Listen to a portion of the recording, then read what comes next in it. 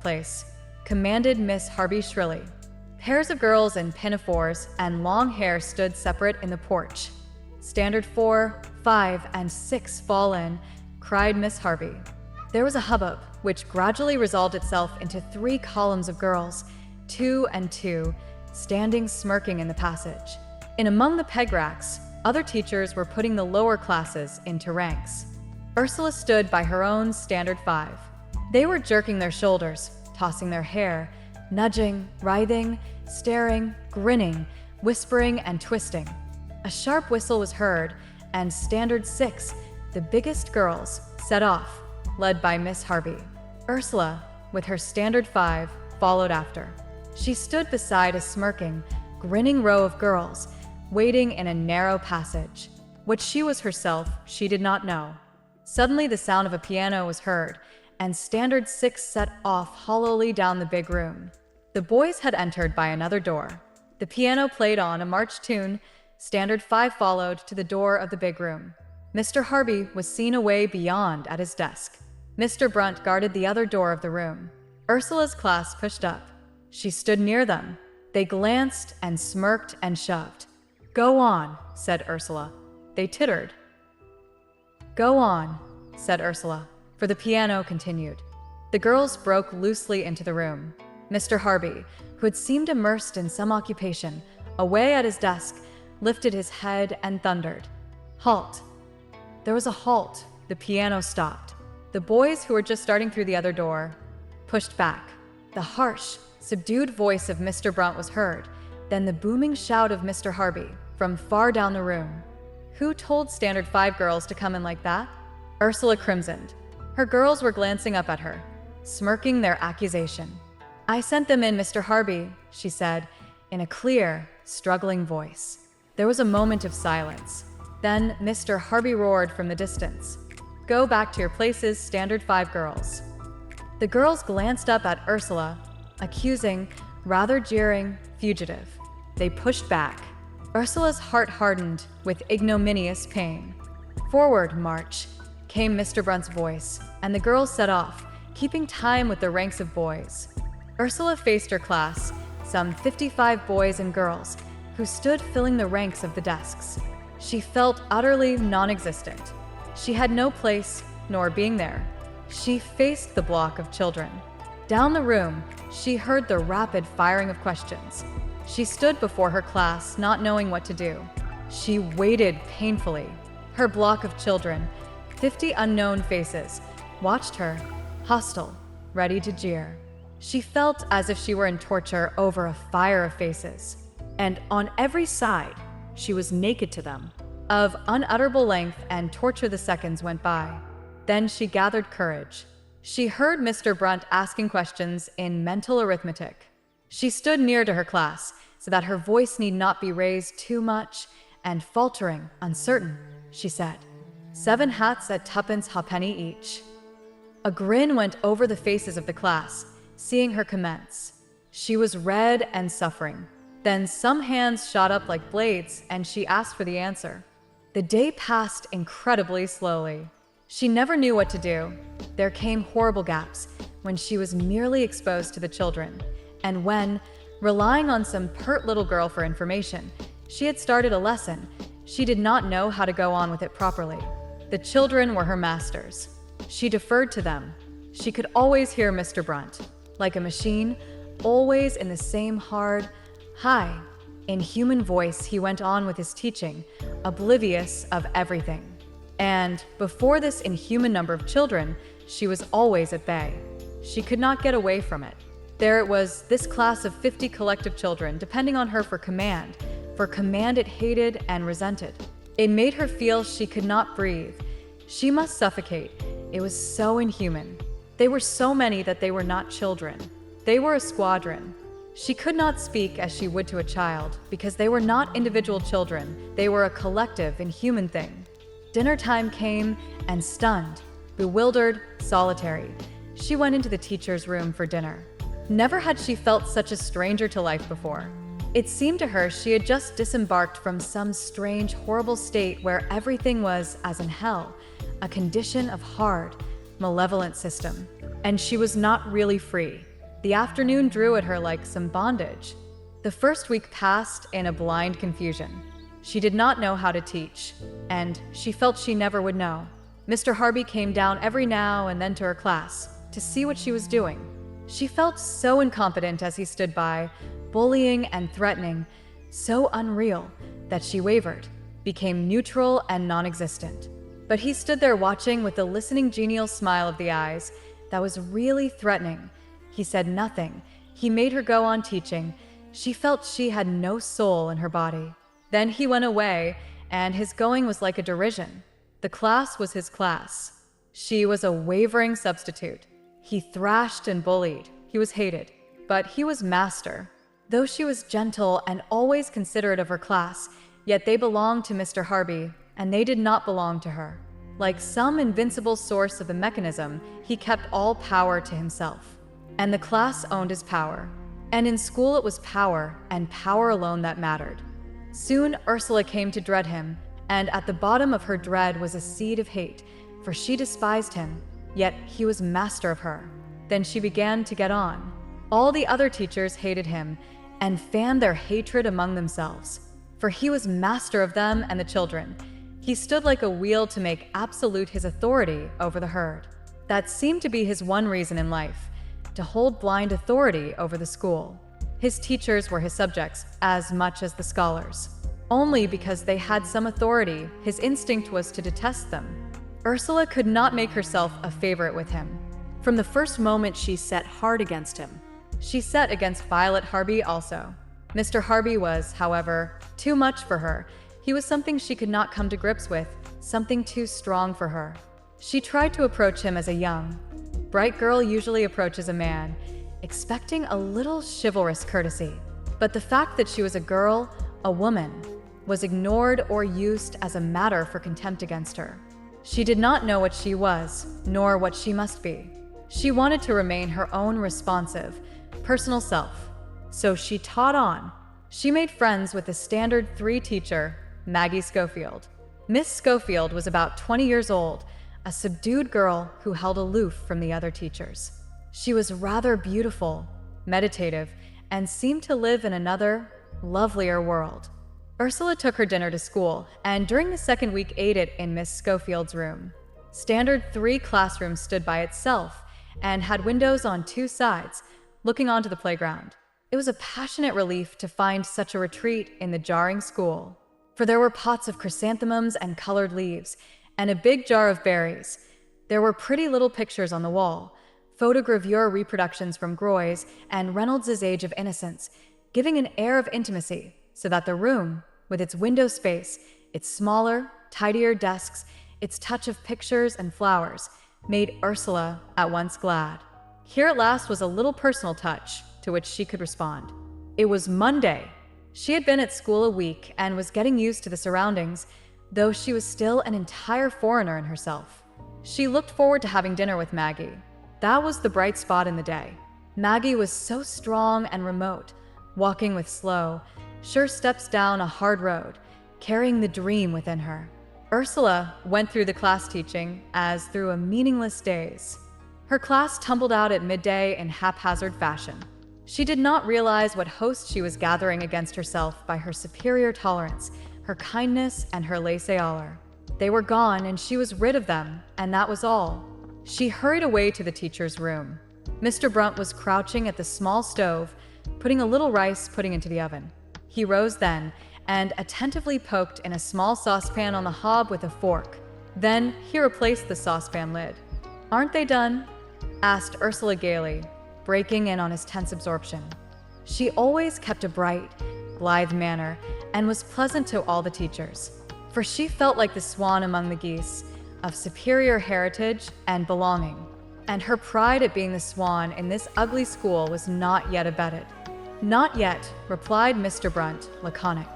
"I wonder if my dish is hot," she said, bending down at the oven. She half expected him to look for her, but he took no notice. She was hungry, and she poked her finger eagerly in the pot to see if her Brussels sprouts and potatoes and meat were ready. They were not. "Don't you think it's rather jolly bringing dinner?" she said to Mr. Brunt. "I don't know as I do," he said, spreading a serviette on a corner of the table and not looking at her. I suppose it is too far for you to go home? Yes, he said. Then he rose and looked at her. He had the bluest, fiercest, most pointed eyes that she had ever met. He stared at her with growing fierceness. If I were you, Miss Brangwen, he said menacingly, I should get a bit tighter hand over my class. Ursula shrank. Would you? She asked sweetly, yet in terror. Aren't I strict enough? Because, he repeated, taking no notice of her. They'll get you down if you don't tackle, and pretty quick. They'll pull you down and worry you till Harvey gets you shifted. That's how it'll be.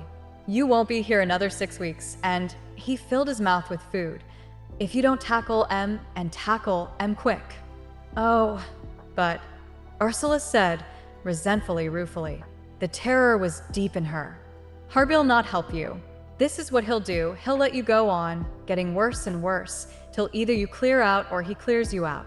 It doesn't matter to me, except that you'll leave a class behind you, as I hope I shan't have to cope with. She heard the accusation in the man's voice and felt condemned, but still, school had not yet become a definite reality to her. She was shirking it. It was reality, but it was all outside her. And she fought against Mr. Brunt's representation. She did not want to realize. Will it be so terrible? She said, quivering, rather beautiful, but with a slight touch of condescension, because she would not betray her own trepidation. Terrible, said the man, turning to his potatoes again. I don't know about terrible. I do feel frightened, said Ursula. The children seem so. What? Said Miss Harvey, entering at that moment. Why? Said Ursula. Mr. Brunt says I ought to tackle my class, and she laughed uneasily. Oh, you have to keep order if you want to teach, said Miss Harvey, hard, superior, trite. Ursula did not answer. She felt non-valid before them. If you want to be let to live, you have, said Mr. Brunt. Well, if you can't keep order, what good are you? Said Miss Harvey. And you've got to do it by yourself? His voice rose like the bitter cry of the prophets. You'll get no help from anybody. Oh, indeed, said Miss Harvey. Some people can't be helped. And she departed. The air of hostility and disintegration, of wills working in antagonistic subordination, was hideous. Mr. Brunt, subordinate, afraid, acid with shame, frightened her. Ursula wanted to run. She only wanted to clear out, not to understand. Then Miss Schofield came in, and with her another, more restful note. Ursula at once turned for confirmation to the newcomer. Maggie remained personal within all this unclean system of authority. Is the big Anderson here? She asked of Mr. Brunt.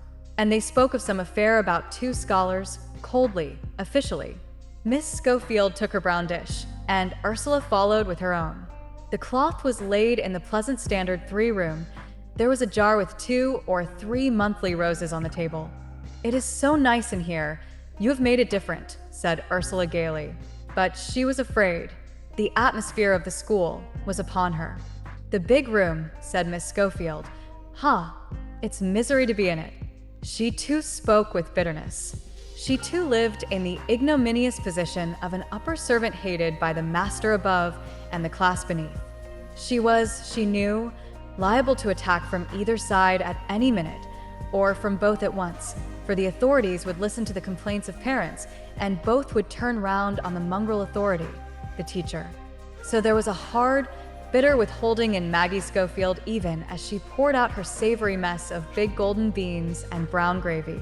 It is vegetarian hot pot, said Miss Schofield. Would you like to try it? I should love to, said Ursula. Her own dinner seemed coarse and ugly beside this savory, clean dish. I've never eaten vegetarian things, she said, but I should think they can be good. I'm not really a vegetarian, said Maggie. I don't like to bring meat to school. No, said Ursula. I don't think I do either. And again her soul rang in answer to a new refinement, a new liberty. If all vegetarian things were as nice as this, she would be glad to escape the slight uncleanness of meat. How good, she cried. Yes, said Miss Schofield, and she proceeded to tell her the receipt. The 2 girls passed on to talk about themselves. Ursula told all about the high school and about her matriculation, bragging a little. She felt so poor here, in this ugly place. Miss Schofield listened with brooding, handsome face, rather gloomy. "Couldn't you have got to some better place than this?" she asked at length. "I didn't know what it was like," said Ursula, doubtfully. "Ah," said Miss Schofield, and she turned aside her head with a bitter motion. "Is it as horrid as it seems?" asked Ursula, frowning lightly in fear. "It is," said Miss Schofield bitterly. "Ha! It is hateful." Ursula's heart sank, seeing even Miss Schofield in the deadly bondage. "It is Mr. Harby," said Maggie Schofield, breaking forth. "I don't think I could live again in the big room. Mr. Brunt's voice and Mr. Harby, oh." She turned aside her head with a deep hurt, something she could not bear. "Is Mr. Harby really horrid?" asked Ursula, venturing into her own dread. Why? He's just a bully," said Miss Schofield, raising her shamed dark eyes that flamed with tortured contempt. "He's not bad as long as you keep in with him and refer to him and do everything in his way, but it's all so mean. It's just a question of fighting on both sides, and those great louts." She spoke with difficulty and with increased bitterness. She had evidently suffered. Her soul was raw with ignominy. Ursula suffered in response. "But why is it so horrid?" she asked helplessly. "You can't do anything," said Miss Schofield. "He's against you on one side, and he sets the children against you on the other. The children are simply awful. You've got to make them do everything. Everything has got to come out of you. Whatever they learn, you've got to force it into them, and that's how it is." Ursula felt her heart fail inside her. Why must she grasp all this? Why must she force learning on 55 reluctant children, having all the time an ugly, rude jealousy behind her, ready to throw her to the mercy of the herd of children, who would like to rend her as a weaker representative of authority? A great dread of her task possessed her. She saw Mr. Brunt, Miss Harby, Miss Schofield, all the school teachers, drudging unwillingly at the graceless task of compelling many children into one disciplined, mechanical set, reducing the whole set to an automatic state of obedience and attention, and then of commanding their acceptance of various pieces of knowledge. The first great task was to reduce 60 children to one state of mind or being. This state must be produced automatically, through the will of the teacher and the will of the whole school authority, imposed upon the will of the children. The point was that the headmaster and the teachers should have one will and authority, which should bring the will of the children into accord. But the headmaster was narrow and exclusive. The will of the teachers could not agree with his. Their separate wills refused to be so subordinated. So there was a state of anarchy, leaving the final judgment to the children themselves, which authority should exist. So there existed a set of separate wills, each straining itself to the utmost to exert its own authority. Children will never naturally acquiesce to sitting in a class and submitting to knowledge. They must be compelled by a stronger, wiser will, against which they must always strive to revolt. So that the first great effort of every teacher of a large class must be to bring the will of the children into accordance with his own will. And this he can only do by an abnegation of his personal self and an application of a system of laws, for the purpose of achieving a certain calculable result, the imparting of certain knowledge. Whereas Ursula thought she was going to become the first wise teacher by making the whole business personal and using no compulsion. She believed entirely in her own personality, so that she was in a very deep mess. In the first place, she was offering to a class a relationship which only one or two of the children were sensitive enough to appreciate, so that the mass were left outsiders, therefore against her.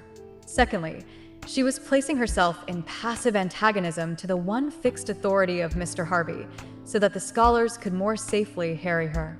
She did not know, but her instinct gradually warned her. She was tortured by the voice of Mr. Brunt. On it went, jarring, harsh, full of hate, but so monotonous, it nearly drove her mad. Always the same set, harsh monotony. The man was become a mechanism working on and on and on. But the personal man was in subdued friction all the time. It was horrible, all hate. Must she be like this? She could feel the ghastly necessity. She must become the same. Put away the personal self, become an instrument, an abstraction, working upon a certain material, the class, to achieve a set purpose of making them know so much each day. And she could not submit. Yet gradually, she felt the invincible iron closing upon her. The sun was being blocked out. Often when she went out at playtime and saw a luminous blue sky with changing clouds, it seemed just a fantasy, like a piece of painted scenery. Her heart was so black and tangled in the teaching. Her personal self was shut in prison, abolished. She was subjugate to a bad, destructive will. How then could the sky be shining? There was no sky. There was no luminous atmosphere of out of doors. Only the inside of the school was real, hard, concrete, real and vicious. She would not yet, however, let school quite overcome her. She always said, "It is not a permanency, it will come to an end." She could always see herself beyond the place, see the time when she had left it. On Sundays and on holidays, when she was away at Kossethe or in the woods where the beech leaves were fallen, she could think of St. Philip's Church School and by an effort will put it in the picture as a dirty little low-squatting building that made a very tiny mound under the sky, while the great beech woods spread immense about her, and the afternoon was spacious and wonderful. Moreover, the children, the scholars, they were insignificant little objects far away, oh, far away. And what power had they over her free soul? A fleeting thought of them as she kicked her way through the beech leaves, and they were gone. But her will was tense against them all the time. All the while, they pursued her. She had never had such a passionate love of the beautiful things about her. Sitting on top of the tramcar, at evening, sometimes school was swept away as she saw a magnificent sky settling down, and her breast, her very hands, clamored for the lovely flare of sunset. It was poignant almost to agony, her reaching for it. She almost cried aloud seeing the sundown so lovely, for she was held away. It was no matter how she said to herself that school existed no more once she had left it. It existed. It was within her like a dark weight, controlling her movement. It was in vain the high-spirited, proud young girl flung off the school and its association with her. She was Miss Brangwen, she was Standard 5 teacher, she had her most important being in her work now. Constantly haunting her, like a darkness hovering over her heart and threatening to swoop down over it at every moment, was the sense that somehow she was brought down. Bitterly she denied unto herself that she was really a schoolteacher. Leave that to the Violet Harbys. She herself would stand clear of the accusation. It was in vain she denied it. Within herself some recording hand seemed to point mechanically to a negation. She was incapable of fulfilling her task. She could never for a moment escape from the fatal weight of the knowledge. And so, she felt inferior to Violet Harby. Miss Harby was a splendid teacher. She could keep order and inflict knowledge on a class with remarkable efficiency. It was no good Ursula's protesting to herself that she was infinitely the superior of Violet Harby. She knew that Violet Harby succeeded where she failed, and this in a task which was almost a test of her. She felt something all the time wearing upon her, wearing her down. She went about in these first weeks trying to deny it, to say she was free as ever. She tried not to feel at a disadvantage before Miss Harby, tried to keep up the effect of her own superiority. But a great weight was on her, which Violet Harby could bear, and she herself could not. Though she did not give in, she never succeeded. Her class was getting in worse condition. She knew herself less and less secure in teaching it. Ought she to withdraw and go home again? Ought she to say she had come to the wrong place and so retire? Her very life was at test. She went on doggedly, blindly, waiting for a crisis. Mr. Harby had now begun to persecute her. Her dread and hatred of him grew and loomed larger and larger. She was afraid he was going to bully her and destroy her. He began to persecute her because she could not keep her class in proper condition, because her class was the weak link in the chain which made up the school. One of the offenses was that her class was noisy and disturbed Mr. Harby, as he took Standard 7 at the other end of the room. She was taking composition on a certain morning, walking in among the scholars. Some of the boys had dirty ears and necks. Their clothing smelled unpleasantly, but she could ignore it. She corrected the writing as she went. "When you say their fur is brown, how do you write there?" she asked. There was a little pause.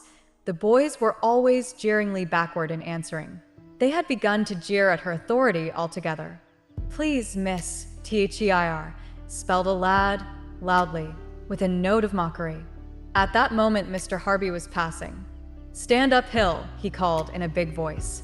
Everybody started. Ursula watched the boy. He was evidently poor and rather cunning. A stiff bit of hair stood straight off his forehead. The rest fitted close to his meager head. He was pale and colorless. "Who told you to call out?" thundered Mr. Harby. The boy looked up and down, with a guilty air and a cunning, cynical reserve. "Please, sir, I was answering," he replied, with the same humble insolence. "Go to my desk." The boy set off down the room, the big black jacket hanging in dejected folds about him, his thin legs, rather knocked at the knees, going already with a pauper's crawl, his feet in their big boots scarcely lifted. Ursula watched him in his crawling, slinking progress down the room. He was one of her boys. When he got to the desk, he looked round, half furtively, with a sort of cunning grin and a pathetic leer at the big boys in Standard 7. Then, pitiable, pale, in his dejected garments, he lounged under the menace of the headmaster's desk, with one thin leg crooked at the knee and the foot struck out sideways, his hands in the low-hanging pockets of his man's jacket. Ursula tried to get her attention back to the class. The boy gave her a little horror, and she was at the same time hot with pity for him. She felt she wanted to scream. She was responsible for the boy's punishment. Mr. Harby was looking at her handwriting on the board. He turned to the class. "Pens down." The children put down their pens and looked up. "Fold arms." They pushed back their books and folded arms. Ursula, stuck among the back forms, could not extricate herself. "What is your composition about?" asked the headmaster. Every hand shot up. Stuttered some voice in its eagerness to answer. "I wouldn't advise you to call out," said Mr. Harby. He would have a pleasant voice, full and musical, but for the detestable menace that always tailed in it. He stood unmoved, his eyes twinkling under his bushy black eyebrows, watching the class. There was something fascinating in him as he stood, and again she wanted to scream. She was all Jared. She did not know what she felt. "Well, Alice," he said. "The rabbit," piped a girl's voice. A very easy subject for Standard 5. Ursula felt a slight shame of incompetence. She was exposed before the class, and she was tormented by the contradictoriness of everything. Mr. Harby stood so strong and so male, with his black brows and clear forehead, the heavy jaw, the big, overhanging mustache, such a man, with strength and male power and a certain blind, native beauty. She might have liked him as a man. And here he stood in some other capacity, bullying over such a trifle as a boy's speaking out without permission. Yet he was not a little fussy man. He seemed to have some cruel, stubborn, evil spirit. He was imprisoned in a task too small and petty for him, which yet, in a servile acquiescence, he would fulfill, because he had to earn his living. He had no finer control over himself, only this blind, dogged, wholesale will. He would keep the job going since he must, and this job was to make the children spell the word caution correctly and put a capital letter after a full stop. So at this he hammered with his suppressed hatred, always suppressing himself, till he was beside himself. Ursula suffered bitterly as he stood, short and handsome and powerful, teaching her class. It seemed such a miserable thing for him to be doing. He had a decent, powerful, rude soul. What did he care about the composition on the rabbit? Yet his will kept him there before the class, threshing the trivial subject. It was habit with him now to be so little and vulgar, out of place. She saw the shamefulness of his position, felt the fettered wickedness in him which would blaze out into evil rage in the long run, so that he was like a persistent, strong creature tethered. It was really intolerable. The jarring was torture to her. She looked over the silent, attentive class that seemed to have crystallized into order and rigid, neutral form. This he had it in his power to do, to crystallize the children into hard, mute fragments fixed under his will, his brute will, which fixed them by sheer force. She too must learn to subdue them to her will. She must, for it was her duty, since the school was such. He had crystallized the class into order, but to see him, a strong, powerful man, using all his power for such a purpose, seemed almost horrible. There was something hideous about it. The strange, genial light in his eye was really vicious and ugly. His smile was one of torture. He could not be impersonal. He could not have a clear, pure purpose. He could only exercise his own brute will. He did not believe in the least in the education he kept inflicting year after year upon the children.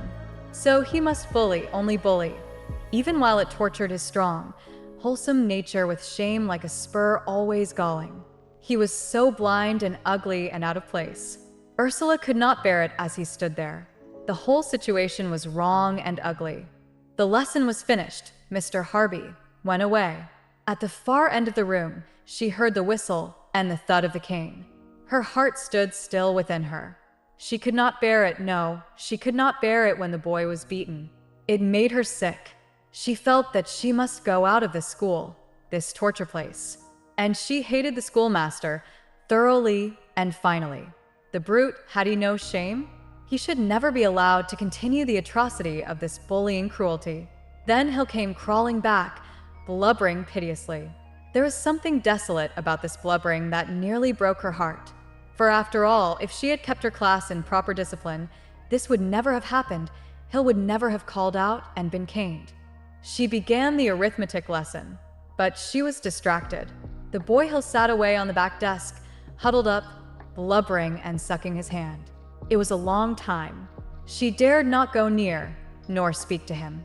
She felt ashamed before him, and she felt she could not forgive the boy for being the huddled, blubbering object, all wet and sniveled, which he was. She went on correcting the sums, but there were too many children. She could not get round the class, and Hill was on her conscience. At last he had stopped crying and sat bunched over his hands, playing quietly. Then he looked up at her. His face was dirty with tears. His eyes had a curious washed look, like the sky after rain, a sort of wanness. He bore no malice. He had already forgotten and was waiting to be restored to the normal position. Go on with your work, Hill, she said. The children were playing over their arithmetic, and she knew, cheating thoroughly. She wrote another sum on the blackboard. She could not get round the class. She went again to the front to watch. Some were ready, some were not. What was she to do? At last it was time for recreation. She gave the order to cease working, and in some way or other got her class out of the room. Then she faced the disorderly litter of blotted, uncorrected books, of broken rulers and chewed pens. And her heart sank in sickness. The misery was getting deeper. The trouble went on and on, day after day. She had always piles of books to mark, myriads of errors to correct, a heart-wearying task that she loathed. And the work got worse and worse. When she tried to flatter herself that the composition grew more alive, more interesting, she had to see that the handwriting grew more and more slovenly, the books more filthy and disgraceful. She tried what she could, but it was of no use. But she was not going to take it seriously. Why should she? Why should she say to herself that it mattered if she failed to teach a class to write perfectly neatly? Why should she take the blame unto herself? Payday came, and she received £4 2 shillings and 1 penny. She was very proud that day. She had never had so much money before, and she had earned it all herself. She sat on the top of the tramcar fingering the gold and fearing she might lose it. She felt so established and strong because of it. And when she got home, she said to her mother, "It is payday today, mother." "Aye," said her mother, coolly. Then Ursula put down 50 shillings on the table. "That is my board," she said. "Aye," said her mother, letting it lie. Ursula was hurt. yet she had paid her scot. She was free. She paid for what she had. There remained, moreover, 32 shillings of her own. She would not spend any, she who was naturally a spendthrift, because she could not bear to damage her fine gold. She had a standing ground now apart from her parents. She was something else besides the mere daughter of William and Anna Brangwen. She was independent. She earned her own living. She was an important member of the working community. She was sure that 50 shillings a month quite paid for her keep. If her mother received 50 shillings a month for each of the children, she would have 20 pounds a month and no clothes to provide. Very well then. Ursula was independent of her parents. She now adhered elsewhere. Now, the Board of Education was a phrase that rang significant to her, and she felt Whitehall far beyond her as her ultimate home. In the government, she knew which minister had supreme control over education, and it seemed to her that, in some way, he was connected with her, as her father was connected with her. She had another self, another responsibility. She was no longer Ursula Brangwen, daughter of William Brangwen. She was also Standard 5 teacher in St. Philip's School. And it was a case now of being Standard 5 teacher and nothing else, for she could not escape. Neither could she succeed. That was her horror. As the weeks passed on, there was no Ursula Brangwen, free and jolly. There was only a girl of that name obsessed by the fact that she could not manage her class of children.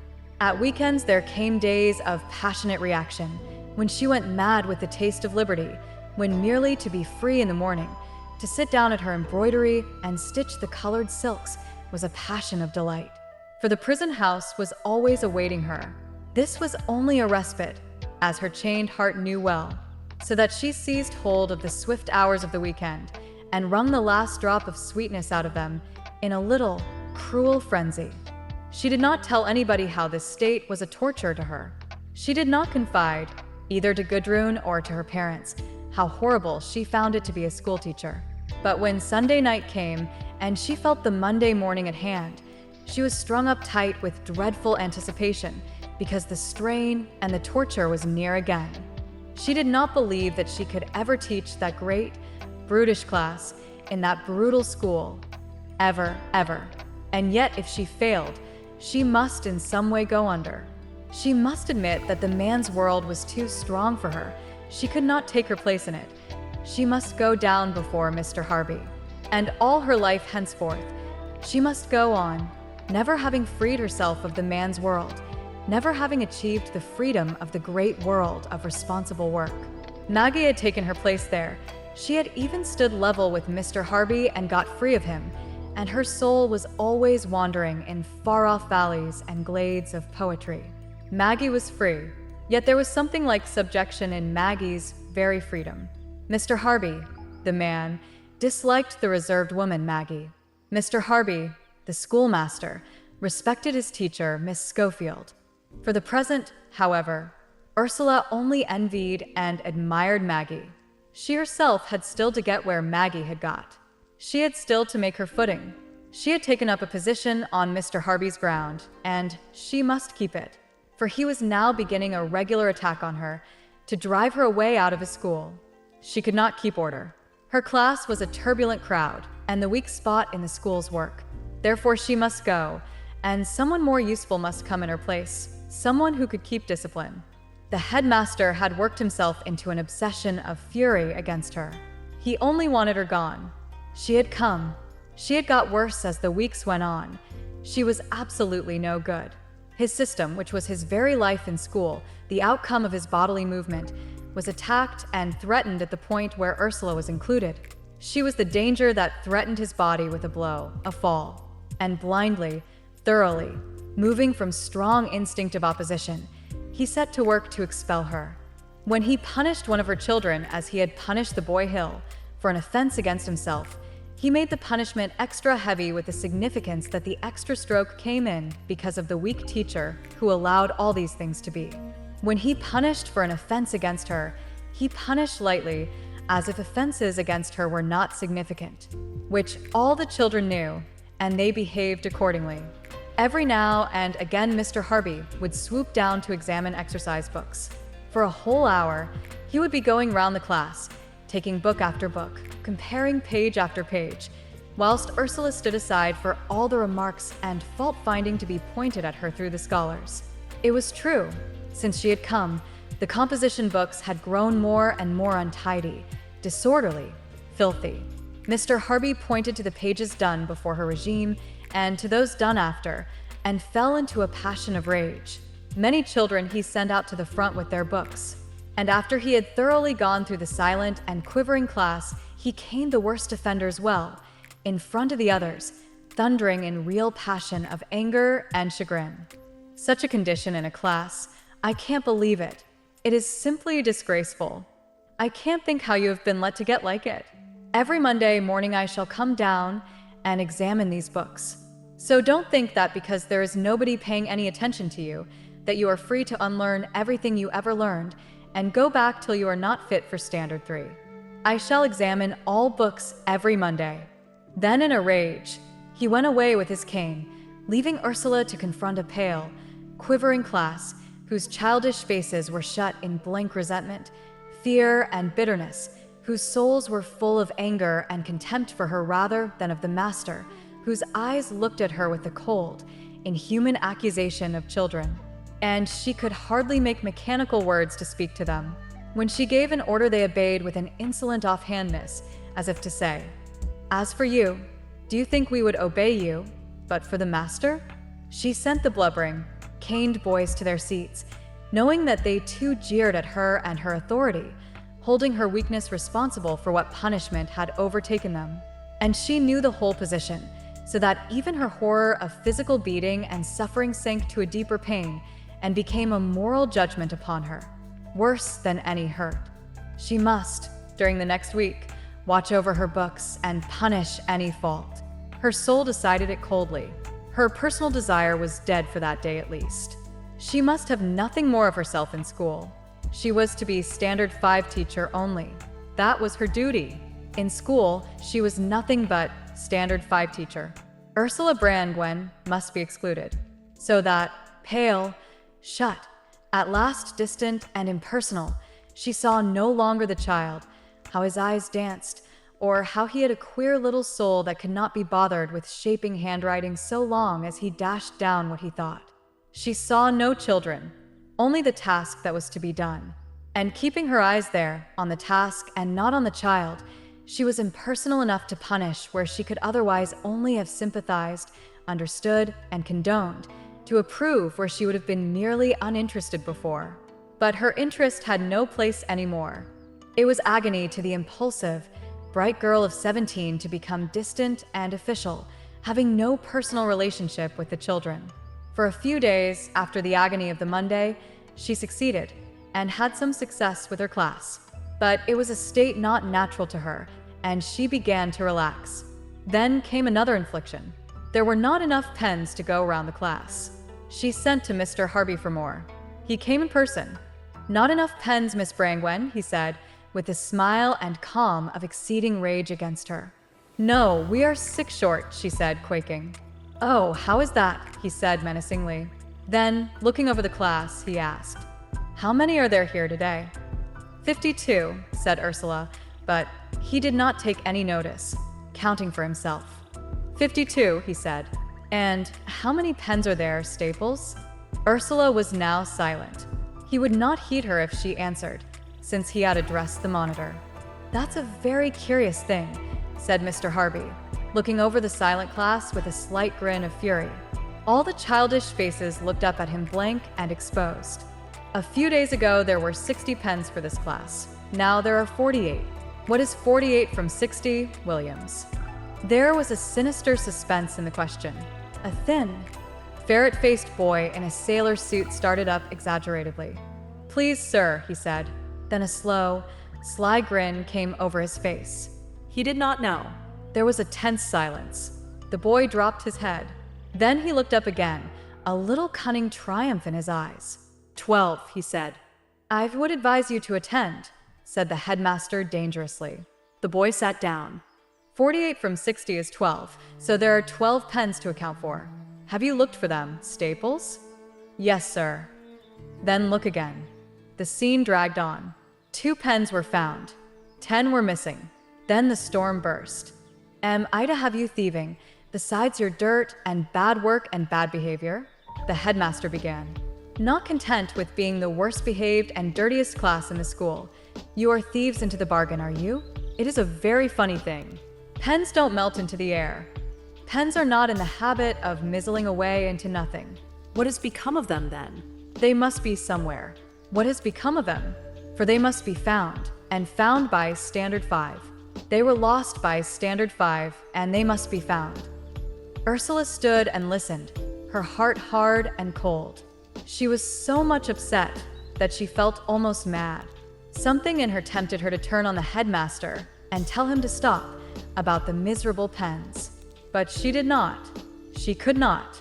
After every session, morning and evening, she had the pens counted. Still they were missing, and pencils and India rubbers disappeared. She kept the class staying behind till the things were found. But as soon as Mr. Harvey had gone out of the room, the boys began to jump about and shout, and at last they bolted in a body from the school. This was drawing near a crisis. She could not tell Mr. Harvey because, while he would punish the class, he would make her the cause of the punishment, and her class would pay her back with disobedience and derision. Already there was a deadly hostility grown up between her and the children.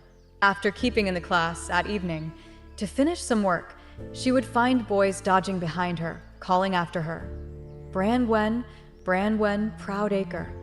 When she went into Ilkeston of a Saturday morning with Gudrun, she heard again the voices yelling after her, "Brangwen, Brangwen." She pretended to take no notice, but she colored with shame at being held up to derision in the public street. She, Ursula Brangwen of Kossethay, could not escape from the Standard 5 teacher which she was. In vain she went out to buy ribbon for her hat. They called after her, the boys she tried to teach. And one evening, as she went from the edge of the town into the country, stones came flying at her. Then the passion of shame and anger surpassed her. She walked on unheeding, beside herself. Because of the darkness, she could not see who were those that threw. But she did not want to know. Only in her soul a change took place. Nevermore, and nevermore would she give herself as individual to her class. Never would she, Ursula Brangwen, the girl she was, the person she was, come into contact with those boys. She would be Standard 5 teacher, as far away personally from her class as if she had never set foot in St. Philip's School. She would just obliterate them all and keep herself apart, take them as scholars only. So her face grew more and more shut, and over her flayed, exposed soul of a young girl who had gone open and warm to give herself to the children, there sat a hard, insentient thing that worked mechanically according to a system imposed. It seemed she scarcely saw her class the next day. She could only feel her will, and what she would have of this class which she must grasp into subjection. It was no good any more to appeal, to play upon the better feelings of the class. Her swift-working soul realized this. She, as teacher, must bring them all as scholars into subjection. And this she was going to do. All else she would forsake. She had become hard and impersonal, almost vengeful on herself as well as on them, since the stone throwing. She did not want to be a person, to be herself any more after such humiliation. She would assert herself for mastery, be only teacher. She was set now. She was going to fight and subdue. She knew by now her enemies in the class. The one she hated most was Williams. He was a sort of defective, not bad enough to be so classed. He could read with fluency and had plenty of cunning intelligence, but he could not keep still. And he had a kind of sickness very repulsive to a sensitive girl, something cunning and etiolated and degenerate. Once he had thrown an inkwell at her, in one of his mad little rages. Twice he had run home out of class. He was a well-known character. And he grinned up his sleeve at this girl teacher, sometimes hanging round her to fawn on her. But this made her dislike him more. He had a kind of leech-like power. From one of the children, she took a supple cane, and this she determined to use when real occasion came. One morning, at composition, she said to the boy Williams, "Why have you made this blot?" "Please, miss, it fell off my pen," he whined out, in the mocking voice that he was so clever in using. The boys near snorted with laughter. For Williams was an actor. He could tickle the feelings of his hearers subtly. Particularly, he could tickle the children with him into ridiculing his teacher, or indeed, any authority of which he was not afraid. He had that peculiar jail instinct. "Then you must stay in and finish another page of composition," said the teacher. This was against her usual sense of justice, and the boy resented it derisively. At 12 o'clock, she caught him slinking out. "Williams, sit down," she said. And there she sat, and there he sat, alone, opposite to her, on the back desk, looking up at her with his furtive eyes every minute. "Please, miss, I've got to go an errand," he called out insolently. "Bring me your book," said Ursula. The boy came out, flapping his book along the desks. He had not written a line. "Go back and do the writing you have to do," said Ursula. And she sat at her desk, trying to correct books. She was trembling and upset. And for an hour the miserable boy writhed and grinned in his seat. At the end of that time, he had done 5 lines. "As it is so late now," said Ursula, "you will finish the rest this evening." The boy kicked his way insolently down the passage. The afternoon came again. Williams was there, glancing at her, and her heart beat thick, for she knew it was a fight between them. She watched him. During the geography lesson, as she was pointing to the map with her cane, the boy continually ducked his whitish head under the desk and attracted the attention of other boys. "Williams," she said, gathering her courage, for it was critical now to speak to him. "What are you doing?" He lifted his face, the sore-rimmed eyes half smiling. There was something intrinsically indecent about him. Ursula shrank away. "Nothing," he replied, feeling a triumph. "What are you doing?" she repeated, her heartbeat suffocating her. "Nothing," replied the boy, insolently, aggrieved, comic. "If I speak to you again, you must go down to Mr. Harby," she said. But this boy was a match even for Mr. Harby. He was so persistent, so cringing and flexible. He howled so when he was hurt that the master hated more the teacher who sent him than he hated the boy himself. For of the boy he was sick of the sight, which Williams knew. He grinned visibly. Ursula turned to the map again to go on with the geography lesson. But there was a little ferment in the class.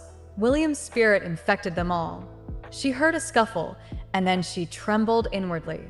If they all turned on her this time, she was beaten. "Please, miss," called a voice in distress. She turned round. One of the boys she liked was ruefully holding out a torn celluloid collar. She heard the complaint, feeling futile. "Go in front, right?" she said. She was trembling in every fiber.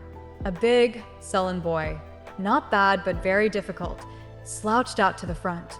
She went on with the lesson, aware that Williams was making faces at Wright, and that Wright was grinning behind her. She was afraid. She turned to the map again, and she was afraid. "Please, Miss Williams," came a sharp cry, and a boy on the back row was standing up, with drawn, pained brows, half a mocking grin on his pain, half real resentment against Williams. "Please, miss, he's nipped me." And he rubbed his leg ruefully. "Come in front, Williams," she said. The rat-like boy sat with his pale smile and did not move. "Come in front," she repeated, definite now. "I shan't," he cried, snarling, rat-like grinning. Something went click in Ursula's soul. Her face and eyes set. She went through the class straight. The boy cowered before her glowering, fixed eyes. But she advanced on him, seized him by the arm, and dragged him from his seat. He clung to the form. It was the battle between him and her. Her instinct had suddenly become calm and quick. She jerked him from his grip and dragged him, struggling and kicking, to the front. He kicked her several times and clung to the forms as he passed, but she went on. The class was on its feet in excitement. She saw it and made no move. She knew if she let go the boy, he would dash to the door. Already he had run home, once out of her class. So she snatched her cane from the desk and brought it down on him. He was writhing and kicking. She saw his face beneath her, white, with eyes like the eyes of a fish, stony, yet full of hate and horrible fear. And she loathed him, the hideous, writhing thing that was nearly too much for her. In horror lest he should overcome her, and yet at the heart quite calm, she brought down the cane again and again, whilst he struggled, making inarticulate noises and lunging vicious kicks at her. With one hand, she managed to hold him, and now and then the cane came down on him. He writhed like a mad thing, but the pain of the strokes cut through his writhing, vicious, coward's courage, bit deeper, till at last, with a long whimper that became a yell, he went limp. She let him go, and he rushed at her, his teeth and eyes glinting. There was a second of agonized terror in her heart. He was a beast thing. Then she caught him, and the cane came down on him. A few times, madly, in a frenzy, he lunged and writhed to kick her. But again the cane broke him. He sank with a howling yell on the floor, and like a beaten beast, lay there yelling. Mr. Harby had rushed up towards the end of this performance.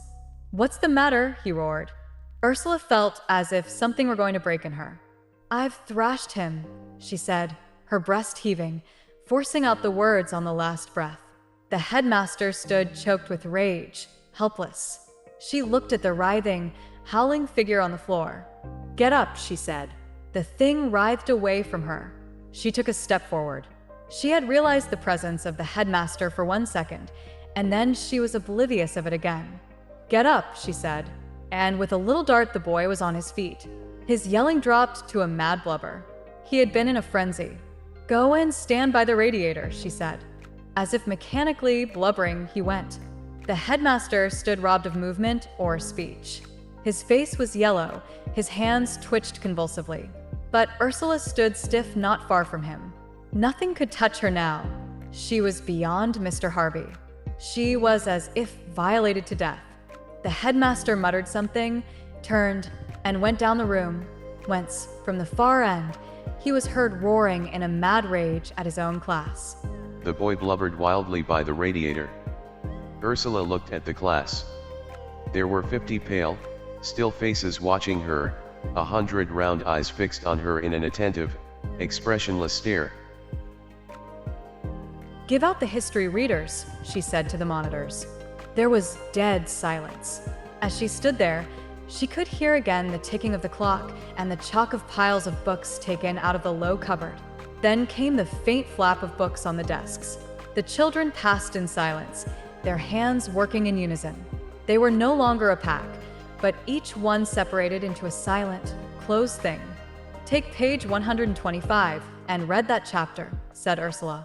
There was a click of many books opened. The children found the page and bent their heads obediently to read. And they read mechanically. Ursula, who was trembling violently, went and sat in her high chair. The blubbering of the boy continued. The strident voice of Mr. Brunt, the roar of Mr. Harby, came muffled through the glass partition. And now and then a pair of eyes rose from the reading book, rested on her a moment, watchful, as if calculating impersonally, then sank again. She sat still without moving, her eyes watching the class, unseeing. She was quite still and weak. She felt that she could not raise her hand from the desk. If she sat there forever, she felt she could not move again, nor utter a command. It was 4:15. She almost dreaded the closing of the school, when she would be alone. The class began to recover its ease. The tension relaxed. Williams was still crying. Mr. Brunt was giving orders for the closing of the lesson. Ursula got down. "Take your place, Williams," she said. He dragged his feet across the room, wiping his face on his sleeve. As he sat down, he glanced at her furtively, his eyes still redder. Now he looked like some beaten rat. At last the children were gone. Mr. Harby trod by heavily, without looking her way or speaking. Mr. Brunt hesitated as she was locking her cupboard. "If you settle Clark and let's in the same way, Miss Brangwen, you'll be all right," he said, his blue eyes glancing down in a strange fellowship, his long nose pointing at her. "Shall I?" She laughed nervously. She did not want anybody to talk to her. As she went along the street, clattering on the granite pavement, she was aware of boys dodging behind her. Something struck her hand that was carrying her bag, bruising her. As it rolled away, she saw that it was a potato. Her hand was hurt, but she gave no sign. Soon she would take the tram. She was afraid and strange. It was to her quite strange and ugly, like some dream where she was degraded. She would have died rather than admit it to anybody. She could not look at her swollen hand. Something had broken in her. She had passed a crisis. Williams was beaten, but at a cost. Feeling too much upset to go home, she rode a little farther into the town and got down from the tram at a small tea shop. There, in the dark little place behind the shop, she drank her tea and ate bread and butter. She did not taste anything. The taking of tea was just a mechanical action to cover over her existence. There she sat in the dark, obscure little place, without knowing. Only unconsciously, she nursed the back of her hand, which was bruised. When finally she took her way home, it was sunset red across the west. She did not know why she was going home. There was nothing for her there. She had, true, only to pretend to be normal. There was nobody she could speak to, nowhere to go for escape. But she must keep on, under this red sunset, alone, knowing the horror and humanity that would destroy her and with which she was at war. Yet it had to be so. In the morning again, she must go to school. She got up and went without murmuring even to herself. She was in the hands of some bigger, stronger, coarser will. School was fairly quiet, but she could feel the class watching her, ready to spring on her. Her instinct was aware of the class instinct to catch her if she were weak, but she kept cold and was guarded. Williams was absent from school. In the middle of the morning, there was a knock at the door. Someone wanted the headmaster. Mr. Harby went out, heavily, angrily, nervously. He was afraid of irate parents. After a moment in the passage, he came again into school. Sturgis, he called to one of his larger boys. Stand in front of the class and write down the name of anyone who speaks. Will you come this way, Miss Brangwen? He seemed vindicatively to seize upon her. Ursula followed him and found in the lobby a thin woman with a whitish skin, not ill-dressed in a gray costume and a purple hat. I called about Vernon, said the woman, speaking in a refined accent. There was about the woman altogether an appearance of refinement and of cleanliness, curiously contradicted by her half-beggar's deportment, and a sense of her being unpleasant to touch, like something going bad inside. She was neither a lady nor an ordinary working man's wife, but a creature separate from society. By her dress, she was not poor. Ursula knew at once that she was William's mother, and that he was Vernon. She remembered that he was always clean and well-dressed in a sailor suit, and he had this same peculiar, half-transparent unwholesomeness, rather like a corpse. I wasn't able to send him to school today, continued the woman, with a false grace of manner. He came home last night so ill, he was violently sick. I thought I should have to send for the doctor. You know he has a weak heart. The woman looked at Ursula with her pale, dead eyes. No, replied the girl. I did not know. She stood still with repulsion and uncertainty. Mr. Harby, large and male, with his overhanging mustache, stood by with a slight, ugly smile at the corner of his eyes. The woman went on insidiously, not quite human. Oh, yes, he has had heart disease ever since he was a child. That is why he isn't very regular at school. And it is very bad to beat him. He was awfully ill this morning. I shall call on the doctor as I go back. Who is staying with him now, then? Put in the deep voice of the schoolmaster, cunningly. Oh, I left him with a woman who comes in to help me, and who understands him. But I shall call in the doctor on my way home. Ursula stood still. She felt vague threats in all this. But the woman was so utterly strange to her that she did not understand. He told me he had been beaten, continued the woman, and when I undressed him to put him to bed, his body was covered with marks. I could show them to any doctor. Mr. Harby looked at Ursula to answer. She began to understand. The woman was threatening to take out a charge of assault on her son against her. Perhaps she wanted money. I caned him, she said. He was so much trouble. I'm sorry if he was troublesome, said the woman, but he must have been shamefully beaten. I could show the marks to any doctor. I'm sure it isn't allowed if it was known. I caned him while he kept kicking me, said Ursula, getting angry because she was half excusing herself Mr. Harby standing there with a twinkle at the side of his eyes, enjoying the dilemma of the two women. "I'm sure I'm sorry if he behaved badly," said the woman, "but I can't think he deserved beating as he has been. I can't send him to school and really can't afford to pay the doctor. Is it allowed for the teachers to beat the children like that, Mr. Harby?" The headmaster refused to answer. Ursula loathed herself and loathed Mr. Harby with his twinkling cunning and malice on the occasion. The other miserable woman watched her chance. "It is an expense to me, and I have a great struggle to keep my boy decent." Ursula still would not answer. She looked out at the asphalt yard, where a dirty rag of paper was blowing. "And it isn't allowed to beat a child like that, I am sure, especially when he is delicate." Ursula stared with a set face on the yard, as if she did not hear. She loathed all this, and had ceased to feel or to exist. "Though I know he is troublesome sometimes, but I think it was too much. His body is covered with marks." Mr. Harby stood sturdy and unmoved, waiting now to have done, with the twinkling, tiny wrinkles of an ironical smile at the corners of his eyes. He felt himself master of the situation. And he was violently sick. I couldn't possibly send him to school today. He couldn't keep his head up. Yet she had no answer. "You will understand, sir, why he is absent," she said, turning to Mr. Harby. "Oh, yes," he said, rough and offhand. Ursula detested him for his male triumph. And she loathed the woman. She loathed everything. "You'll try to have it remembered, sir, that he has a weak heart. He is so sick after these things." "Yes," said the headmaster. "I'll see about it. I know he is troublesome." The woman only addressed herself to the male now. "But if you could have him punished without beating, he is really delicate." Ursula was beginning to feel upset. Harby stood in rather superb mastery, the woman cringing to him to tickle him as one tickles trout. "I had come to explain why he was away this morning, sir. You will understand." She held out her hand. Harby took it and let it go, surprised and angry. "Good morning," she said, and she gave her gloved, seedy hand to Ursula.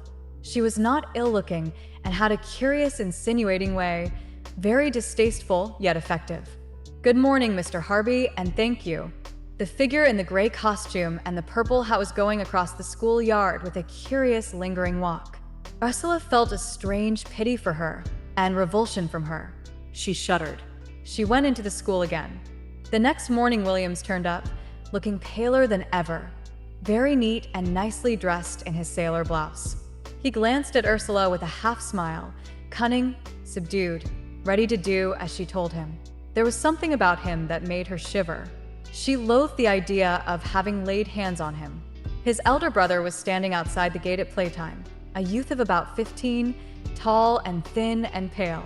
He raised his hat, almost like a gentleman, but there was something subdued, insidious about him too. "Who is it?" said Ursula. "It's the big Williams," said Violet Harby roughly. "She was here yesterday, wasn't she?" "Yes." "It's no good her coming. Her character's not good enough for her to make any trouble." Ursula shrank from the brutality and the scandal, but it had some vague, horrid fascination. How sordid everything seemed. She felt sorry for the queer woman with the lingering walk and those queer, insidious boys. The Williams in her class was wrong somewhere. How nasty it was altogether. So the battle went on till her heart was sick. She had several more boys to subjugate before she could establish herself. And Mr. Harby hated her almost as if she were a man. She knew now that nothing but a thrashing would settle some of the big louts who wanted to play cat and mouse with her. Mr. Harby would not give them the thrashing if he could help it, for he hated the teacher, the stuck-up, insolent high school miss with her independence. "Now, right, what have you done this time?" he would say genially to the boy who was sent to him from Standard 5 for punishment. And he left the lad standing, lounging, wasting his time, so that Ursula would appeal no more to the headmaster. But when she was driven wild, she seized her cane and slashed the boy who was insolent to her, over head and ears and hands. And at length they were afraid of her. She had them in order. But she had paid a great price out of her own soul to do this. It seemed as if a great flame had gone through her and burnt her sensitive tissue. She who shrank from the thought of physical suffering in any form had been forced to fight and beat with a cane and rouse all her instincts to hurt. And afterwards, she had been forced to endure the sound of their blubbering and desolation when she had broken them to order.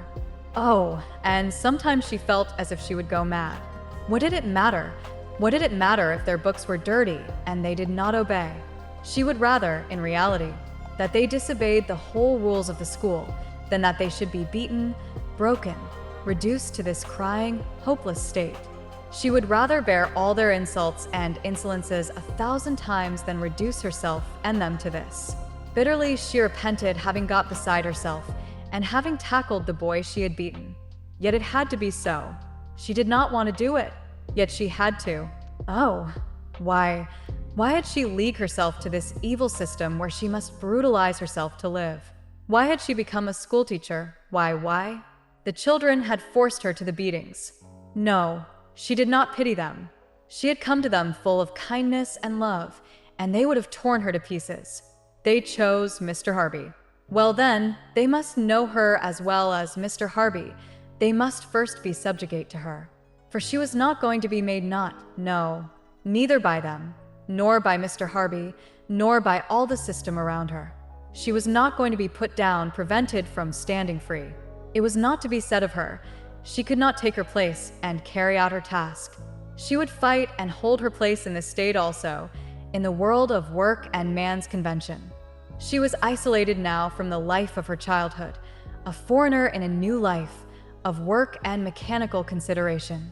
She and Maggie, in their dinner hours and their occasional teas at the little restaurant, discussed life and ideas.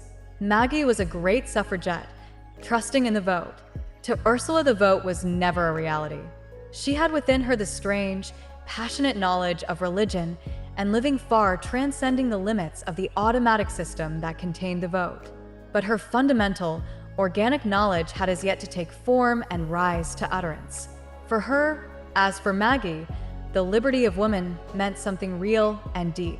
She felt that somewhere in something she was not free, and she wanted to be.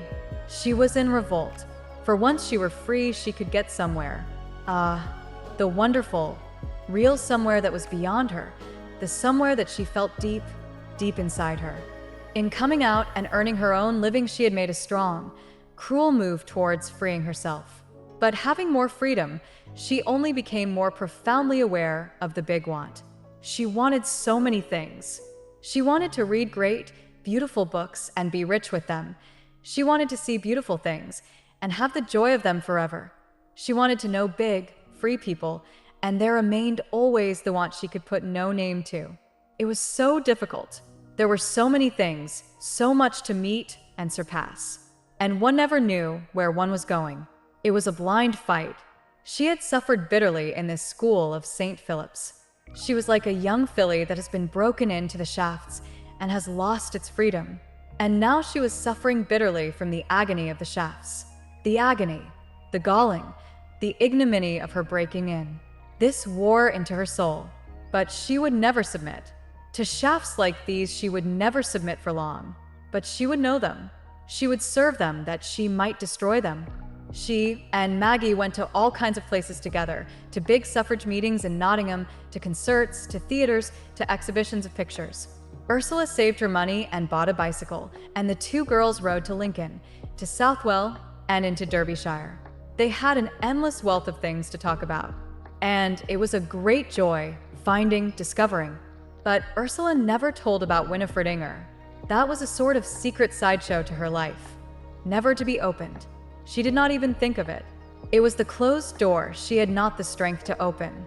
Once she was broken into her teaching, Ursula began gradually to have a new life of her own again. She was going to college in 18 months' time. Then she would take her degree and she would perhaps be a big woman and lead a movement. Who knows? At any rate, she would go to college in 18 months' time. All that mattered now was work. Work. Until college, she must go on with this teaching in St. Philip's School, which was always destroying her, but which she could now manage, without spoiling all her life. She would submit to it for a time, since the time had a definite limit. The class teaching itself at last became almost mechanical. It was a strain on her, an exhausting, wearying strain, always unnatural. But there was a certain amount of pleasure in the sheer oblivion of teaching, so much work to do, so many children to see after, so much to be done, that oneself was forgotten. When the work had become like habit to her, and her individual soul was left out, had its growth elsewhere, then she could be almost happy. Her real, individual self drew together and became more coherent during these 2 years of teaching, during the struggle against the odds of class teaching. It was always a prison to her, the school, but it was a prison where her wild, chaotic soul became hard and independent. When she was well enough and not tired, then she did not hate the teaching. She enjoyed getting into the swing of work of a morning, putting forth all her strength, making the thing go. It was for her a strenuous form of exercise, and her soul was left to rest. It had the time of torpor in which to gather itself together in strength again. But the teaching hours were too long, the tasks too heavy, and the disciplinary condition of the school too unnatural for her. She was worn very thin and quivering. She came to school in the morning seeing the hawthorn flowers wet, the little, rosy grains swimming in a bowl of dew. The larks quivered their song up into the new sunshine, and the country was so glad. It was a violation to plunge into the dust and grayness of the town, so that she stood before her class unwilling to give herself up to the activity of teaching, to turn her energy, that longed for the country and for joy of early summer, into the dominating of 50 children and the transferring to them some morsels of arithmetic. There was a little absentness about her. She could not force herself into forgetfulness. A jar of buttercups and fool's parsley in the window bottom kept her away in the meadows, where in the lush grass the moon daisies were half submerged and a spray of pink ragged robin. Yet before her were faces of 50 children. They were almost like big daisies in a dimness of the grass. A brightness was on her face, a little unreality in her teaching. She could not quite see her children. She was struggling between two worlds, her own world of young summer and flowers, and this other world of work. And the glimmer of her own sunlight was between her and her class. Then the morning passed with a strange farawayness and quietness. Dinner time came, when she and Maggie ate joyously, with all the windows open. And then they went out into St. Philip's churchyard, where was a shadowy corner under red hawthorn trees. And there they talked and read Shelley or Browning or some work about woman and labor. And when she went back to school, Ursula lived still in the shadowy corner of the graveyard, where pink-red petals lay scattered from the hawthorn tree, like myriad tiny shells on a beach, and a church bell sometimes rang sonorously, and sometimes a bird called out, whilst Maggie's voice went on low and sweet. These days she was happy in her soul. Oh, she was so happy that she wished she could take her joy and scatter it in armfuls broadcast. She made her children happy, too, with a little tingling of delight. But to her, the children were not a school class this afternoon. They were flowers, birds, little bright animals, children, anything. They only were not standard 5. She felt no responsibility for them. It was for once a game, this teaching. And if they got their sums wrong, what matter? And she would take a pleasant bit of reading. And instead of history with dates, she would tell a lovely tale. And for grammar, they could have a bit of written analysis that was not difficult because they had done it before. She shall be sportive as a fawn that wild with glee across the lawn or up the mountain springs. She wrote that from memory because it pleased her. So the golden afternoon passed away, and she went home happy. She had finished her day of school and was free to plunge into the glowing evening of Kossuth. And she loved walking home, but it had not been school. It had been playing at school beneath red hawthorn blossom. She could not go on like this. The quarterly examination was coming, and her class was not ready. It irritated her that she must drag herself away from her happy self and exert herself with all her strength to force, to compel this heavy class of children to work hard at arithmetic. They did not want to work. She did not want to compel them. And yet, some second conscience gnawed at her, telling her the work was not properly done. It irritated her almost to madness, and she let loose all the irritation in the class.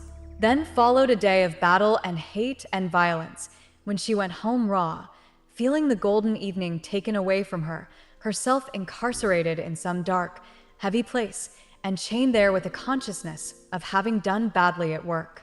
What good was it that it was summer, that right till evening, when the corncrakes called, the larks would mount up into the light, to sing once more before nightfall? What good was it all, when she was out of tune, when she must only remember the burden and shame of school that day? And still, she hated school. Still she cried. She did not believe in it. Why should the children learn, and why should she teach them? It was all so much milling the wind. What folly was it that made life into this, the fulfilling of some stupid, factitious duty? It was all so made up, so unnatural. The school, the sums, the grammar, the quarterly examinations, the registers, it was all a barren nothing. Why should she give her allegiance to this world, and let it so dominate her, that her own world of warm sun and growing, sap-filled life was turned into nothing? She was not going to do it. She was not going to be a prisoner in the dry, tyrannical man-world. She was not going to care about it. What did it matter if her class did ever so badly in the quarterly examination? What did it matter? Nevertheless, when the time came and the report on her class was bad, she was miserable, and the joy of the summer was taken away from her. She was shut up in gloom. She could not really escape from this world of system and work, out into her fields where she was happy.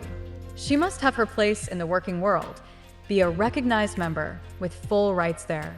It was more important to her than fields and sun and poetry at this time, but she was only the more its enemy. It was a very difficult thing, she thought, during the long hours of intermission in the summer holidays, to be herself, her happy self that enjoyed so much to lie in the sun, to play and swim and be content, and also to be a schoolteacher getting results out of a class of children. She dreamed fondly of the time when she need not be a teacher anymore. But vaguely, she knew that responsibility had taken place in her forever, and as yet her prime business was to work. The autumn passed away. The winter was at hand. Ursula became more and more an inhabitant of the world of work, and of what is called life. She could not see her future, but a little way off was college, and to the thought of this she clung fixedly. She would go to college and get her 2 or 3 years training free of cost. Already she had applied and had her place appointed for the coming year. So she continued to study for her degree. She would take French, Latin, English, mathematics, and botany. She went to classes in Ilkeston. She studied at evening. For there was this world to conquer, this knowledge to acquire, this qualification to attain. And she worked with intensity because of a want inside her that drove her on. Almost everything was subordinated now to this one desire to take her place in the world. What kind of place it was to be she did not ask herself. The blind desire drove her on. She must take her place. She knew she would never be much of a success as an elementary school teacher, but neither had she failed. She hated it, but she had managed it. Maggie had left St. Philip's School and had found a more congenial post. The two girls remained friends.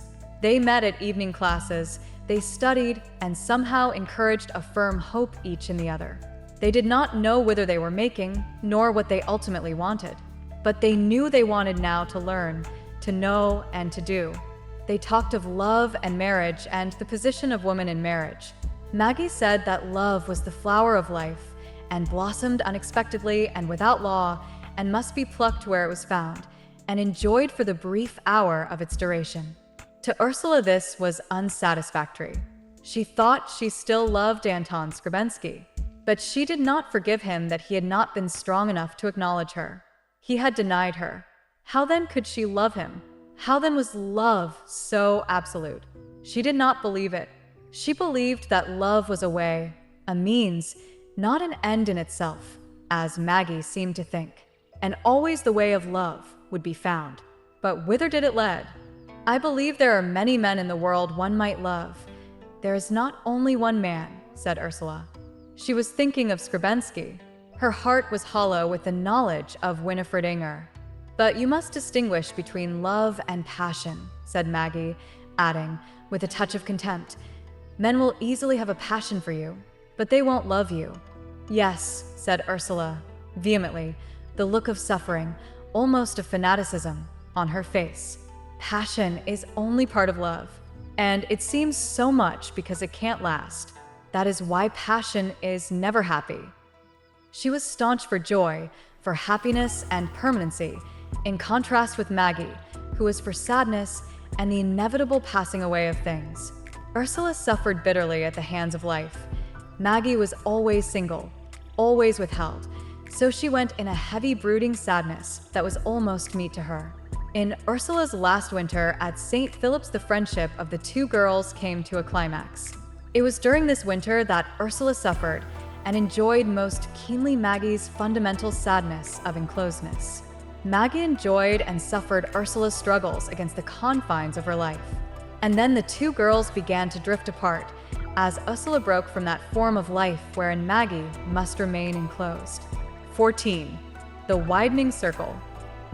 Maggie's people, the Schofields, lived in the large gardener's cottage that was half a farm behind Belcote Hall.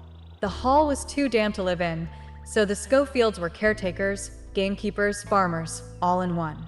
The father was gamekeeper and stockbreeder. The eldest son was market gardener, using the big hall gardens. The second son was farmer and gardener. There was a large family, as at Cossathay. Ursula loved to stay at Belcote, to be treated as a grand lady by Maggie's brothers. They were good-looking men. The eldest was 26 years old. He was the gardener, a man not very tall, but strong and well-made, with brown, sunny, easy eyes and a face handsomely hewn, brown, with a long fair mustache which he pulled as he talked to Ursula. The girl was excited because these men attended to her when she came near. She could make their eyes light up and quiver. She could make Anthony, the eldest, twist and twist his mustache. She knew she could move them almost at will with her light laughter and chatter. They loved her ideas, watched her as she talked vehemently about politics or economics. And she, while she talked, saw the golden brown eyes of Anthony gleam like the eyes of a satyr as they watched her. He did not listen to her words, he listened to her. It excited her. He was like a fawn pleased when she would go with him over his hothouses to look at the green and pretty plants, at the pink primulas nodding among their leaves, and cinerias flaunting purple and crimson and white. She asked about everything, and he told her very exactly and minutely, in a queer, pedantic way that made her want to laugh. Yet she was really interested in what he did, and he had the curious light in his face, like the light in the eyes of the goat that was tethered by the farmyard gate.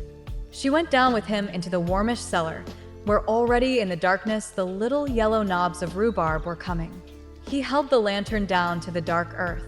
She saw the tiny knob end of the rhubarb thrusting upwards upon the thick red stem, thrusting itself like a knob of flame through the soft soil. His face was turned up to her. The light glittered on his eyes and his teeth as he laughed, with a faint, musical neigh. He looked handsome, and she heard a new sound in her ears, the faintly musical, neighing laugh of Anthony, whose mustache twisted up and whose eyes were luminous with a cold, steady, arrogant laughing glare. There seemed a little prance of triumph in his movement. She could not rid herself of a movement of acquiescence, a touch of acceptance. Yet he was so humble, his voice was so caressing. He held his hand for her to step on when she must climb a wall, and she stepped on the living firmness of him that quivered firmly under her weight. She was aware of him as if in a mesmeric state. In her ordinary sense, she had nothing to do with him, but the peculiar ease and unnoticeableness of his entering the house, the power of his cold, gleaming light on her when he looked at her, was like a bewitchment.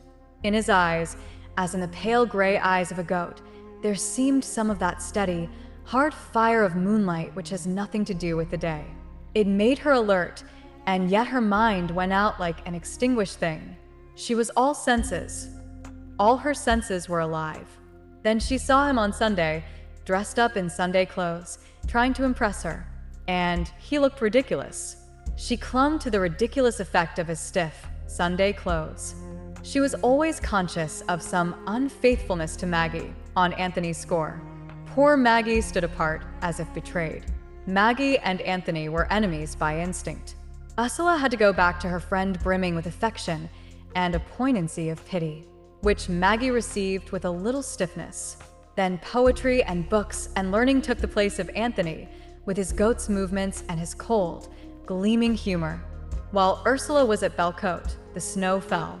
In the morning, a covering of snow weighed on the rhododendron bushes. "Shall we go out?" said Maggie. She had lost some of her leader's sureness and was now tentative, a little in reserve from her friend. They took the key of the gate and wandered into the park.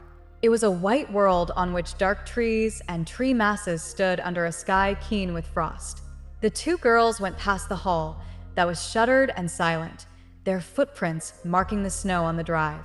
Down the park, a long way off, a man was carrying armfuls of hay across the snow. He was a small, dark figure, like an animal moving in its unawareness. Ursula and Maggie went on exploring, down to a tinkling, chilly brook that had worn the snow away in little scoops and ran dark between. They saw a robin glance its bright eyes and burst scarlet and gray into the hedge, then some pertly marked blue tit scuffled. Meanwhile, the brook slid on coldly, chuckling to itself. The girls wandered across the snowy grass to where the artificial fish ponds lay under thin ice. There was a big tree with a thick trunk twisted with ivy that hung almost horizontal over the ponds. Ursula climbed joyfully into this and sat amid bosses of bright ivy and dull berries. Some ivy leaves were like green spears held out and tipped with snow. The ice was seen beneath them. Maggie took out a book and, sitting lower down the trunk, began to read Coleridge's Christabel. Ursula half listened. She was wildly thrilled. Then she saw Anthony coming across the snow with his confident, slightly strutting stride. His face looked brown and hard against the snow, smiling with a sort of tense confidence. "Hello," she called to him. A response went over his face. His head was lifted in an answering, jerking gesture. "Hello," he said. "You're like a bird in there." And Ursula's laugh rang out. She answered to the peculiar, reedy twang in his penetrating voice. She did not think of Anthony, yet she lived in a sort of connection with him, in his world. One evening she met him as she was coming down the lane, and they walked side by side. "I think it's so lovely here," she cried. "Do you?" he said. "I'm glad you like it." There was a curious confidence in his voice. "Oh, I love it. What more does one want than to live in this beautiful place and make things grow in your garden? It is like the Garden of Eden." "Is it?" he said with a little laugh. "Yes, well, it's not so bad." He was hesitating. The pale gleam was strong in his eyes. He was looking at her steadily, watching her as an animal might. Something leaped in her soul. She knew he was going to suggest to her that she should be as he was. "Would you like to stay here with me?" he asked tentatively. She blenched with fear and with the intense sensation of proffered license suggested to her. They had come to the gate. "How?" she asked. "You aren't alone here." "We could marry," he answered, in the strange, coldly gleaming, insinuating tone that chilled the sunshine into moonlight. All substantial things seemed transformed. Shadows and dancing moonlight were real, and all cold, inhuman, gleaming sensations. She realized with something like terror that she was going to accept this. She was going inevitably to accept him. His hand was reaching out to the gate before them. She stood still. His flesh was hard and brown and final. She seemed to be in the grip of some insult. "I couldn't," she answered, involuntarily. He gave the same brief, neighing little laugh, very sad and bitter now, and slotted back the bar of the gate. Yet he did not open. For a moment they both stood looking at the fire of sunset that quivered among the purple twigs of the trees. She saw his brown, hard, well-hewn face gleaming with anger and humiliation and submission. He was an animal that knows that it is subdued. Her heart flamed with sensation of him, of the fascinating thing he offered her, and with sorrow, and with an inconsolable sense of loneliness. Her soul was an infant crying in the night. He had no soul. Oh, and why had she? He was the cleaner. She turned away. She turned round from him and saw the east flushed strangely rose, the moon coming yellow and lovely upon a rosy sky, above the darkening, bluish snow. All this so beautiful, all this so lovely. He did not see it. He was one with it, but she saw it and was one with it. Her seeing separated them infinitely. They went on in silence down the path, following their different fates. The trees grew darker and darker. The snow made only a dimness in an unreal world. And like a shadow, the day had gone into a faintly luminous, snowy evening while she was talking aimlessly to him, to keep him at a distance, yet to keep him near her, and he walked heavily. He opened the garden gate for her quietly, and she was entering into her own pleasances, leaving him outside the gate. Then, even whilst she was escaping, or trying to escape, this feeling of pain, came Maggie the next day, saying, "I wouldn't make Anthony love you, Ursula, if you don't want him. It is not nice." "But, Maggie, I never made him love me," cried Ursula, dismayed and suffering, and feeling as if she had done something base. She liked Anthony, though, all her life. At intervals, she returned to the thought of him and of that which he offered. But she was a traveler.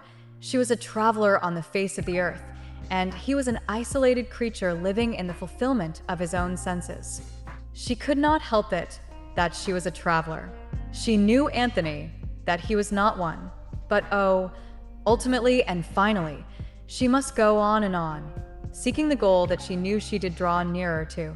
She was wearing away her second and last cycle at St. Philip's. As the months went, she ticked them off. First October, then November, December, January. She was careful always to subtract a month from the remainder for the summer holidays. She saw herself traveling round a circle, only an arc of which remained to complete. Then, she was in the open, like a bird tossed into midair, a bird that had learned in some measure to fly. There was college ahead. That was her midair, unknown, spacious. Come college, and she would have broken from the confines of all the life she had known. For her father was also going to move. They were all going to leave Kosovo. Brangwen had kept his carelessness about his circumstances. He knew his work in the lace designing meant little to him personally. He just earned his wage by it. He did not know what meant much to him. Living close to Anna Brangwen, his mind was always suffused through with physical heat. He moved from instinct to instinct, groping, always groping on. When it was suggested to him that he might apply for one of the posts as handwork instructor, posts about to be created by the Nottingham Education Committee, it was as if a space had been given to him into which he could remove from his hot, dusky enclosure. He sent in his application, confidently, expectantly. He had a sort of belief in his supernatural fate. The inevitable weariness of his daily work had stiffened some of his muscles and made a slight deadness in his ruddy, alert face. Now he might escape. He was full of the new possibilities, and his wife was acquiescent. She was willing now to have a change. She too was tired of Kosovo. The house was too small for the growing children. And since she was nearly 40 years old, she began to come awake from her sleep of motherhood. Her energy moved more outwards. The din of growing lives roused her from her apathy. She too must have her hand in making life. She was quite ready to move, taking all her brood. It would be better now if she transplanted them, for she had borne her last child. It would be growing up, so that in her easy and used fashion she talked plans and arrangements with her husband, indifferent really as to the method of the change, since a change was coming. Even if it did not come in this way, it would come in another. The house was full of ferment. Ursula was wild with excitement. At last her father was going to be something socially. So long, he had been a social cipher, without form or standing. Now he was going to be art and handwork instructor for the county of Nottingham. That was really a status. It was a position. He would be a specialist in his way. And he was an uncommon man. Ursula felt they were all getting a foothold at last. He was coming to his own. Who else that she knew could turn out from his own fingers the beautiful things her father could produce? She felt he was certain of this new job. They would move. They would leave this cottage at Kosovo, which had grown too small for them. They would leave Kosovo, where the children had all been born and where they were always kept to the same measure. For the people who had known them as children along with the other village boys and girls could never understand that they should grow up different. They had held Ertler Brangwen one of themselves and had given her her place in her native village, as in a family. And the bond was strong. But now, when she was growing to something beyond what Kosithe would allow or understand. The bond between her and her old associates was becoming a bondage. "Hello, Ursler. How are you going on?" they said when they met her. And it demanded of her in the old voice the old response. And something in her must respond and belong to people who knew her. But something else denied bitterly. What was true of her 10 years ago was not true now. And something else which she was, and must be, they could neither see nor allow. They felt it there nevertheless, something beyond them, and they were injured. They said she was proud and conceited, that she was too big for her shoes nowadays. They said she needn't pretend because they knew what she was. They had known her since she was born. They quoted this and that about her. And she was ashamed because she did feel different from the people she had lived amongst. It hurt her that she could not be at her ease with them anymore. And yet, one's kite will rise on the wind as far as ever one has string to let it go. It tugs and will go, and one is glad the further it goes, even if everybody else is nasty about it.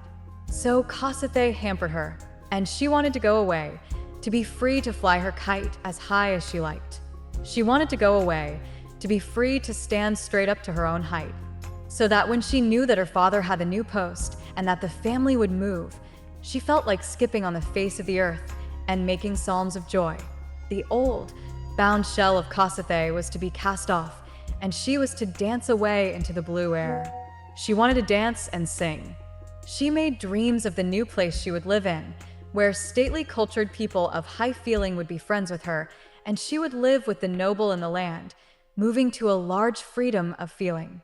She dreamed of a rich, proud, simple girlfriend who had never known Mr. Harby and his like, nor ever had a note in her voice of bondaged contempt and fear, as Maggie had.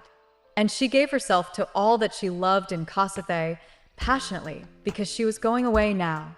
She wandered about to her favorite spots. There was a place where she went trespassing to find the snowdrops that grew wild. It was evening, and the winter-darkened meadows were full of mystery. When she came to the woods, an oak tree had been newly chopped down in the dell. Pale drops of flowers glimmered many under the hazels, and by the sharp, golden splinters of wood that were splashed about, the gray-green blades of snowdrop leaves pricked unheeding. The drooping, still little flowers were without heed. Ursula picked some lovingly, in an ecstasy, the golden chips of which shone yellow like sunlight.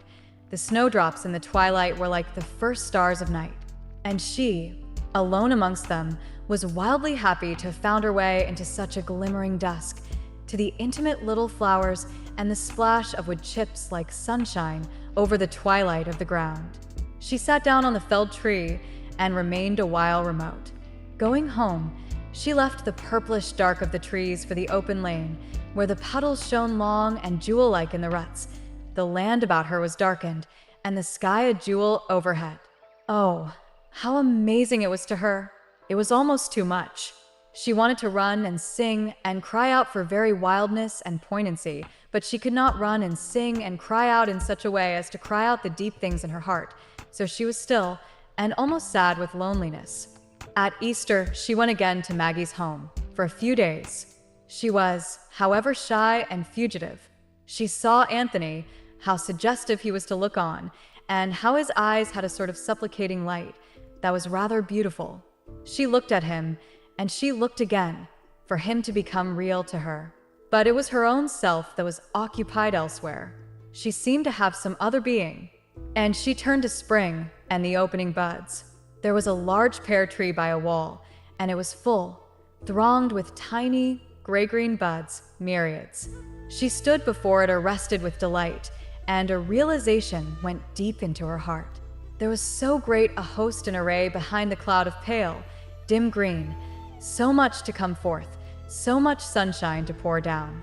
So the weeks passed on, trance-like and pregnant. The pear tree at Kosithe burst into bloom against the cottage end, like a wave burst into foam.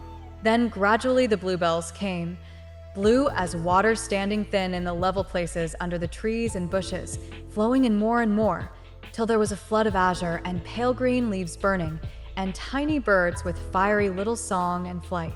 Then swiftly the flood sank and was gone, and it was summer. There was to be no going to the seaside for a holiday. The holiday was the removal from Kossuth. They were going to live near Wiley Green, which place was most central for Brangwen. It was an old, quiet village on the edge of the thronged colliery district, so that it served, in its quaintness of odd old cottages lingering in their sunny gardens, as a sort of bower or pleasaunce to the sprawling colliery townlet of Beldover, a pleasant walk round for the colliers on Sunday morning, before the public houses opened. In Wiley Green stood the grammar school where Brangwen was occupied for 2 days during the week, and where experiments in education were being carried on. Ursula wanted to live in Wiley Green on the remoter side, towards Southwell and Sherwood Forest. There it was so lovely and romantic. But out into the world meant out into the world. Well, Brangwen must become modern. He bought, with his wife's money, a fairly large house in the new, red brick part of Beldover. It was a villa built by the widow of the late colliery manager and stood in a quiet, new little side street near the large church. Ursula was rather sad. Instead of having arrived at distinction, they had come to new red brick suburbia in a grimy, small town. Mrs. Brangwen was happy. The rooms were splendidly large, a splendid dining room, drawing room, and kitchen, besides a very pleasant study downstairs. Everything was admirably appointed. The widow had settled herself in lavishly. She was a native of Beldover and had intended to reign almost queen. Her bathroom was white and silver. Her stairs were of oak. Her chimney pieces were massive and oaken, with bulging, columnar supports. Good and substantial was the keynote. But Ursula resented the stout, inflated prosperity implied everywhere. She made her father promise to chisel down the bulging oaken chimney pieces, chisel them flat. That sort of important paunch was very distasteful to her. Her father was himself long and loosely built. What had he to do with so much good and substantial importance? They bought a fair amount also of the widow's furniture. It was in common good taste. The great Wilton carpet, the large round table, the Chesterfield covered with glossy chintz in roses and birds. It was all really very sunny and nice, with large windows and a view right across the shallow valley. After all, they would be, as one of their acquaintances said, among the elite of Beldover. They would represent culture. And as there was no one of higher social importance than the doctors, the colliery managers, and the chemists, they would shine, with their Della Robbia beautiful Madonna, their lovely reliefs from Donatello, their reproductions from Botticelli. Nay, the large photographs of the Primavera and the Aphrodite and the Nativity in the dining room, the ordinary reception room, would make dumb the mouth of Beldover. And after all, it is better to be princess in Beldover than a vulgar nobody in the country. There was great preparation made for the removal of the whole Brangwen family, 10 in all. The house in Beldover was prepared. The house in Kossuth was dismantled. Come the end of the school term, the removal would begin. Ursula left school at the end of July, when the summer holiday commenced. The morning outside was bright and sunny, and the freedom got inside the schoolroom this last day. It was as if the walls of the school were going to melt away. Already they seemed shadowy and unreal. It was breaking up morning. Soon scholars and teachers would be outside, each going his own way. The irons were struck off. The sentence was expired. The prison was a momentary shadow halting about them. The children were carrying away books and inkwell and rolling up maps. All their faces were bright with gladness and goodwill. There was a bustle of cleaning and clearing away all marks of this last term of imprisonment. They were all breaking free, busily, eagerly. Ursula made up her totals of attendances in the register. With pride, she wrote down the thousands. To so many thousands of children had she given another sessions as lessons. It looked tremendous. The excited hours passed slowly in suspense. Then, at last, it was over. For the last time, she stood before her children whilst they said their prayers and sang a hymn. Then it was over. "Goodbye, children," she said. "I shall not forget you, and you must not forget me." "No, miss," cried the children in chorus, with shining faces. She stood smiling on them, moved, as they filed out. Then she gave her monitors their term sixpences, and they too departed. Cupboards were locked, blackboards washed, inkwells and dusters removed. The place stood bare and vacated. She had triumphed over it. It was a shell now. She had fought a good fight here, and it had not been altogether unenjoyable. She owed some gratitude even to this hard, vacant place that stood like a memorial or a trophy. So much of her life had been fought for and won and lost here. Something of this school would always belong to her, something of her to it. She acknowledged it. And now came the leave-taking. In the teacher's room, the teachers were chatting and loitering, talking excitedly of where they were going, to the Isle of Man, to Llandudno, to Yarmouth. They were eager and attached to each other, like comrades leaving a ship. Then it was Mr. Harvey's turn to make a speech to Ursula. He looked handsome, with his silver-gray temples and black brows, and his imperturbable male solidity. "Well," he said, "we must say goodbye to Miss Brangwen and wish her all good fortune for the future. I suppose we shall see her again sometime, and hear how she is getting on." "Oh, yes," said Ursula, stammering, blushing, laughing. "Oh, yes, I shall come and see you." Then she realized that this sounded too personal, and she felt foolish.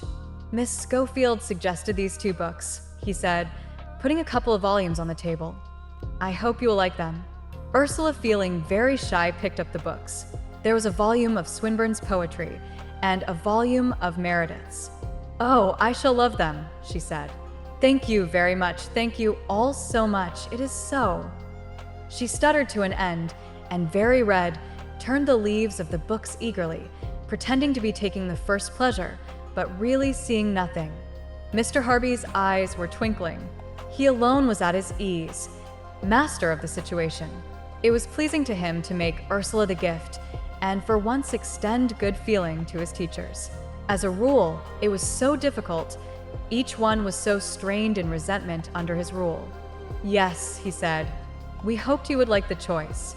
He looked with his peculiar, challenging smile for a moment, then returned to his cupboards. Ursula felt very confused. She hugged her books, loving them, and she felt that she loved all the teachers and Mr. Harvey. It was very confusing. At last she was out. She cast one hasty glance over the school buildings squatting on the asphalt yard in the hot, glistening sun. One looked down the well-known road and turned her back on it all. Something strained in her heart. She was going away. "Well, good luck," said the last of the teachers as she shook hands at the end of the road. "We'll expect you back someday." He spoke in irony. She laughed and broke away. She was free.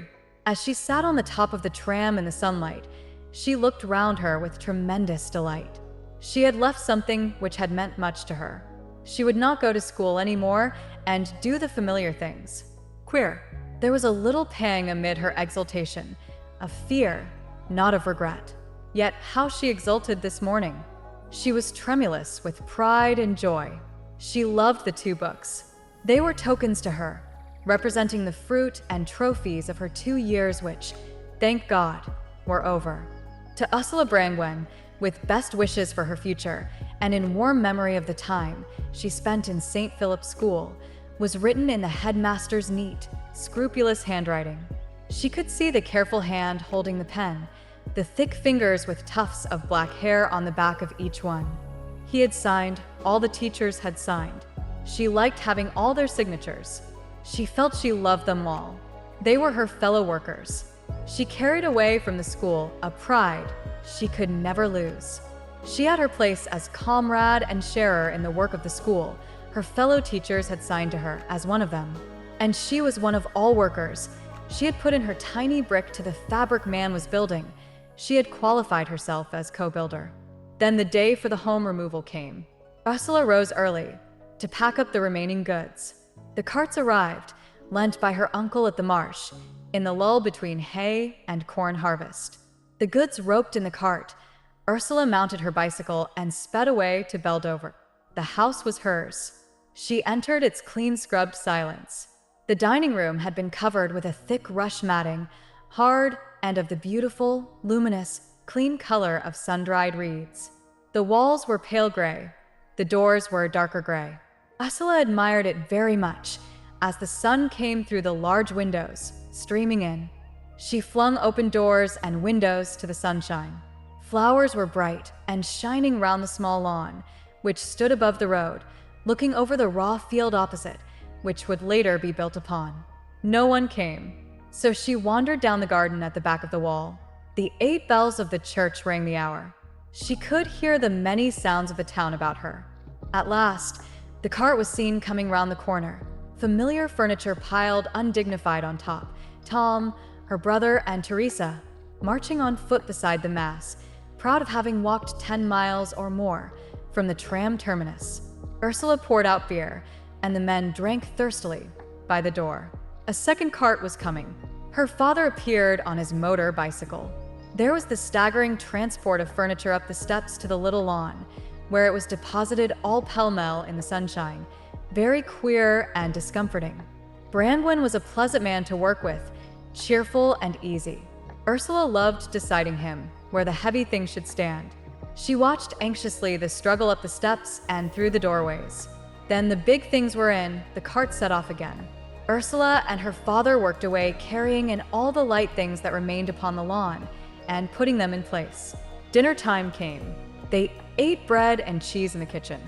"Well, we're getting on," said Brangwen cheerfully. 2 more loads arrived. The afternoon passed away in a struggle with the furniture upstairs. Towards 5 o'clock appeared the last loads, consisting also of Mrs. Brangwen and the younger children, driven by Uncle Fred in the trap. Gudrun had walked with Margaret from the station. The whole family had come. "There," said Brangwen, as his wife got down from the cart. "Now we're all here." "Aye," said his wife pleasantly. And the very brevity, the silence of intimacy between the two made a home in the hearts of the children, who clustered round feeling strange in the new place. Everything was at 6s and 7s. But a fire was made in the kitchen, the hearthrug put down, the kettle set on the hob, and Mrs. Brangwen began towards sunset to prepare the first meal. Ursula and Gudrun were slaving in the bedrooms. Candles were rushing about. Then from the kitchen came the smell of ham and eggs and coffee, and in the gaslight, the scrambled meal began. The family seemed to huddle together like a little camp in a strange place. Ursula felt a load of responsibility upon her, caring for the half-little ones. The smallest kept near the mother. It was dark, and the children went sleepy, but excited to bed.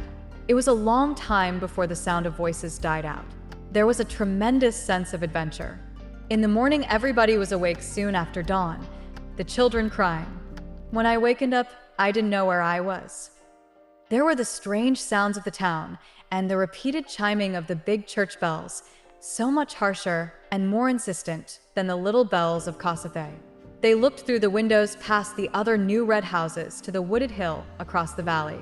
They had all a delightful sense of space and liberation, space and light and air. But gradually all set to work. They were a careless, untidy family. Yet when once they set about to get the house in order, the thing went with felicity and quickness.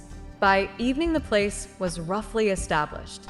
They would not have a servant to live in the house, only a woman who could go home at night. And they would not even have the woman yet. They wanted to do as they liked in their own home, with no stranger in the midst. 15. The bitterness of ecstasy.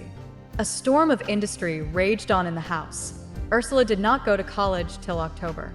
So, with a distinct feeling of responsibility, as if she must express herself in this house, she labored arranging, rearranging, selecting, contriving. She could use her father's ordinary tools, both for woodwork and metalwork, so she hammered and tinkered. Her mother was quite content to have the thing done. Brangwen was interested. He had a ready belief in his daughter. He himself was at work putting up his workshed in the garden. At last she had finished for the time being. The drawing room was big and empty. It had the good Wilton carpet, of which the family was so proud, and the large couch and large chairs covered with shiny chintz, and the piano, a little sculpture in plaster that Brangwen had done, and not very much more. It was too large and empty feeling for the family to occupy very much. Yet they liked to know it was there, large and empty. The home was the dining room. There the hard rush floor covering made the ground light, reflecting light upon the bottom of their hearts. In the window bay was a broad, sunny seat. The table was so solid one could not jostle it, and the chairs so strong one could knock them over without hurting them. The familiar organ that Brangwen had made stood on one side, looking peculiarly small. The sideboard was comfortably reduced to normal proportions. This was the family living room. Ursula had a bedroom to herself. It was really a servant's bedroom, small and plain. Its window looked over the back garden at other back gardens, some of them old and very nice, some of them littered with packing cases, then at the backs of the houses whose fronts were the shops in High Street, or the genteel homes of the undermanager or the chief cashier, facing the chapel. She had 6 weeks still before going to college. In this time, she nervously read over some Latin and some botany, and fitfully worked at some mathematics. She was going into college as a teacher for her training, but having already taken her matriculation examination, she was entered for a university course. At the end of a year, she would sit for the intermediate arts, then 2 years after for her BA. So her case was not that of the ordinary schoolteacher. She would be working among the private students who came only for pure education, not for mere professional training. She would be of the elect. For the next 3 years, she would be more or less dependent on her parents again. Her training was free. All college fees were paid by the government. She had moreover a few pounds grant every year. This would just pay for her train fares and her clothing. Her parents would only have to feed her. She did not want to cost them much. They would not be well off. Her father would earn only 200 a year, and a good deal of her mother's capital was spent in buying the house. Still, there was enough to get along with. Gudrun was attending the art school at Nottingham. She was working particularly at sculpture. She had a gift for this. She loved making little models in clay, of children or of animals. Already some of these had appeared in the students' exhibition in the castle, and Gudrun was a distinguished person. She was chafing at the art school and wanted to go to London, but there was not enough money. Neither would her parents let her go so far. Teresa had left the high school. She was a great strapping, bold hussy, indifferent to all higher claims. She would stay at home. The others were at school, except the youngest. When term started, they would all be transferred to the grammar school at Wiley Green. Ursula was excited at making acquaintances in Beldover. The excitement soon passed. She had tea at the clergyman's, at the chemist's, at the other chemists', at the doctor's, at the undermanager's. Then she knew practically everybody. She could not take people very seriously, though at the time she wanted to. She wandered the country, on foot and on her bicycle, finding it very beautiful in the forest direction, between Mansfield and Southwell and Worksop. But she was here only skirmishing for amusement. Her real exploration would begin in college. Term began. She went into town each day by train. The cloistered quiet of the college began to close around her. She was not at first disappointed. The big college built of stone, standing in the quiet street, with a rim of grass and lime trees, all so peaceful. She felt it remote, a magic land. Its architecture was foolish. She knew from her father. Still, it was different from that of all other buildings. Its rather pretty, plaything, Gothic form was almost a style in the dirty industrial town. She liked the hall, with its big stone chimney piece and its Gothic arches supporting the balcony above. To be sure, the arches were ugly. The chimney piece of cardboard-like carved stone, with its armorial decoration, looked silly just opposite the bicycle stand and the radiator, whilst the great notice board with its fluttering papers seemed to slam away all sense of retreat and mystery from the far wall. Nevertheless, amorphous as it might be, there was in it a reminiscence of the wondrous, cloistral origin of education. Her soul flew straight back to the medieval times, when the monks of God held the learning of men and imparted it within the shadow of religion. In this spirit she entered college.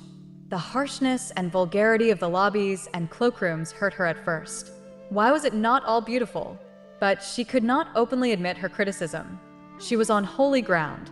She wanted all the students to have a high, pure spirit. She wanted them to say only the real, genuine things. She wanted their faces to be still and luminous as the nuns' and the monks' faces. Alas, the girls chattered and giggled and were nervous. They were dressed up and frizzed. The men looked mean and clownish. Still, it was lovely to pass along the corridor with one's books in one's hands, to push the swinging, glass-paneled door and enter the big room where the first lecture would be given. The windows were large and lofty. The myriad brown students' desks stood waiting. The great blackboard was smooth behind the rostrum. Ursula sat beside her window, rather far back. Looking down, she saw the lime trees turning yellow, the tradesman's boy passing silent down the still, autumn sunny street. There was the world, remote, remote. Here, within the great, whispering seashell, that whispered all the while with reminiscence of all the centuries. Time faded away, and the echo of knowledge filled the timeless silence. She listened. She scribbled her notes with joy, almost with ecstasy, never for a moment criticizing what she heard. The lecturer was a mouthpiece, a priest. As he stood, black-gowned, on the rostrum, some strands of the whispering confusion of knowledge that filled the whole place seemed to be singled out and woven together by him, till they became a lecture. At first, she preserved herself from criticism. She would not consider the professors as men, ordinary men who ate bacon and pulled on their boots before coming to college. They were the black-gowned priests of knowledge, serving forever in a remote, hushed temple. They were the initiated, and the beginning and the end of the mystery was in their keeping. Curious joy she had of the lectures. It was a joy to hear the theory of education. There was such freedom and pleasure in ranging over the very stuff of knowledge and seeing how it moved and lived and had its being. How happy Racine made her. She did not know why. But as the big lines of the drama unfolded themselves, so steady, so measured, she felt a thrill as of being in the realm of the reality. Of Latin, she was doing Livy and Horace. The curious, intimate, gossiping tone of the Latin class suited Horace. Yet she never cared for him, nor even Livy. There was an entire lack of sternness in the gossipy classroom. She tried hard to keep her old grasp of the Roman spirit, but gradually the Latin became mere gossip stuff and artificiality to her, a question of manners and verbosities. Her terror was the mathematics class. The lecturer went so fast, her heart beat excitedly. She seemed to be straining every nerve, and she struggled hard during private study to get the stuff into control.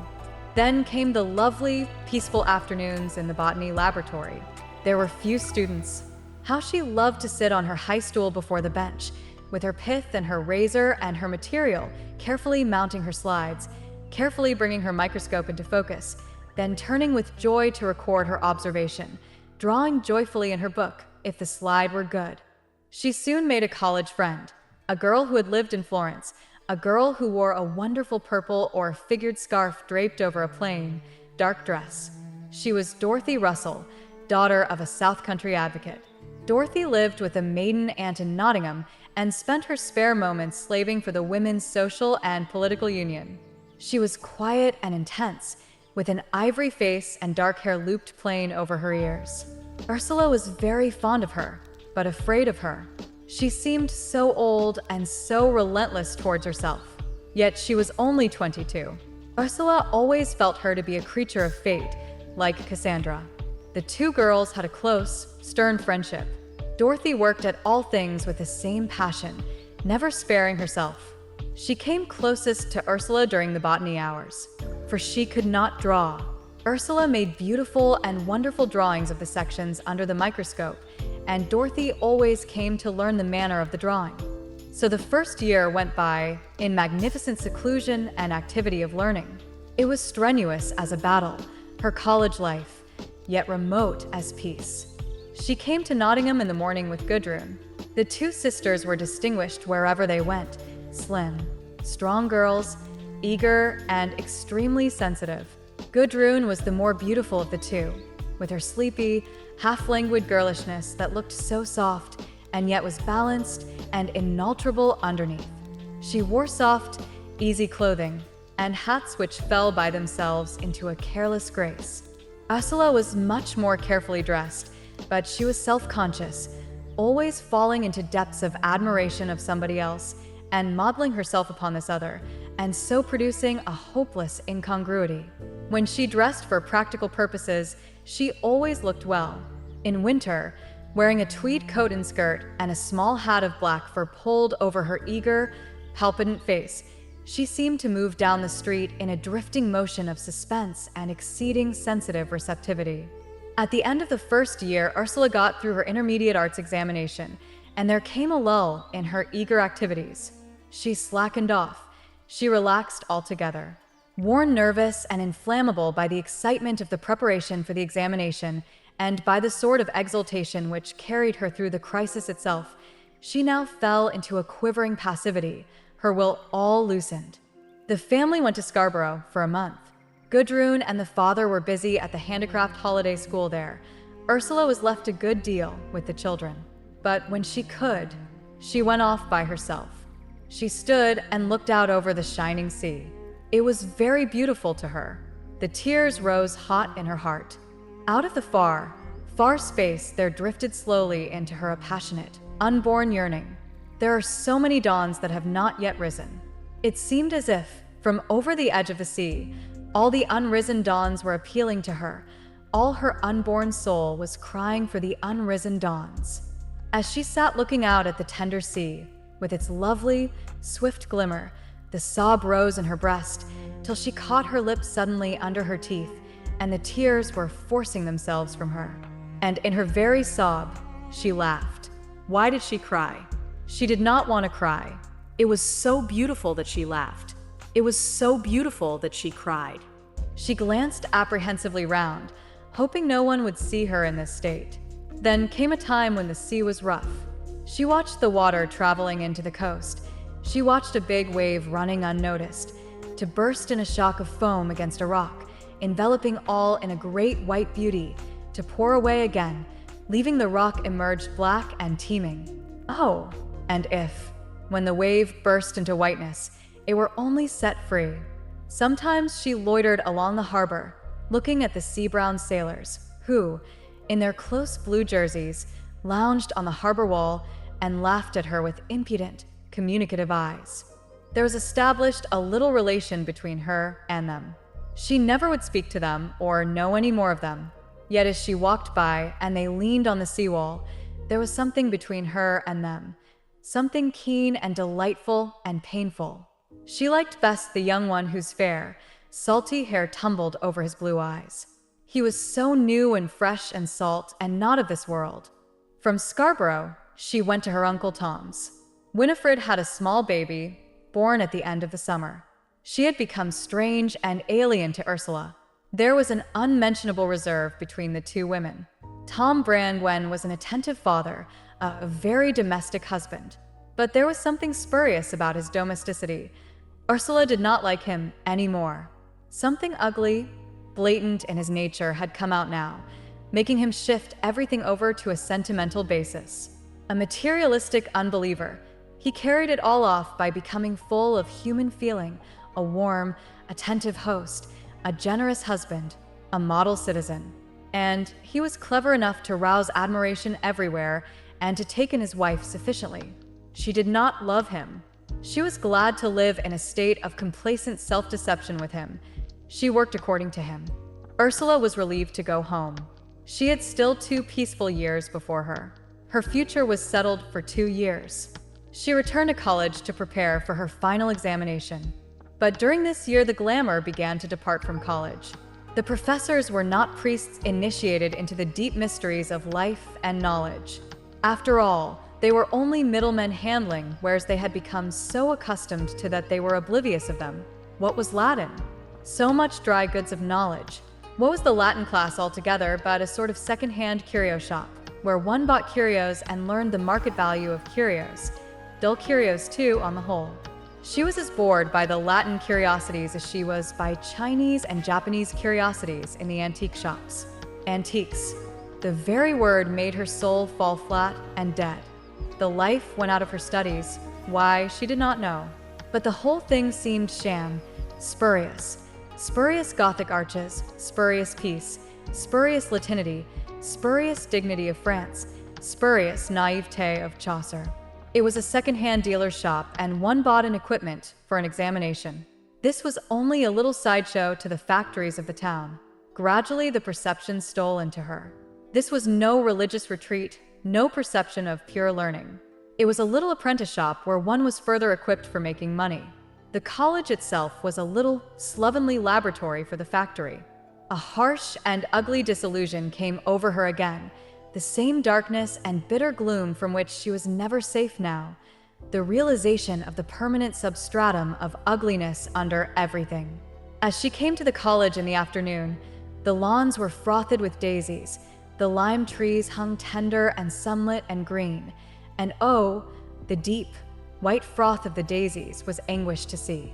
For inside the college, she knew she must enter the sham workshop. All the while, it was a sham store, a sham warehouse, with a single motive of material gain and no productivity. It pretended to exist by the religious virtue of knowledge. But the religious virtue of knowledge was become a flunky to the god of material success. A sort of inertia came over her. Mechanically, from habit, she went on with her studies, but it was almost hopeless. She could scarcely attend to anything. At the Anglo-Saxon lecture in the afternoon, she sat looking down, out of the window, hearing no word of Beowulf or of anything else. Down below, in the street, the sunny gray pavement went beside the palisade.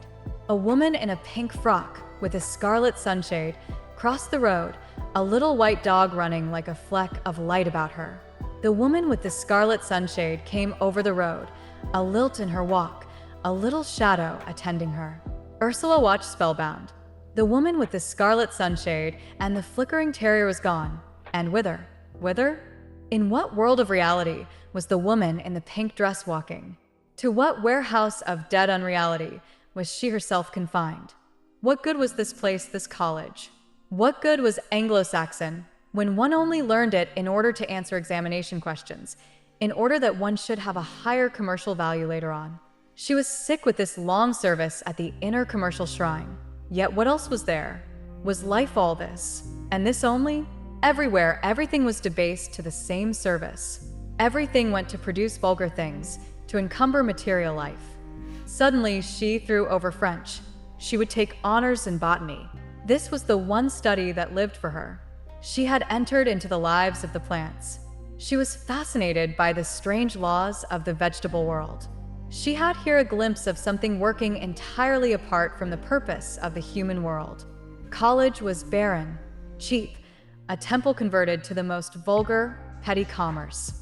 Had she not gone to hear the echo of learning pulsing back to the source of the mystery? The source of mystery. And barrenly, the professors in their gowns offered commercial commodity that could be turned to good account in the examination room. Ready-made stuff too, and not really worth the money it was intended to fetch, which they all knew. All the time in the college now, save when she was laboring in her botany laboratory, for there the mystery still glimmered, she felt she was degrading herself in a kind of trade of sham gewgaws. Angry and stiff, she went through her last term. She would rather be out again earning her own living. Even Brinsley Street and Mr. Harby seemed real in comparison. Her violent hatred of the Ilkeston school was nothing compared with the sterile degradation of college. But she was not going back to Brinsley Street either. She would take her BA and become a mistress in some grammar school for a time. The last year of her college career was wheeling slowly round. She could see ahead her examination and her departure. She had the ash of disillusion gritting under her teeth. Would the next move turn out the same? Always the shining doorway ahead.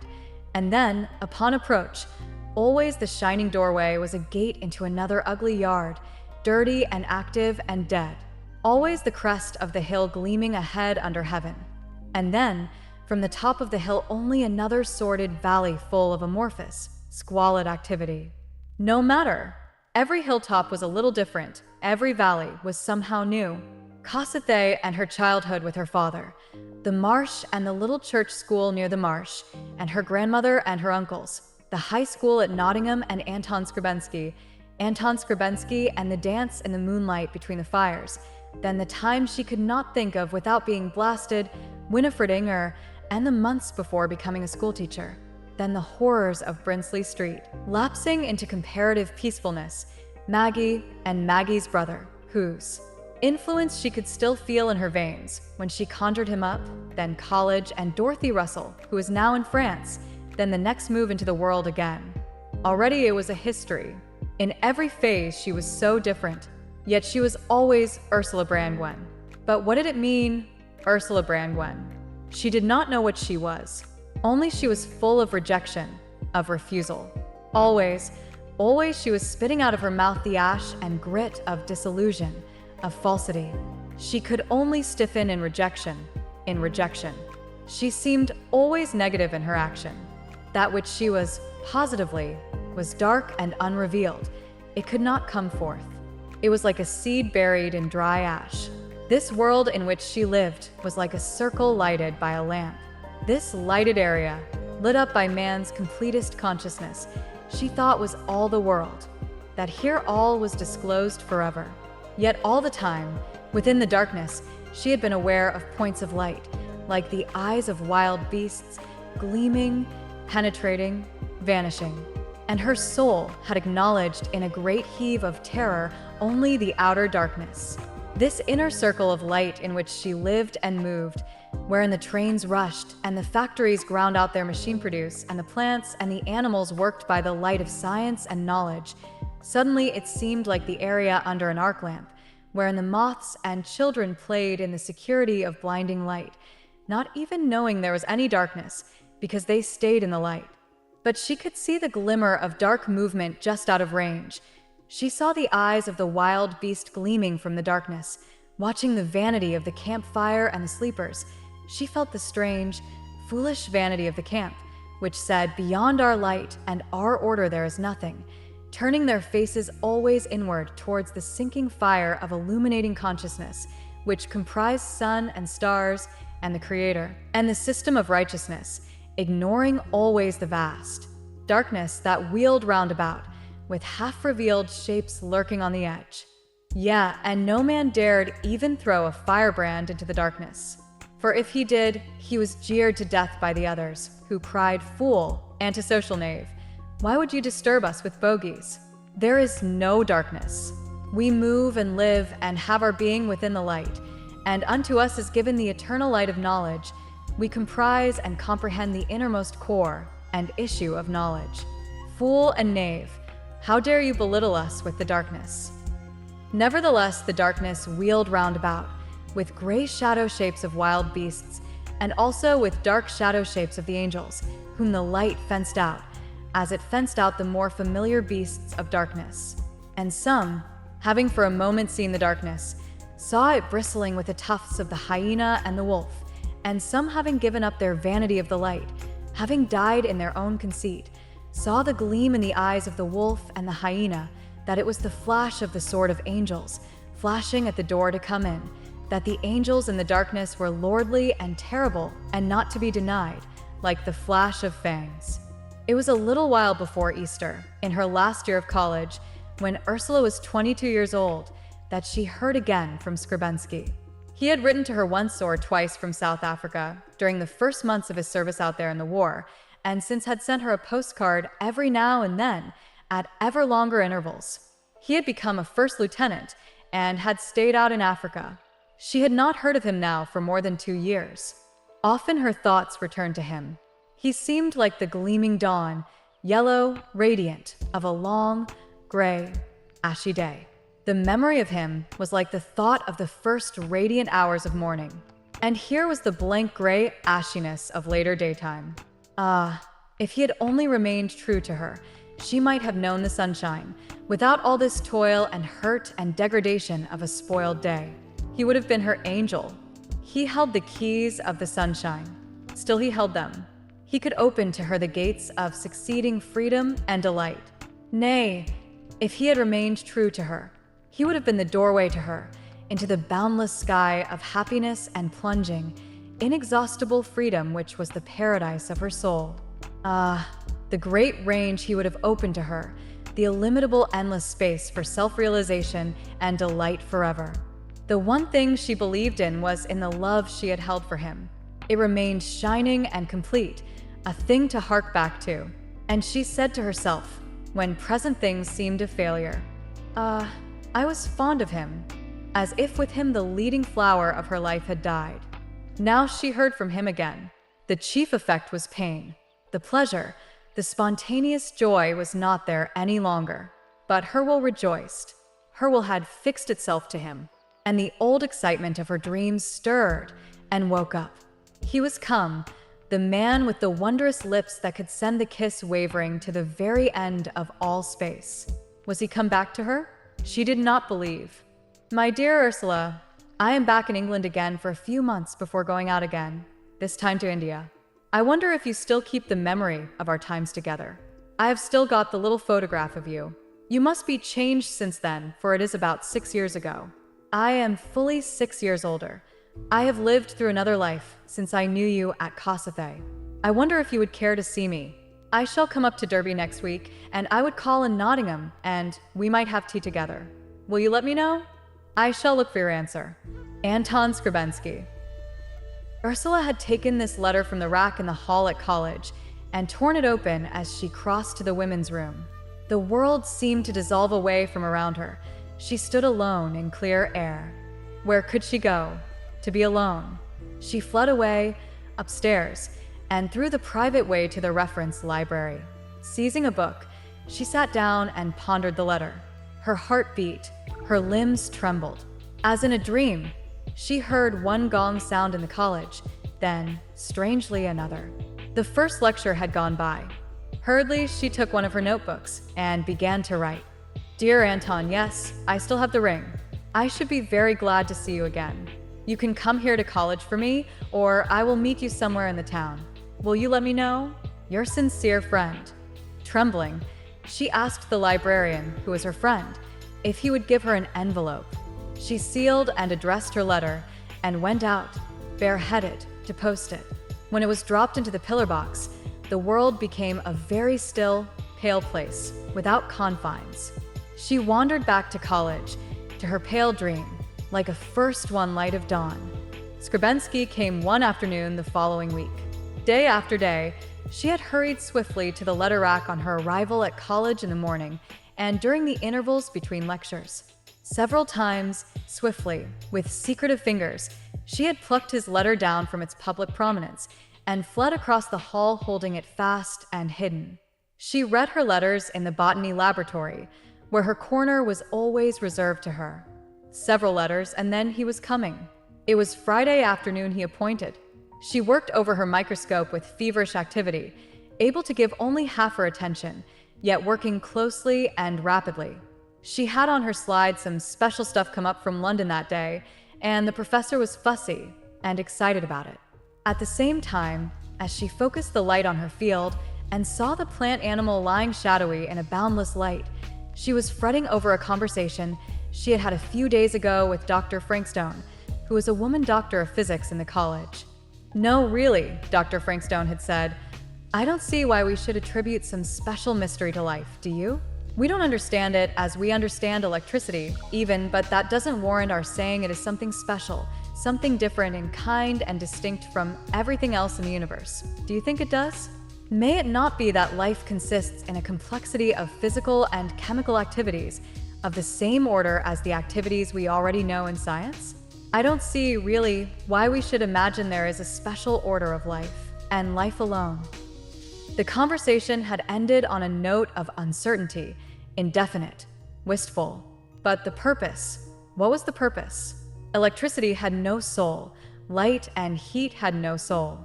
Was she herself an impersonal force, or conjunction of forces, like one of these? She looked still at the unicellular shadow that lay within the field of light, under her microscope. It was alive. She saw it move. She saw the bright mist of its ciliary activity. She saw the gleam of its nucleus as it slid across the plane of light. What then was its will? If it was a conjunction of forces, physical and chemical, what held these forces unified, and for what purpose were they unified? For what purpose were the incalculable physical and chemical activities nodalized in this shadowy, moving speck under her microscope? What was the will which nodalized them and created the one thing she saw? What was its intention? To be itself? Was its purpose just mechanical and limited to itself? It intended to be itself. But what self? Suddenly, in her mind, the world gleamed strangely, with an intense light, like the nucleus of the creature under the microscope. Suddenly, she had passed away into an intensely gleaming light of knowledge. She could not understand what it all was. She only knew that it was not limited mechanical energy, nor mere purpose of self-preservation and self-assertion. It was a consummation, a being infinite. Self was a oneness with the infinite. To be oneself was a supreme, gleaming triumph of infinity. Ursula sat abstracted over her microscope, in suspense. Her soul was busy, infinitely busy in the new world. In the new world, Skrebensky was waiting for her. He would be waiting for her. She could not go yet because her soul was engaged. Soon she would go. A stillness, like passing away, took hold of her. Far off, down the corridors, she heard the gong booming 5 o'clock. She must go, yet she sat still. The other students were pushing back their stools and putting their microscopes away. Everything broke into turmoil. She saw, through the window, students going down the steps, with books under their arms, talking, all talking. A great craving to depart came upon her. She wanted also to be gone.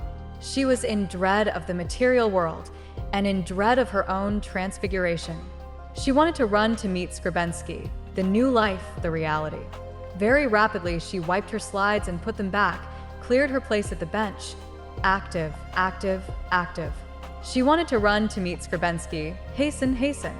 She did not know what she was to meet, but it would be a new beginning. She must hurry.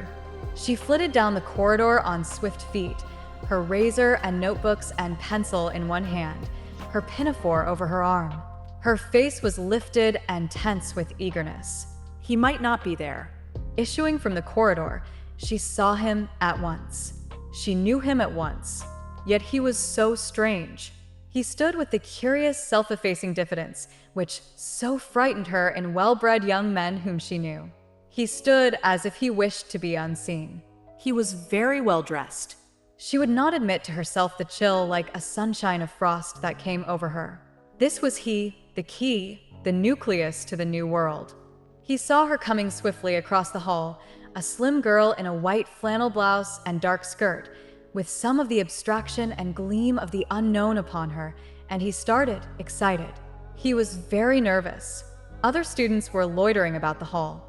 She laughed, with a blind, dazzled face, as she gave him her hand. He too could not perceive her. In a moment she was gone, to get her outdoor things.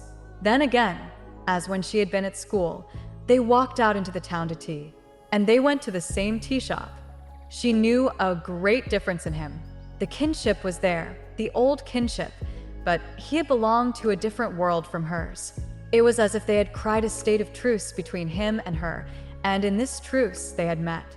She knew, vaguely, in the first minute, that they were enemies come together in a truce.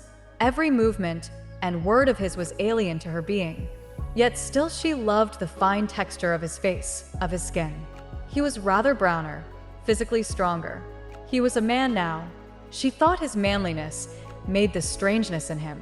When he was only a youth, fluid, he was nearer to her. She thought a man must inevitably set into this strange separateness, cold otherness of being. He talked, but not to her. She tried to speak to him, but she could not reach him. He seemed so balanced and sure. He made such a confident presence. He was a great writer, so there was about him some of a horseman's sureness and habitual definiteness of decision, also some of the horseman's animal darkness. Yet his soul was only the more wavering, vague. He seemed made up of a set of habitual actions and decisions. The vulnerable, variable quick of the man was inaccessible. She knew nothing of it. She could only feel the dark, heavy fixity of his animal desire. This dumb desire on his part had brought him to her? She was puzzled, hurt by some hopeless fixity in him that terrified her with a cold feeling of despair. What did he want? His desires were so underground. Why did he not admit himself? What did he want? He wanted something that should be nameless.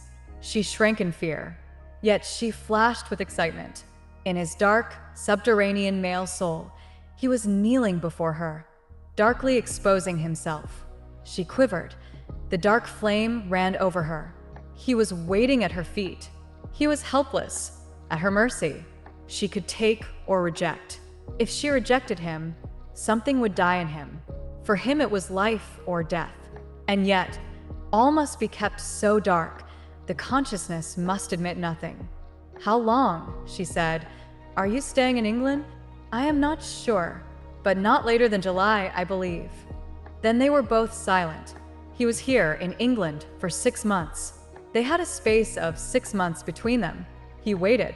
The same iron rigidity, as if the world were made of steel, possessed her again. It was no use turning with flesh and blood to this arrangement of forged metal. Quickly, her imagination adjusted itself to the situation. "Have you an appointment in India?" she asked. "Yes, I have just the 6 months leave." "Will you like being out there?" "I think so. There's a good deal of social life and plenty going on, hunting, polo, and always a good horse and plenty of work, any amount of work."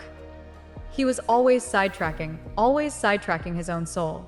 She could see him so well out there, in India, one of the governing class, superimposed upon an old civilization, lord and master of a clumsier civilization than his own. It was his choice. He would become again an aristocrat, invested with authority and responsibility, having a great helpless populace beneath him. One of the ruling class, his whole being would be given over to the fulfilling and the executing of the better idea of the state. And in India, there would be real work to do. The country did need the civilization which he himself represented. It did need his roads and bridges and the enlightenment of which he was part. He would go to India, but that was not her road. Yet she loved him, the body of him, whatever his decisions might be. He seemed to want something of her. He was waiting for her to decide of him. It had been decided in her long ago, when he had kissed her first. He was her lover, though good and evil should cease. Her will never relaxed, though her heart and soul must be imprisoned and silenced. He waited upon her, and she accepted him, for he had come back to her. A glow came into his face, into his fine, smooth skin. His eyes, gold gray, glowed intimately to her. He burned up, he caught fire and became splendid, royal, something like a tiger. She caught his brilliant, burnished glamour. Her heart and her soul were shut away fast down below, hidden. She was free of them. She was to have her satisfaction. She became proud and erect, like a flower, putting itself forth in its proper strength. His warmth invigorated her. His beauty of form, which seemed to glow out in contrast with the rest of people, made her proud. It was like deference to her and made her feel as if she represented before him all the grace and flower of humanity. She was no mere Ursula Brangwen. She was woman. She was the whole of woman in the human order, all-containing, universal. How should she be limited to individuality? She was exhilarated. She did not want to go away from him. She had her place by him. Who should take her away? They came out of the cafe. "Is there anything you would like to do?" he said. "Is there anything we can do?" It was a dark, windy night in March. "There is nothing to do," she said, which was the answer he wanted. "Let us walk then." "Where shall we walk?" he asked.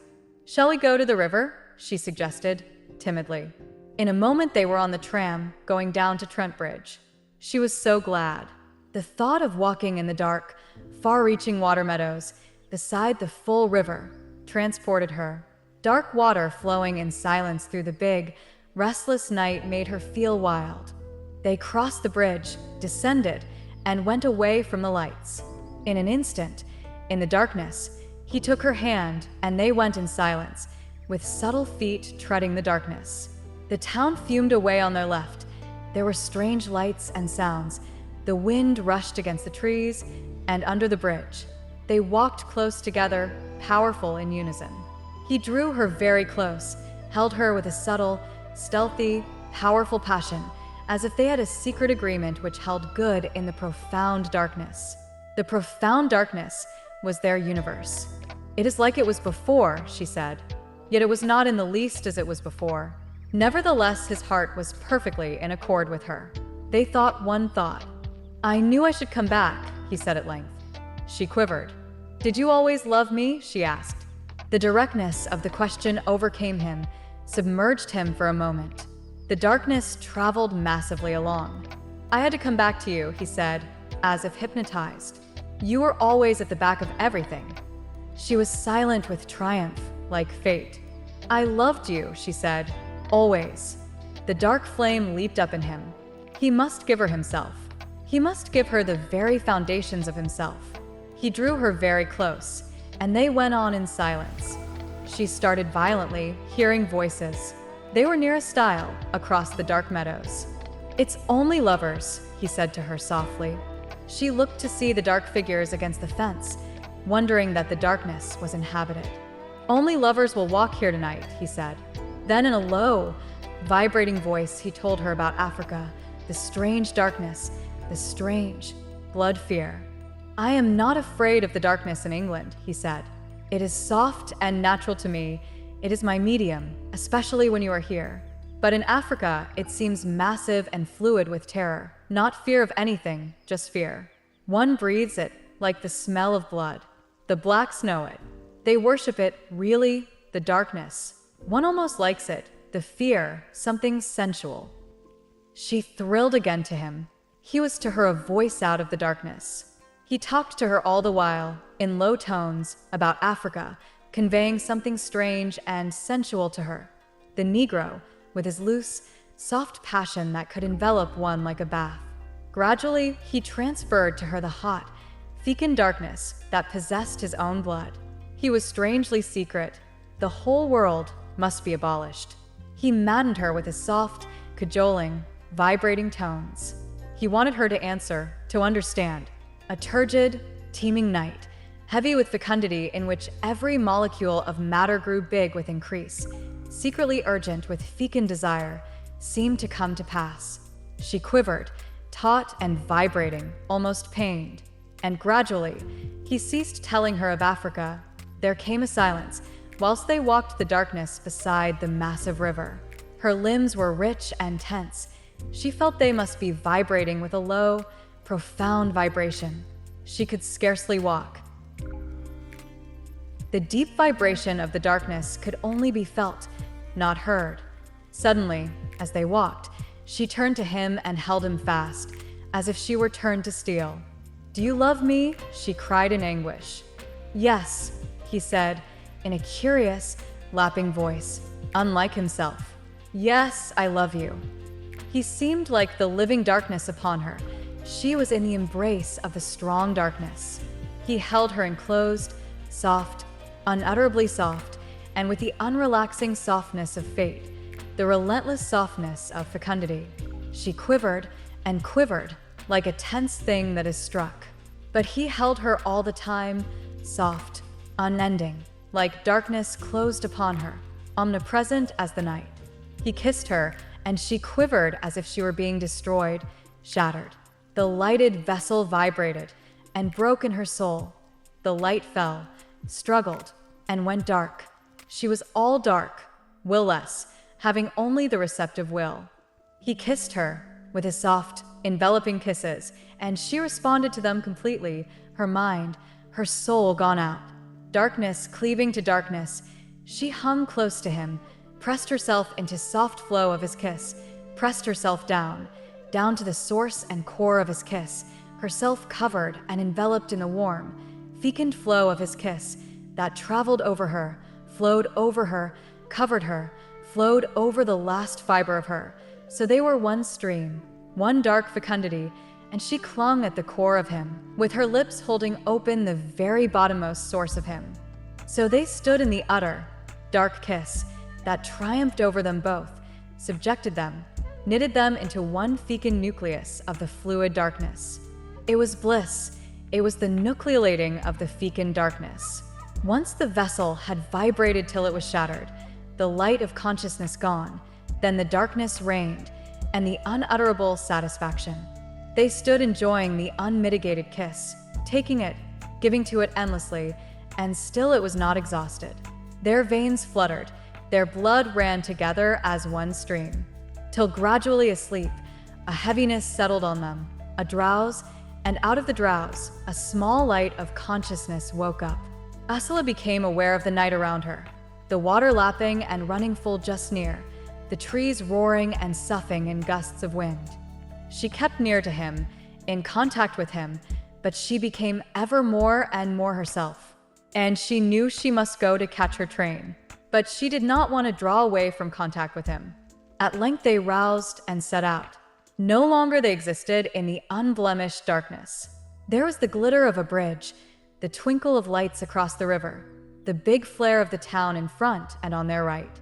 But still, dark and soft and incontestable, their bodies walked untouched by the lights, darkness supreme and arrogant. The stupid lights, Ursula said to herself, in her dark, sensual arrogance. The stupid, artificial, exaggerated town, fuming its lights. It does not exist really. It rests upon the unlimited darkness, like a gleam of colored oil on dark water. But what is it? Nothing, just nothing. In the tram, in the train, she felt the same. The lights, the civic uniform was a trick played. The people as they moved or sat were only dummies exposed. She could see, beneath their pale, wooden pretense of composure and civic purposefulness, the dark stream that contained them all. They were like little paper ships in their motion, but in reality each one was a dark, blind, eager wave urging blindly forward, dark with the same homogeneous desire. And all their talk and all their behavior was sham. They were dressed up creatures. She was reminded of the invisible man, who was a piece of darkness made visible only by his clothes. During the next weeks, all the time, she went about in the same dark richness, her eyes dilated and shining like the eyes of a wild animal, a curious half-smile which seemed to be jibing at the civic pretense of all the human life about her. "What are you, you pale citizens?" her face seemed to say, gleaming. "You subdued beast in sheep's clothing, you primeval darkness falsified to a social mechanism." She went about in the sensual subconsciousness all the time, mocking at the ready-made, artificial daylight of the rest. "They assume selves as they assume suits of clothing," she said to herself, looking in mocking contempt at the stiffened, neutralized men. "They think it better to be clerks or professors than to be the dark, fertile beings that exist in the potential darkness." "What do you think you are?" her soul asked of the professor as she sat opposite him in class. "What do you think you are, as you sit there in your gown and your spectacles? You are a lurking, blood-sniffing creature with eyes peering out of the jungle darkness, snuffing for your desires. That is what you are, though nobody would believe it, and you would be the very last to allow it." Her soul mocked at all this pretense. Herself, she kept on pretending. She dressed herself and made herself fine. She attended her lectures and scribbled her notes, but all in a mood of superficial, mocking facility. She understood well enough their 2 and 2 make 4 tricks. She was as clever as they were, but care? Did she care about their monkey tricks of knowledge or learning or civic deportment? She did not care in the least. There was Skrebensky. There was her dark, vital self. Outside the college, the outer darkness, Skrebensky was waiting. On the edge of the night, he was attentive. Did he care? She was free as a leopard that sends up its raucous cry in the night. She had the potent, dark stream of her own blood. She had the glimmering core of fecundity. She had her mate, her complement, her sharer in fruition. So, she had all, everything. Skrebensky was staying in Nottingham all the time. He too was free. He knew no one in this town. He had no civic self to maintain. He was free. Their trams and markets and theaters and public meetings were a shaken kaleidoscope to him. He watched as a lion or a tiger may lie with narrowed eyes, watching the people pass before its cage. The kaleidoscopic unreality of people, or a leopard lie blinking, watching the incomprehensible feats of the keepers. He despised it all. It was all non-existent. They're good professors, they're good clergymen, they're good political speakers, they're good, earnest women. All the time he felt his soul was grinning at the sight of them. So many performing puppets, all wood and rag for the performance. He watched the citizen, a pillar of society, a model, saw the stiff goat's legs, which have become almost stiffened to wood in the desire to make them puppet in their action. He saw the trousers form to the puppet action, man's legs, but man's legs become rigid and deformed, ugly, mechanical. He was curiously happy being alone now. The glimmering grin was on his face.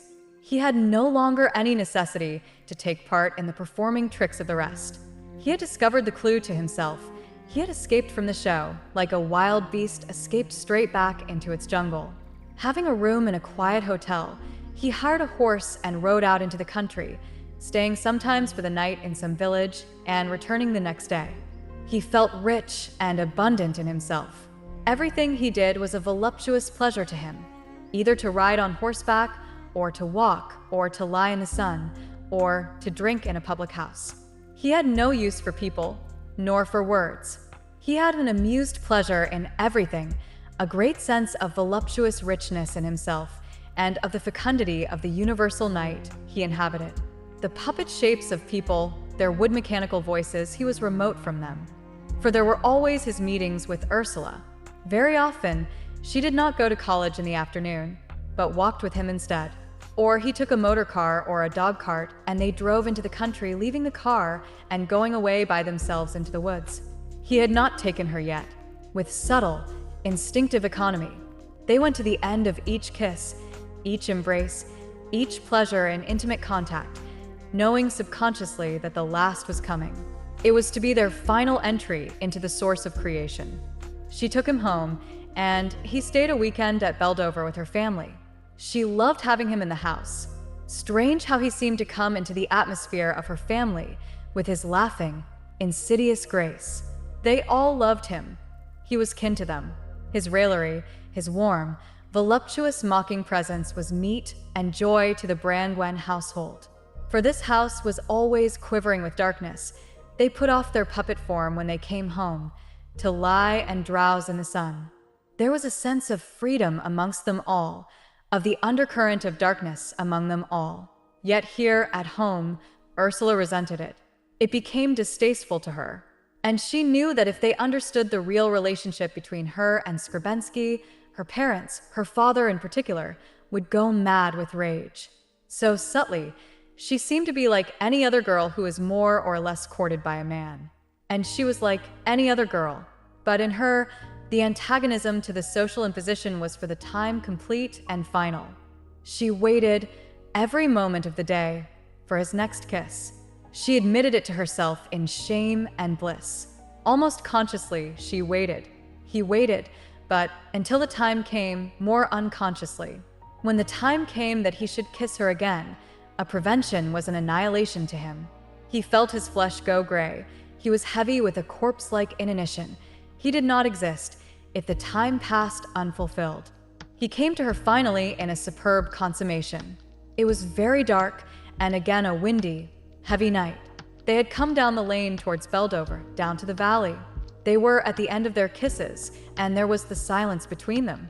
They stood as at the edge of a cliff, with a great darkness beneath. Coming out of the lane along the darkness, with the dark space spreading down to the wind, and the twinkling lights of the station below, the far-off windy chuff of a shunting train, the tiny clink-clink-clink of the wagons blown between the wind, the light of Beldover Edge twinkling upon the blackness of the hill opposite, the glow of the furnaces along the railway to the right, their steps began to falter. They would soon come out of the darkness into the lights. It was like turning back. It was unfulfillment. Two quivering, unwilling creatures, they lingered on the edge of the darkness, peering out at the lights and the machine glimmer beyond. They could not turn back to the world, they could not. So, lingering along, they came to a great oak tree by the path. In all its budding mass it roared to the wind, and its trunk vibrated in every fiber, powerful, indomitable. "We will sit down," he said. And in the roaring circle under the tree, that was almost invisible, yet whose powerful presence received them, they lay a moment looking at the twinkling lights on the darkness opposite, saw the sweeping brand of a train pass the edge of their darkened field. Then he turned and kissed her, and she waited for him. The pain to her was the pain she wanted. The agony was the agony she wanted. She was caught up, entangled in the powerful vibration of the night. The man, what was he? A dark, powerful vibration that encompassed her. She passed away as on a dark wind, far, far away, into the pristine darkness of paradise, into the original immortality. She entered the dark fields of immortality. When she rose, she felt strangely free, strong. She was not ashamed. Why should she be? He was walking beside her. the man who had been with her. She had taken him. They had been together. Whither they had gone, she did not know, but it was as if she had received another nature. She belonged to the eternal, changeless place into which they had leapt together. Her soul was sure and indifferent of the opinion of the world of artificial light. As they went up the steps of the footbridge over the railway and met the train passengers, she felt herself belonging to another world. She walked past them immune, a whole darkness dividing her from them. When she went into the lighted dining room at home, she was impervious to the lights and the eyes of her parents. Her everyday self was just the same. She merely had another, stronger self that knew the darkness. This curious separate strength that existed in darkness and pride of night never forsook her. She had never been more herself. It could not occur to her that anybody, not even the young man of the world, Skrebensky, should have anything at all to do with her permanent self. As for her temporal, social self, she let it look after itself. Her whole soul was implicated with Skrebensky, not the young man of the world, but the undifferentiated man he was. She was perfectly sure of herself, perfectly strong, stronger than all the world. The world was not strong. She was strong. The world existed only in a secondary sense. She existed supremely. She continued at college, in her ordinary routine, merely as a cover to her dark, powerful underlife. The fact of herself, and with her Skrebensky, was so powerful that she took rest in the other. She went to college in the morning and attended her classes, flowering and remote. She had lunch with him in his hotel. Every evening she spent with him, either in town, at his rooms, or in the country. She made the excuse at home of evening study for her degree, but she paid not the slightest attention to her study. They were both absolute and happy and calm. The fact of their own consummate being made everything else so entirely subordinate that they were free. The only thing they wanted, as the days went by, was more time to themselves. They wanted the time to be absolutely their own. The Easter vacation was approaching. They agreed to go right away.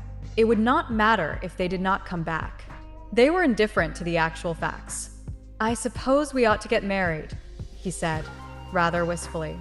It was so magnificently free and in a deeper world, as it was. To make public their connection would be to put it in range with all the things which nullified him and from which he was for the moment entirely dissociated. If he married, he would have to assume his social self. And the thought of assuming his social self made him at once diffident and abstract. If she were his social wife, if she were part of that complication of dead reality, then what had his underlife to do with her? One's social wife was almost a material symbol, whereas now she was something more vivid to him than anything in conventional life could be. She gave the complete lie to all conventional life. He and she stood together, dark, fluid, infinitely potent, giving the living lie to the dead whole which contained them. He watched her pensive, puzzled face. "I don't think I want to marry you," she said, her brow clouded. It piqued him rather. "Why not?" he asked. "Let's think about it afterwards, shall we?" she said. He was crossed, yet he loved her violently. "You've got a museau, not a face," he said. "Have I?" she cried, her face lighting up like a pure flame. She thought she had escaped. Yet he returned. He was not satisfied. "Why?" he asked. "Why don't you want to marry me?" "I don't want to be with other people," she said. "I want to be like this. I'll tell you if ever I want to marry you." "All right," he said. He would rather the thing was left indefinite and that she took the responsibility. They talked of the Easter vacation. She thought only of complete enjoyment. They went to an hotel in Piccadilly. She was supposed to be his wife. They bought a wedding ring for $1 from a shop in a poor quarter. They had revoked altogether the ordinary mortal world. Their confidence was like a possession upon them. They were possessed.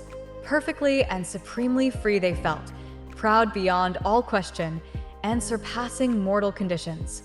They were perfect, therefore nothing else existed. The world was a world of servants whom one civilly ignored. Wherever they went, they were the sensuous aristocrats, warm, bright, glancing with pure pride of the senses. The effect upon other people was extraordinary. The glamour was cast from the young couple upon all they came into contact with, waiters or chance acquaintances. "Oui, Monsieur le Baron," she would reply with a mocking courtesy to her husband. So they came to be treated as titled people. He was an officer in the engineers. They were just married, going to India immediately. Thus a tissue of romance was round them. She believed she was a young wife of a titled husband on the eve of departure for India. This, the social fact, was a delicious make-believe. The living fact was that he and she were man and woman, absolute and beyond all limitation. The days went by. They were to have 3 weeks together, in perfect success. All the time, they themselves were reality. All outside was tribute to them. They were quite careless about money, but they did nothing very extravagant. He was rather surprised when he found that he had spent 20 pounds in a little under a week, but it was only the irritation of having to go to the bank. The machinery of the old system lasted for him, not the system. The money simply did not exist. Neither did any of the old obligations. They came home from the theater, had supper, then flitted about in their dressing gowns. They had a large bedroom and a corner sitting room high up, remote and very cozy. They ate all their meals in their own rooms, attended by a young German called Hans, who thought them both wonderful and answered assiduously, Gewiss, Herr Baron, bitte sehr, Frau Baronin. Often, they saw the pink of dawn away across the park. The tower of Westminster Cathedral was emerging. The lamps of Piccadilly, stringing away beside the trees of the park, were becoming pale and moth-like. The morning traffic was clocking down the shadowy road, which had gleamed all night like metal, down below, running far ahead into the night, beneath the lamps, and which was now vague, as in a mist, because of the dawn.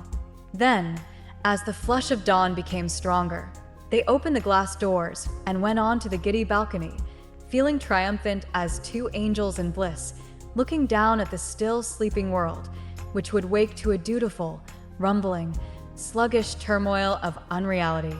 But the air was cold. They went into their bedroom and bathed before going to bed, leaving the partition doors of the bathroom open, so that the vapor came into the bedroom and faintly dimmed the mirror. She was always in bed first. She watched him as he bathed, his quick, unconscious movements, the electric light glinting on his wet shoulders. He stood out of the bath, his hair all washed flat over his forehead, and pressed the water out of his eyes. He was slender and, to her, perfect, a clean, straight-cut youth, without a grain of superfluous body. The brown hair on his body was soft and fine and adorable. He was all beautifully flushed as he stood in the white bath apartment. He saw her warm, dark, lit-up face watching him from the pillow, yet he did not see it. It was always present, and was to him as his own eyes. He was never aware of the separate being of her. She was like his own eyes and his own heart beating to him. So he went across to her, to get his sleeping suit. It was always a perfect adventure to go near to her. She put her arms round him and snuffed his warm, softened skin. Scent, she said. Soap, he answered. Soap, she repeated, looking up with bright eyes. They were both laughing, always laughing. Soon they were fast asleep till midday, close together, sleeping one sleep. Then they awoke to the ever-changing reality of their state. They alone inhabited the world of reality. All the rest lived on a lower sphere. Whatever they wanted to do, they did. They saw a few people, Dorothy, whose guest she was supposed to be, and a couple of friends of Skrybensky, young Oxford men, who called her Mrs. Skrybensky with entire simplicity. They treated her, indeed, with such respect that she began to think she was really quite of the whole universe, of the old world as well as of the new. She forgot she was outside the pale of the old world. She thought she had brought it under the spell of her own real world, and so she had. In such ever-changing reality, the weeks went by. All the time, they were an unknown world to each other. Every movement made by the one was a reality and an adventure to the other. They did not want outside excitements. They went to very few theaters. They were often in their sitting room high up over Piccadilly, with windows open on two sides and the door open onto the balcony, looking over the Green Park or down upon the minute traveling of the traffic. Then suddenly, looking at a sunset. She wanted to go. She must be gone. She must be gone at once. And in 2 hours' time, they were at Charing Cross taking train for Paris. Paris was his suggestion. She did not care where it was. The great joy was in setting out. And for a few days, she was happy in the novelty of Paris. Then, for some reason, she must call in Rouen on the way back to London. He had an instinctive mistrust of her desire for the place. But perversely, she wanted to go there. It was as if she wanted to try its effect upon her. For the first time, in Rouen, he had a cold feeling of death, not afraid of any other man, but of her. She seemed to leave him. She followed after something that was not him. She did not want him. The old streets, the cathedral, the age, and the monumental peace of the town took her away from him. She turned to it as if to something she had forgotten and wanted. This was now the reality. This great stone cathedral slumbering there in its mass, which knew no transience, nor heard any denial. It was majestic in its stability, its splendid absoluteness. Her soul began to run by itself. He did not realize, nor did she. Yet in Rouen, he had the first deadly anguish, the first sense of the death towards which they were wandering. And she felt the first heavy yearning, heavy, hopeless warning, almost like a deep, uneasy sinking into apathy, hopelessness. They returned to London, but still they had 2 days. He began to tremble. He grew feverish with the fear of her departure. She had in her some fatal prescience that made her calm. What would be, would be. He remained fairly easy, however, still in a state of heightened glamour, till she had gone, and he had turned away from St. Pancras and sat on the tramcar going up Pimlico to the Angel, to Moorgate Street on Sunday evening. Then the cold horror gradually soaked into him. He saw the horror of the city road. He realized the ghastly cold sordidness of the tramcar in which he sat. Cold, stark, ashen sterility had him surrounded. Where then was the luminous, wonderful world he belonged to by rights. How did he come to be thrown on this refuse heap where he was? He was as if mad. The horror of the brick buildings, of the tramcar, of the ashen-gray people in the street made him reeling and blind as if drunk. He went mad. He had lived with her in a close, living, pulsing world where everything pulsed with rich being. Now he found himself struggling amid an ashen-dry, cold world of rigidity, dead walls and mechanical traffic and creeping, specter-like people. The life was extinct. Only ash moved and stirred or stood rigid. There was a horrible, clattering activity, a rattle like the falling of dry slag, cold and sterile. It was as if the sunshine that fell were unnatural light exposing the ash of the town, as if the lights at night were the sinister gleam of decomposition. Quite mad, beside himself, he went to his club and sat with a glass of whiskey, motionless, as if turned to clay. He felt like a corpse that is inhabited with just enough life to make it appear as any other of the spectral, unliving beings which we call people in our dead language. Her absence was worse than pain to him. It destroyed his being. Dead, he went on from lunch to tea. His face was all the time fixed and stiff and colorless. His life was a dry, mechanical movement.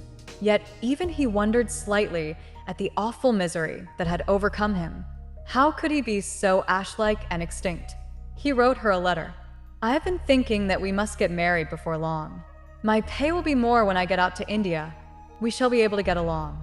Or, if you don't want to go to India, I could very probably stay here in England. But I think you would like India. You could ride, and you would know just everybody out there. Perhaps if you stay on to take your degree, we might marry immediately after that. I will write to your father as soon as I hear from you. He went on, disposing of her. If only he could be with her. All he wanted now was to marry her, to be sure of her.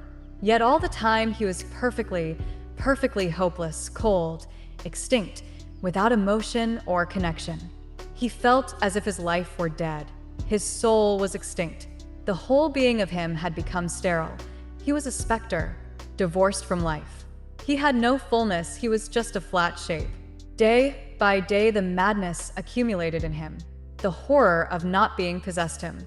He went here, there, and everywhere. But whatever he did, He knew that only the cipher of him was there. Nothing was filled in. He went to the theater.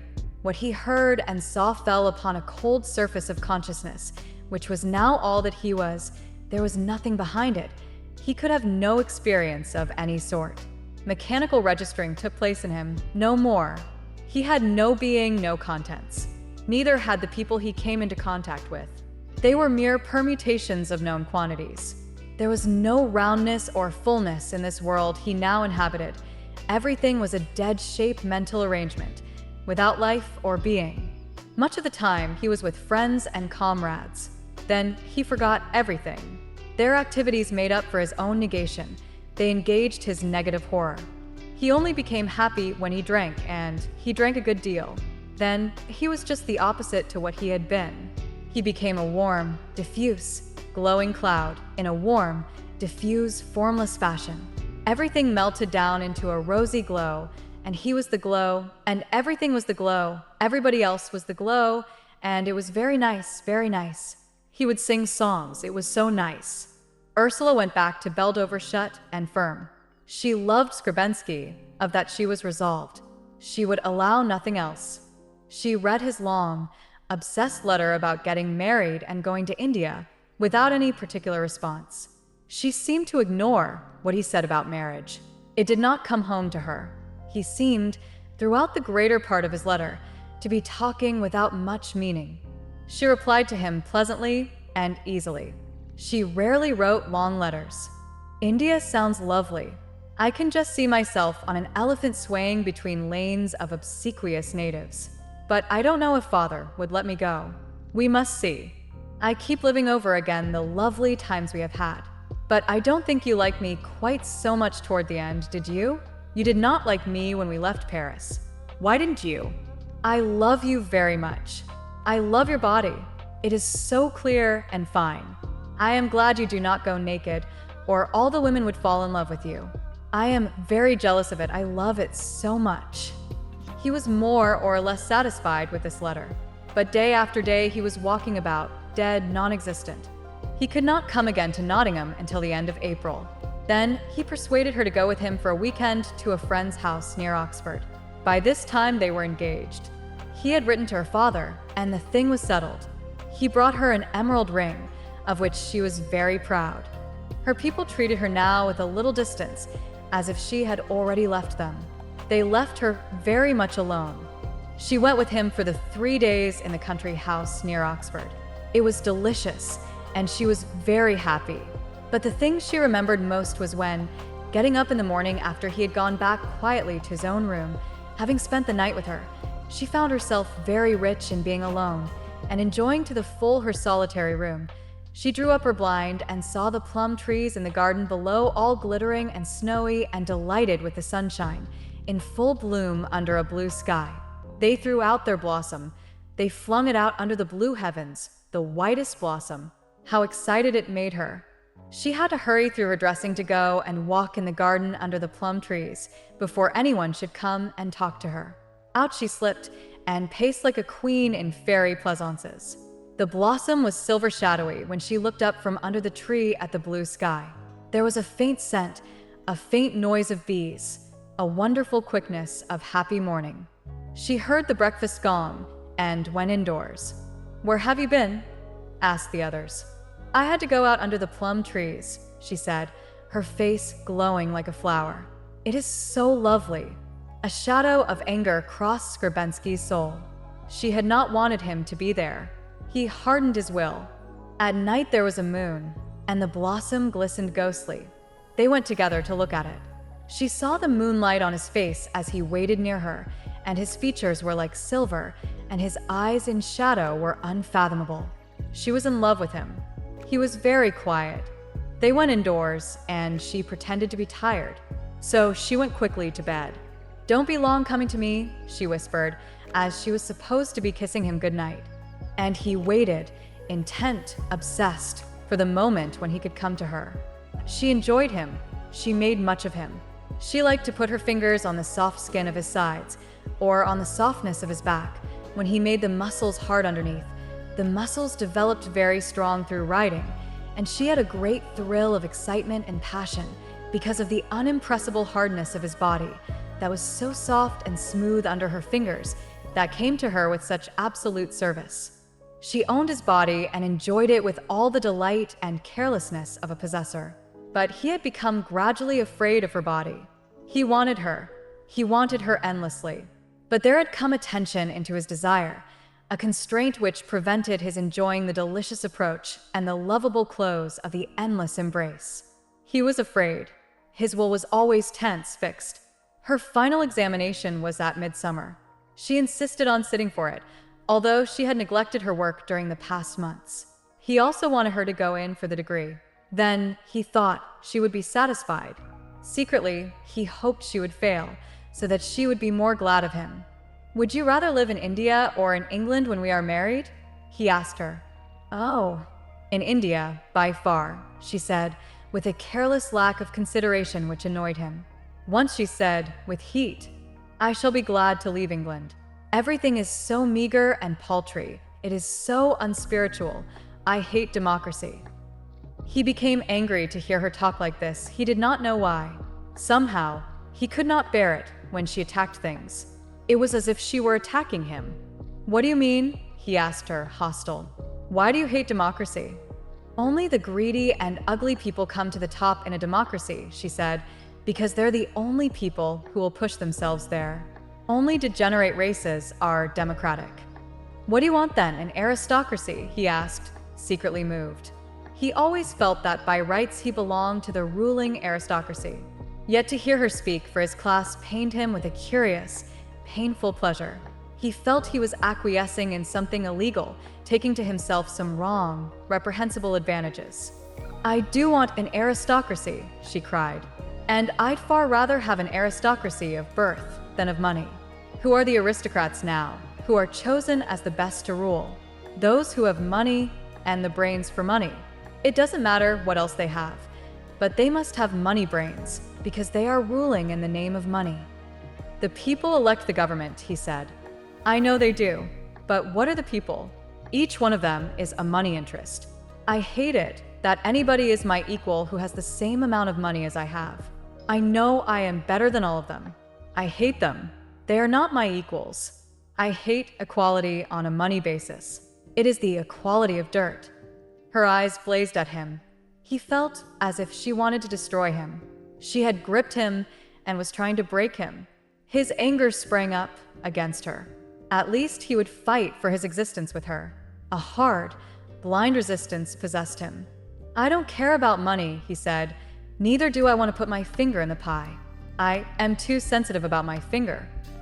"What is your finger to me?" she cried in a passion. "You with your dainty fingers, and you're going to India, because you will be one of the somebodies there. It's a mere dodge, you're going to India." "In what way a dodge?" he cried, white with anger and fear.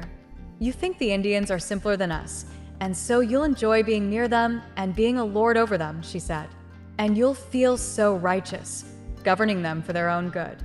Who are you, to feel righteous? What are you righteous about in your governing? Your governing stinks. What do you govern for? But to make things there as dead and mean as they are here." "I don't feel righteous in the least," he said. "Then what do you feel? It's all such a nothingness, what you feel and what you don't feel." "What do you feel yourself?" he said. "Aren't you righteous in your own mind?" "Yes, I am, because I'm against you and all your old, dead things," she cried. She seemed, with the last words, uttered in hard knowledge, to strike down the flag that he kept flying. He felt cut off at the knees, a figure made worthless. A horrible sickness gripped him, as if his legs were really cut away, and he could not move, but remained a crippled trunk, dependent, worthless. The ghastly sense of helplessness, as if he were a mere figure that did not exist vitally, made him mad, beside himself. Now, even whilst he was with her, this death of himself came over him when he walked about like a body from which all individual life is gone. In this state he neither heard nor saw nor felt, only the mechanism of his life continued. He hated her as far as, in this state, he could hate. His cunning suggested to him all the ways of making her esteem him, for she did not esteem him. He left her and did not write to her. He flirted with other women, with Gudrun. This last made her very fierce. She was still fiercely jealous of his body. In passionate anger, she upbraided him because, not being man enough to satisfy one woman, he hung round others. "Don't I satisfy you?" he asked of her, again going white to the throat. "No," she said. "You've never satisfied me since the first week in London. You never satisfy me now. What does it mean to me, your having me?" She lifted her shoulders and turned aside her face in a motion of cold, indifferent worthlessness. He felt he would kill her. When she had roused him to a pitch of madness, when she saw his eyes all dark and mad with suffering, then a great suffering overcame her soul, a great, inconquerable suffering. And she loved him, for, oh, she wanted to love him. Stronger than life or death was her craving to be able to love him. And at such moments, when he was made with her destroying him, when all his complacency was destroyed, all his everyday self was broken, and only the stripped, rudimentary, primal man remained, demented with torture, her passion to love him became love. She took him again. They came together in an overwhelming passion in which he knew he satisfied her. But it all contained a developing germ of death. After each contact, her anguished desire for him, or for that which she never had from him, was stronger. Her love was more hopeless. After each contact, his mad dependence on her was deepened. His hope of standing strong and taking her in his own strength was weakened. He felt himself a mere attribute of her. Whitsuntide came, just before her examination. She was to have a few days of rest. Dorothy had inherited her patrimony and had taken a cottage in Sussex. She invited them to stay with her. They went down to Dorothy's neat, low cottage at the foot of the Downs. Here they could do as they liked. Ursula was always yearning to go to the top of the Downs. The white track wound up to the rounded summit. And she must go. Up there, she could see the channel a few miles away, the sea raised up and faintly glittering in the sky, the isle of whitest shadow lifted in the far distance, the river winding bright through the patterned plain to seaward, Arundel Castle a shadowy bulk, and then the rolling of the high, smooth downs, making a high, smooth land under heaven, acknowledging only the heavens in their great, sun-glowing strength, and suffering only a few bushes to trespass on the intercourse between their great, unabatable body and the changeful body of the sky. Below she saw the villages and the woods of the Weald, and the train running bravely, a gallant little thing, running with all the importance of the world over the water meadows and into the gap of the Downs, waving its white steam, yet all the while so little, yet its courage carried it from end to end of the earth, till there was no place where it did not go. Yet the Downs, in magnificent indifference, bearing limbs and body to the sun, drinking sunshine and sea wind and sea-wet cloud into its golden skin, with superb stillness and calm of being, was not the Downs still more wonderful? The blind, pathetic, energetic courage of the train as it steamed tinily away through the patterned levels to the sea's dimness, so fast and so energetic, made her weep. Where was it going? It was going nowhere, it was just going. So blind, so without goal or aim, yet so hasty. She sat on an old prehistoric earthwork and cried, and the tears ran down her face. The train had tunneled all the earth, blindly and uglily, and she lay face downwards on the Downs that were so strong, that cared only for their intercourse with the everlasting skies, and she wished she could become a strong mound smooth under the sky, bosom and limbs bared to all winds and clouds and bursts of sunshine. But she must get up again and look down from her foothold of sunshine, down and away at the patterned, level earth, with its villages and its smoke and its energy. So short-sighted the train seemed, running to the distance, so terrifying in their littleness the villages, with such pettiness in their activity. Skrebensky wandered dazed, not knowing where he was or what he was doing with her. All her passion seemed to be to wander up there on the Downs, and when she must descend to earth, she was heavy. Up there she was exhilarated and free. She would not love him in a house anymore. She said she hated houses, and particularly she hated beds. There was something distasteful in his coming to her bed. She would stay the night on the downs up there, he with her. It was midsummer. The days were glamorously long. At about 10:30, when the bluey-black darkness had at last fallen, they took rugs and climbed the steep track to the summit of the downs, he and she. Up there, the stars were big. The earth below was gone into darkness. She was free up there with the stars. Far out they saw tiny yellow lights, but it was very far out, at sea or on land. She was free up among the stars. She took off her clothes and made him take off all his, and they ran over the smooth, moonless turf a long way, more than a mile from where they had left their clothing, running in the dark, soft wind, utterly naked as the downs themselves. Her hair was loose and blue about her shoulders. She ran swiftly, wearing sandals when she set off on the long run to the dew pond. In the round dew pond the stars were untroubled. She ventured softly into the water, grasping at the stars with her hands. And then suddenly she started back, running swiftly. He was there, beside her, but only on sufferance. He was a screen for her fears. He served her. She took him. She clasped him, clenched him close, but her eyes were open looking at the stars. It was as if the stars were lying with her and entering the unfathomable darkness of her womb, fathoming her at last. It was not him. The dawn came.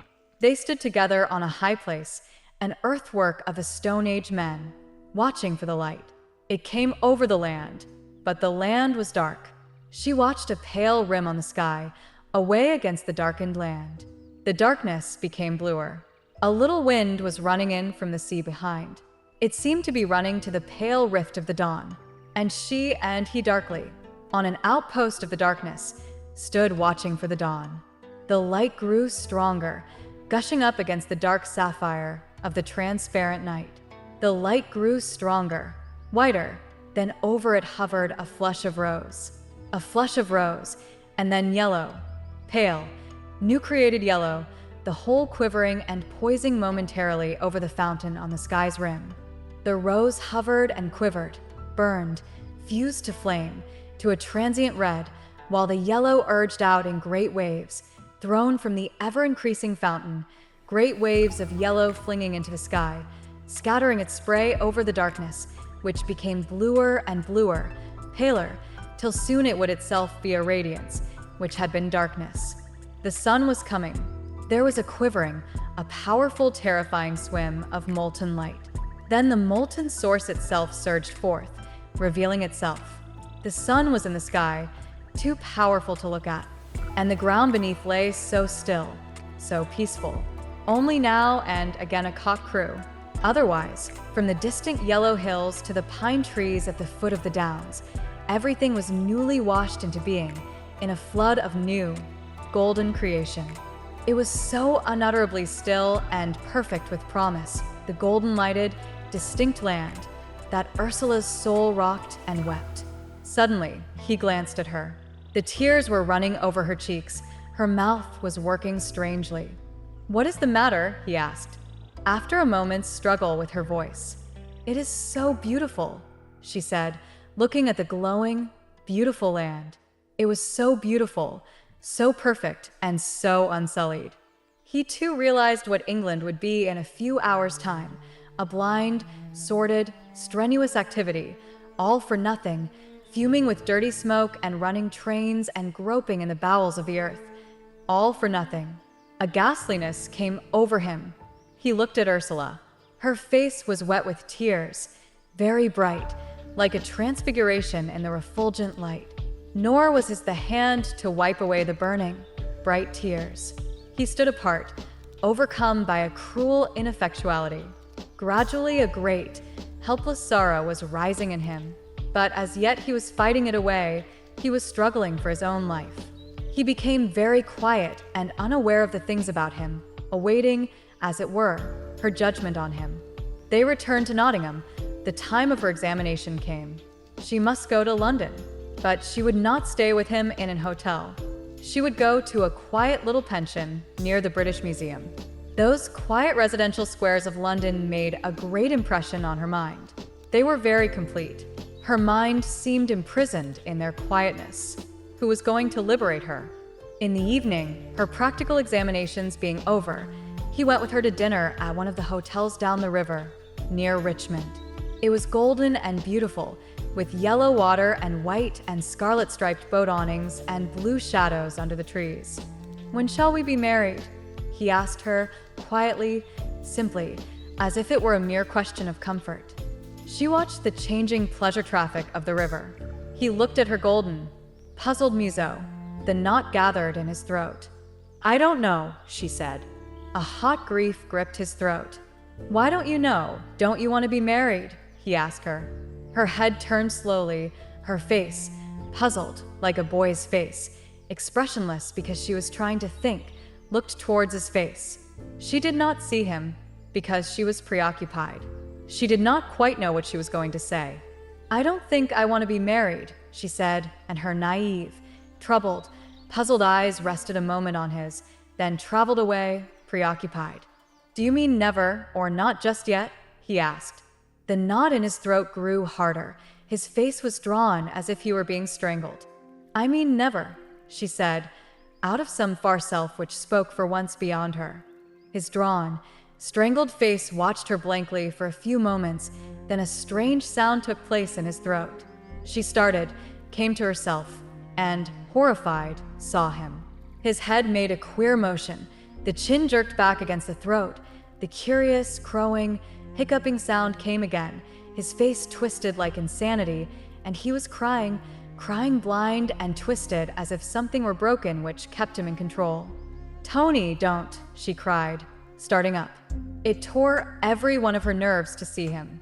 He made groping movements to get out of his chair, but he was crying uncontrollably, noiselessly, with his face twisted like a mask, contorted, and the tears running down the amazing grooves in his cheeks.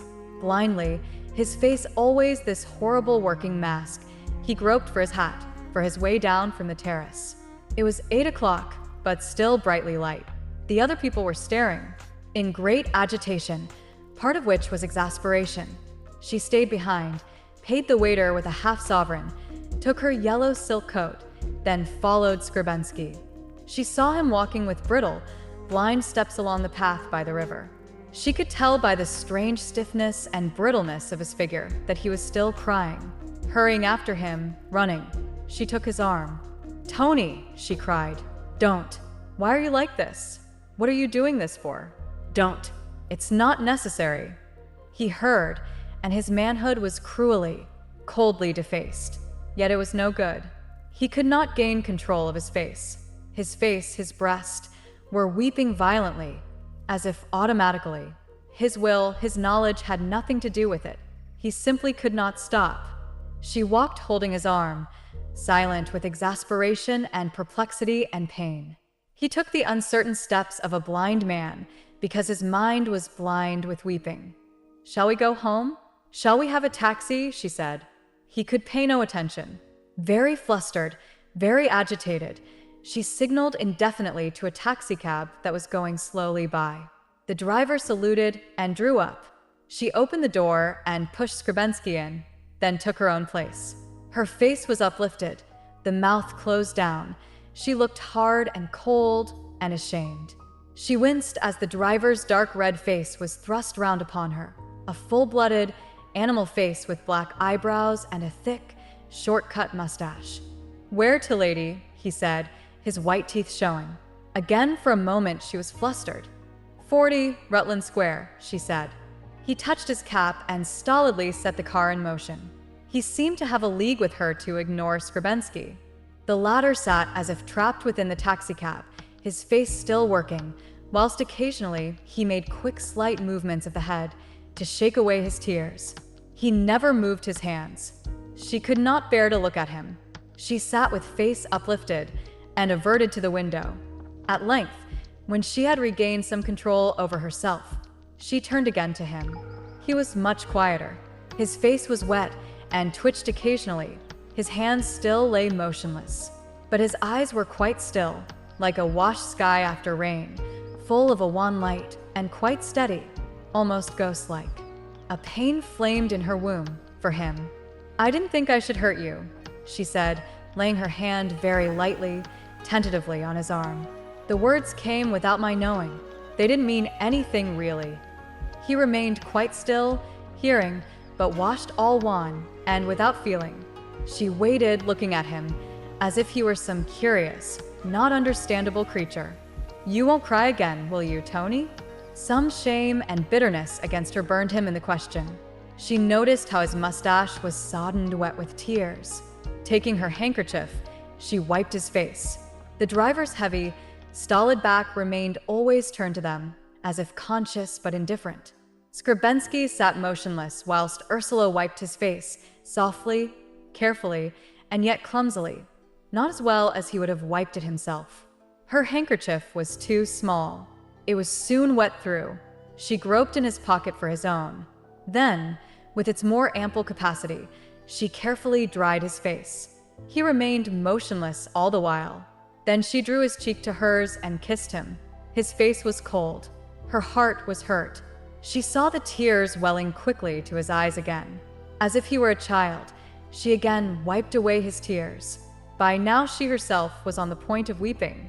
Her underlip was caught between her teeth. So she sat still, for fear of her own tears, sitting close by him, holding his hand warm and close and loving. Meanwhile the car ran on, and a soft, midsummer dusk began to gather. For a long while they sat motionless. Only now and again her hand closed more closely, lovingly, over his hand, then gradually relaxed. The dusk began to fall. 1 or 2 lights appeared. The driver drew up to light his lamps.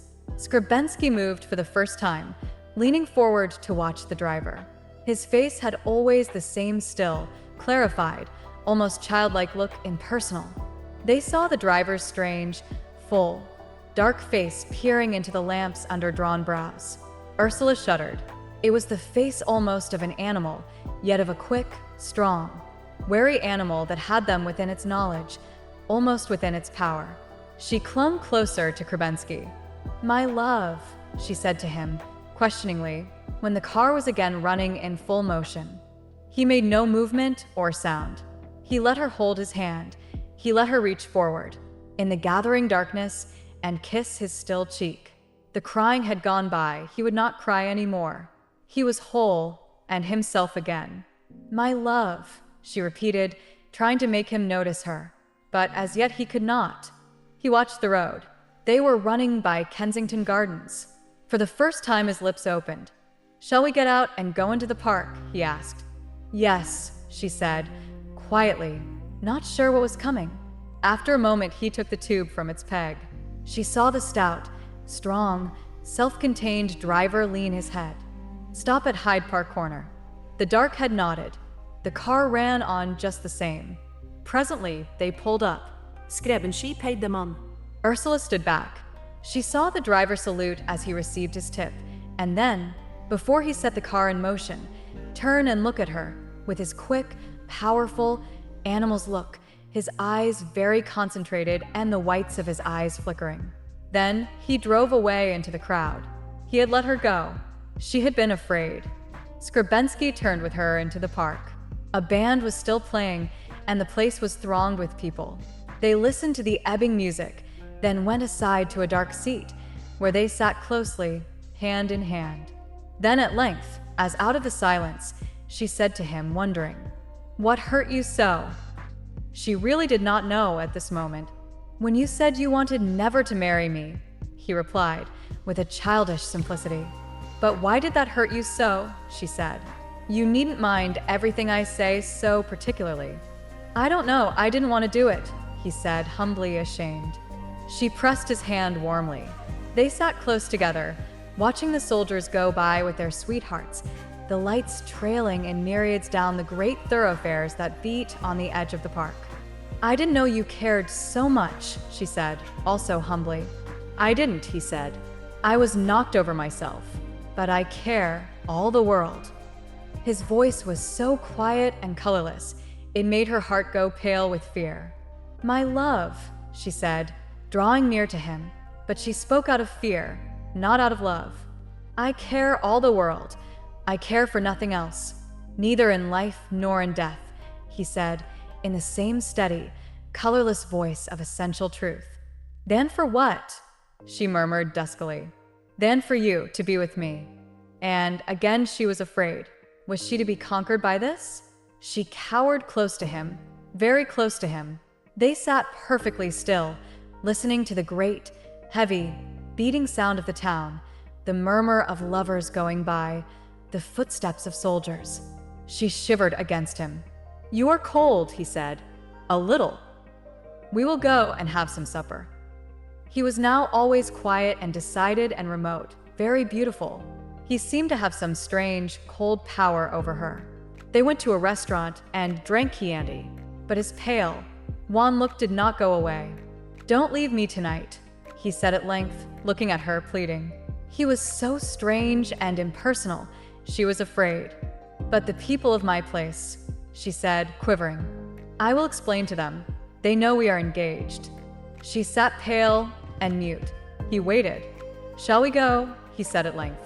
"Where?" "To an hotel." Her heart was hardened. Without answering, she rose to acquiesce.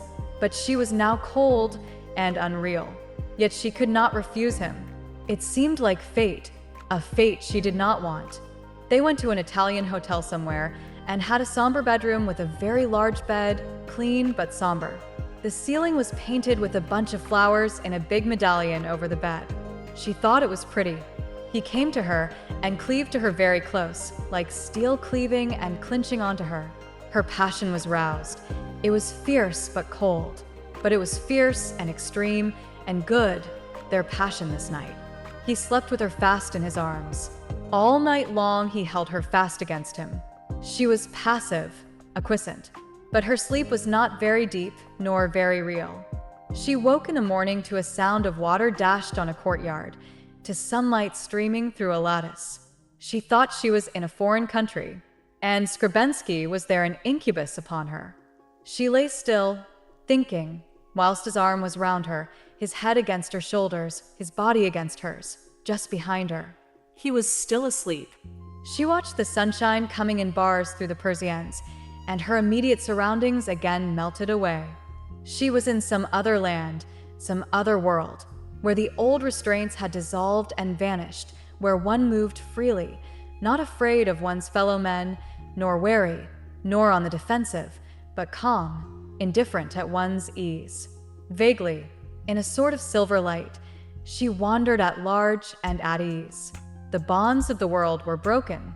This world of England had vanished away. She heard a voice in the yard below calling, "Oh, Giovan, oh, Giovan." And she knew she was in a new country, in a new life. It was very delicious to lie thus still, with one's soul wandering freely and simply in the silver light of some other, simpler, more finely natural world. But always there was a foreboding waiting to command her. She became more aware of Skrebensky. She knew he was waking up. She must modify her soul, depart from her further world, for him. She knew he was awake. He lay still, with a concrete stillness, not as when he slept. Then his arm tightened almost convulsively upon her, and he said, half timidly, "Did you sleep well?" "Very well." "So did I." There was a pause. "And do you love me?" he asked. She turned and looked at him searchingly. He seemed outside her. "I do," she said. But she said it out of complacency and a desire not to be harried. There was a curious breach of silence between them, which frightened him. They lay rather late, then he rang for breakfast. She wanted to be able to go straight downstairs and away from the place when she got up. She was happy in this room, but the thought of the publicity of the hall downstairs rather troubled her. A young Italian, a Sicilian, dark and slightly pockmarked, buttoned up in a sort of gray tunic, appeared with a tray. His face had an almost African imperturbability, impassive, incomprehensible. "One might be in Italy," Skrebensky said to him genially. A vacant look, almost like fear, came on the fellow's face. He did not understand. "This is like Italy," Skrebensky explained. The face of the Italian flashed with a non-comprehending smile. He finished setting out the tray and was gone. He did not understand. He would understand nothing. He disappeared from the door like a half-domesticated wild animal. It made Ursula shudder slightly, the quick, sharp-sighted, intent animality of the man.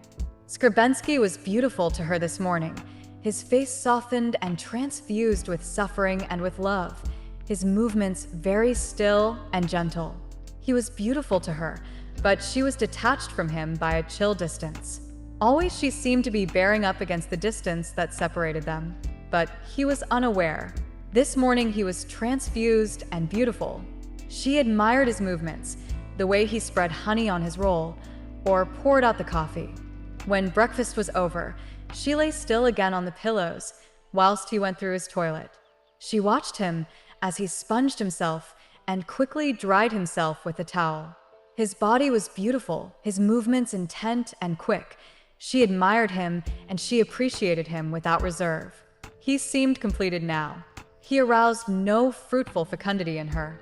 He seemed added up, finished. She knew him all round. Not on any side did he lead into the unknown. Poignant, almost passionate appreciation she felt for him, but none of the dreadful wonder, none of the rich fear, the connection with the unknown, or the reverence of love. He was, however, unaware this morning. His body was quiet and fulfilled, his veins complete with satisfaction. He was happy, finished. Again she went home, but this time he went with her. He wanted to stay by her. He wanted her to marry him. It was already July. In early September, he must sail for India. He could not bear to think of going alone. She must come with him. Nervously, he kept beside her. Her examination was finished. Her college career was over.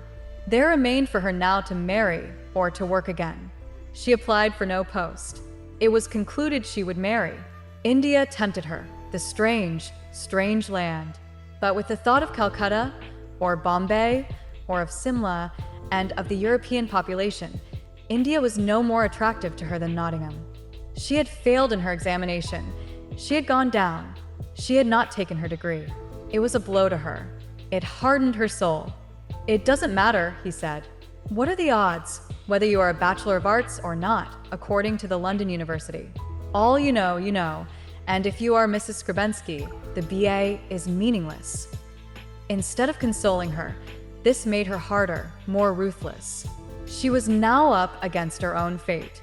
It was for her to choose between being Mrs. Skrbensky, even Baroness Skrbensky, wife of a lieutenant in the Royal Engineers, the sappers as he called them, living with the European population in India, or being Ursula Brangwen, spinster, schoolmistress.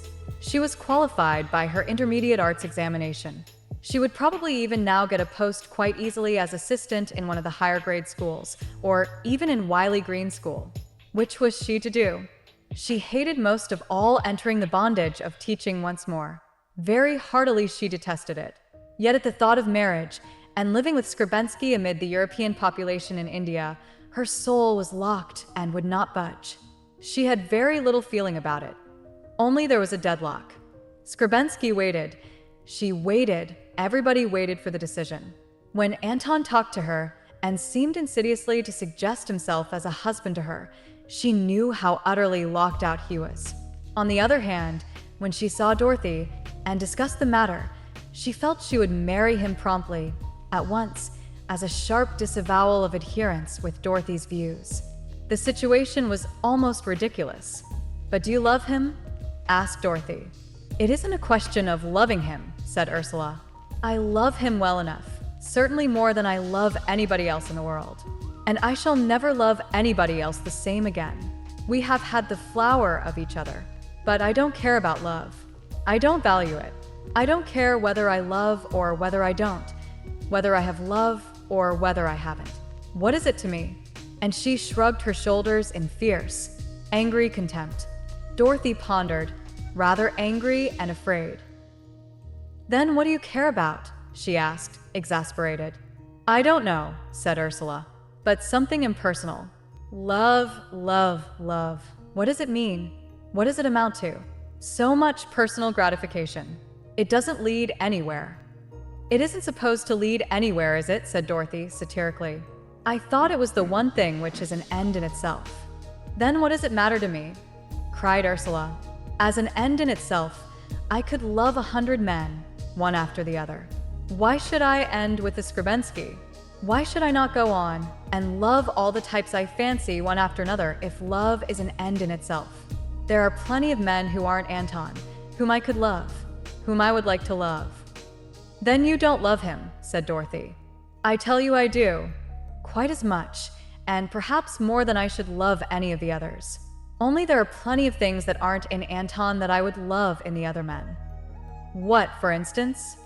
It doesn't matter, but a sort of strong understanding in some men, and then a dignity, a directness, something unquestioned that there is in working men, and then a jolly, reckless passionateness that you see, a man who could really let go. Dorothy could feel that Ursula was already hankering after something else, something that this man did not give her. The question is, what do you want? Propounded Dorothy.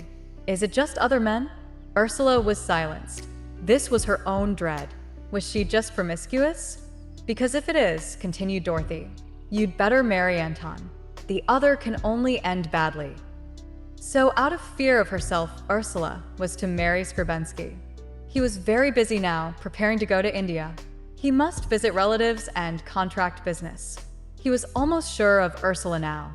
She seemed to have given in, and he seemed to become again an important, self-assured man.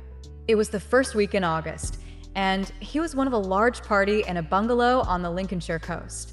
It was a tennis, golf, motorboat party given by his great-aunt, a lady of social pretensions. Ursula was invited to spend the week with the party.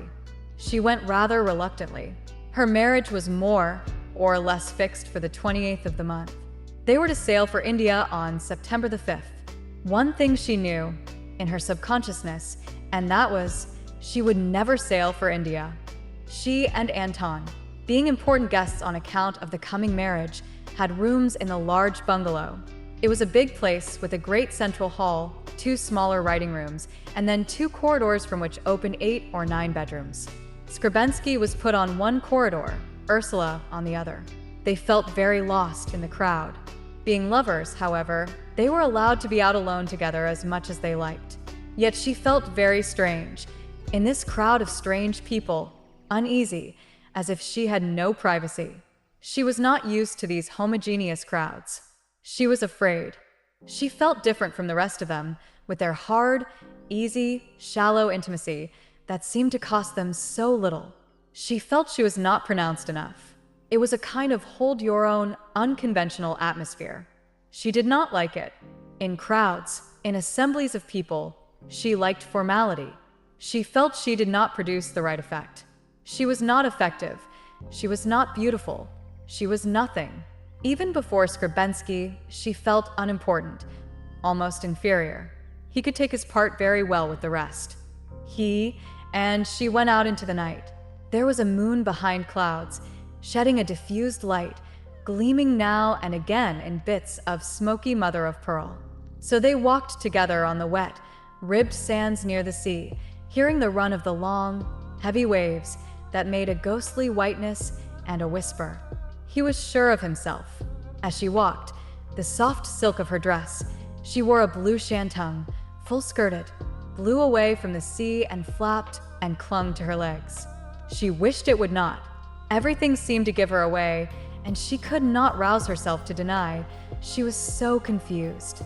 He would lead her away to a pocket in the sandhills, secret amid the gray thorn bushes and the gray, glassy grass. He held her close against him, felt all her firm, unutterably desirable mold of body through the fine fiber of the silk that fell about her limbs. The silk, slipping fierily on the hidden, yet revealed roundness and firmness of her body, her loins, seemed to run in him like fire, make his brain burn like brimstone. She liked it, the electric fire of the silk under his hands upon her limbs. The fire flew over her as he drew nearer and nearer to discovery. She vibrated like a jet of electric, firm fluid in response. Yet she did not feel beautiful. All the time, she felt she was not beautiful to him, only exciting. She let him take her, and he seemed mad with excited passion. But she, as she lay afterwards on the cold, soft sand, looking up at the blotted, faintly luminous sky, felt that she was as cold now as she had been before. Yet he, breathing heavily, seemed almost savagely satisfied.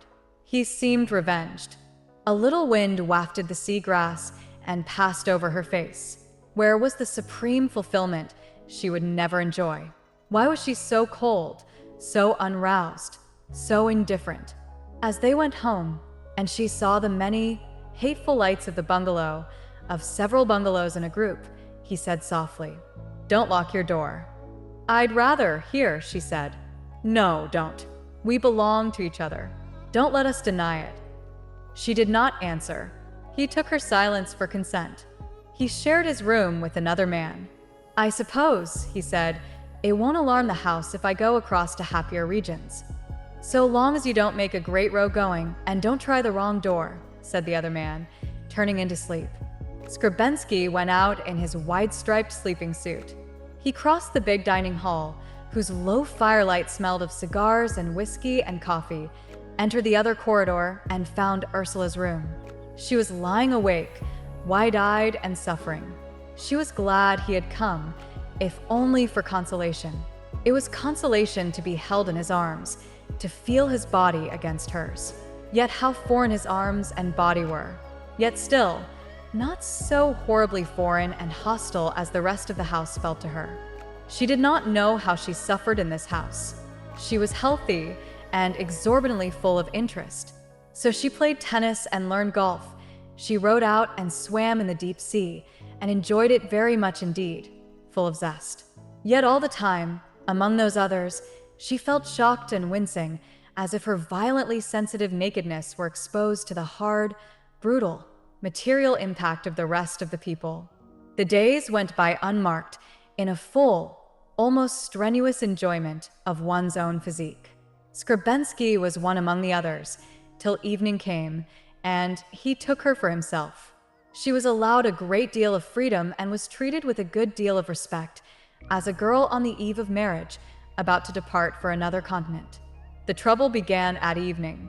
Then a yearning for something unknown came over her, a passion for something she knew not what. She would walk the foreshore alone after dusk, expecting something, as if she had gone to a rendezvous. The salt, bitter passion of the sea, its indifference to the earth, its swinging, definite motion, its strength, its attack, and its salt burning, seemed to provoke her to a pitch of madness, tantalizing her with vast suggestions of fulfillment. And then, for personification, would come Skrebensky, whom she knew, whom she was fond of, who was attractive, but whose soul could not contain her in its waves of strength, nor his breast compel her in burning, salty passion. One evening they went out after dinner, across the low golf links to the dunes and the sea. The sky had small, faint stars. All was still and faintly dark. They walked together in silence, then plowed, laboring, through the heavy loose sand of the gap between the dunes. They went in silence under the even, faint darkness, in the darker shadow of the sandhills. Suddenly, cresting the heavy, sandy pass, Ursula lifted her head and shrank back, momentarily frightened. There was a great whiteness confronting her. The moon was incandescent as a round furnace door, out of which came the high blast of moonlight over the seaward half of the world, a dazzling, terrifying glare of white light. They shrank back for a moment into shadow, uttering a cry. He felt his chest laid bare, where the secret was heavily hidden. He felt himself fusing down to nothingness, like a bead that rapidly disappears in an incandescent flame. "How wonderful!" cried Ursula, in low, calling tones. "How wonderful!" And she went forward, plunging into it. He followed behind. She too seemed to melt into the glare, towards the moon. The sands were as ground silver. The sea moved in solid brightness, coming towards them, and she went to meet the advance of the flashing, buoyant water. She gave her breast to the moon, her belly to the flashing, heaving water. He stood behind, encompassed, a shadow ever dissolving. She stood on the edge of the water, at the edge of the solid, flashing body of the sea, and the wave rushed over her feet. "I want to go," she cried, in a strong, dominant voice. "I want to go." He saw the moonlight on her face, so she was like metal. He heard her ringing, metallic voice, like the voice of a harpy to him. She prowled, ranging on the edge of the water like a possessed creature, and he followed her. He saw the froth of the wave followed by the hard, bright water swirl over her feet and her ankles. She swung out her arms to balance. He expected every moment to see her walk into the sea, dressed as she was, and be carried swimming out. But she turned, she walked to him. "I want to go," she cried again, in the high, hard voice, like the scream of gulls. "Where?" he asked. "I don't know." And she seized hold of his arm, held him fast, as if captive, and walked him a little way by the edge of the dazzling, dazing water. Then there, in the great flare of light, she clinched hold of him, hard, as if suddenly she had the strength of destruction. She fastened her arms round him and tightened him in her grip, whilst her mouth sought his in a hard, rending, ever-increasing kiss, till his body was powerless in her grip. His heart melted in fear from the fierce, beaked harpy's kiss. The water washed again over their feet, but she took no notice. She seemed unaware. She seemed to be pressing in her beaked mouth till she had the heart of him. Then, at last, she drew away and looked at him. He knew what she wanted. He took her by the hand and led her across the foreshore, back to the sandhills. She went silently. He felt as if the ordeal of proof was upon him, for life or death. He led her to a dark hollow. "No, here," she said, going out to the slope full under the moonshine. She lay motionless, with wide-open eyes looking at the moon. He came direct to her, without preliminaries. She held him pinned down at the chest, awful. The fight, the struggle for consummation was terrible. It lasted till it was agony to his soul, till he succumbed, till he gave way as if dead, lay with his face buried, partly in her hair, partly in the sand, motionless, as if he would be motionless now forever, hidden away in the dark, buried, only buried. He only wanted to be buried in the goodly darkness, only that and no more. He seemed to swoon. It was a long time before he came to himself. He was aware of an unusual motion of her breast. He looked up. Her face lay like an image in the moonlight, the eyes wide open, rigid. But out of the eyes, slowly, there rolled a tear that glittered in the moonlight as it ran down her cheek. He felt as if the knife were being pushed into his already dead body. With head strained back, he watched, drawn tense, for some minutes, watched the unaltering, rigid face like metal in the moonlight, the fixed, unseeing eye, in which slowly the water gathered, shook with glittering moonlight, then surcharged, brimmed over and ran trickling, a tear with its burden of moonlight, into the darkness, to fall in the sand. He drew gradually away as if afraid, drew away. She did not move. He glanced at her. She lay the same. Could he break away? He turned, saw the open foreshore, clear in front of him, and he plunged away, on and on, ever farther from the horrible figure that lay stretched in the moonlight on the sands with the tears gathering and traveling on the motionless, eternal face. He felt, if ever he must see her again, his bones must be broken, his body crushed, obliterated forever. And as yet, he had the love of his own living body. He wandered on a long, long way, till his brain drew dark and he was unconscious with weariness. Then he curled in the deepest darkness he could find, under the seagrass, and lay there without consciousness. She broke from her tense cramp of agony gradually, though each movement was a goad of heavy pain. Gradually, she lifted her dead body from the sands and rose at last. There was now no moon for her, no sea. All had passed away. She trailed her dead body to the house, to her room, where she lay down inert. Morning brought her a new access of superficial life, but all within her was cold, dead, inert. Skrebensky appeared at breakfast. He was white and obliterated. They did not look at each other nor speak to each other. Apart from the ordinary, trivial talk of civil people, they were separate. They did not speak of what was between them during the remaining 2 days of their stay. They were like two dead people who dare not recognize, dare not see each other. Then she packed her bag and put on her things. There were several guests leaving together for the same train. He would have no opportunity to speak to her. He tapped at her bedroom door at the last minute. She stood with her umbrella in her hand. He closed the door. He did not know what to say. "Have you done with me?" he asked her at length, lifting his head. "It isn't me," she said. "You have done with me. We have done with each other." He looked at her, at the closed face, which he thought so cruel, and he knew he could never touch her again. His will was broken. He was seared, but he clung to the life of his body. "Well, what have I done?" he asked in a rather querulous voice. "I don't know," she said, in the same dull, feelingless voice. "It is finished. It had been a failure." He was silent. The words still burned his bowels. "Is it my fault?" he said, looking up at length, challenging the last stroke.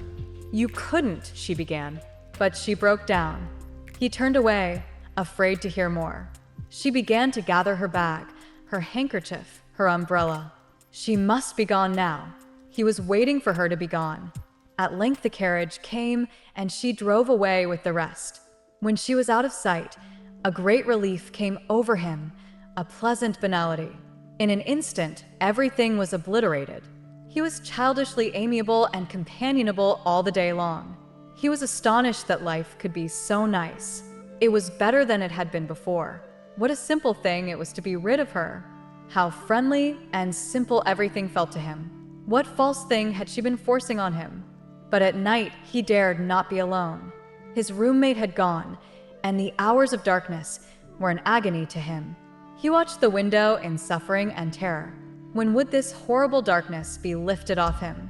Setting all his nerves, he endured it. He went to sleep with the dawn. He never thought of her. Only his terror of the hours of night grew on him, obsessed him like a mania. He slept fitfully, with constant wakings of anguish. The fear wore away the core of him. His plan was to sit up very late, drink in company until 1 or 1:30 in the morning. Then he would get 3 hours of sleep, of oblivion. It was light by 5 o'clock, but he was shocked almost to madness if he opened his eyes on the darkness.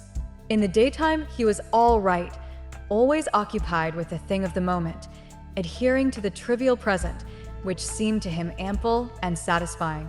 No matter how little and futile his occupations were, he gave himself to them entirely and felt normal and fulfilled. He was always active, cheerful, gay, charming, trivial. Only he dreaded the darkness and silence of his own bedroom, when the darkness should challenge him upon his own soul.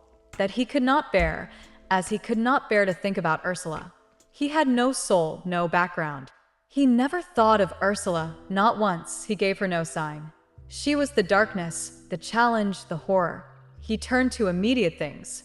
He wanted to marry quickly, to screen himself from the darkness, the challenge of his own soul.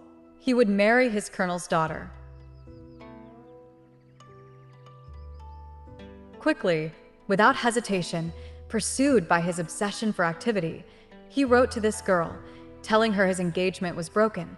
It had been a temporary infatuation which he less than anyone else could understand. Now it was over, and could he see his very dear friend soon? He would not be happy till he had an answer. He received a rather surprised reply from the girl, but she would be glad to see him. She was living with her aunt.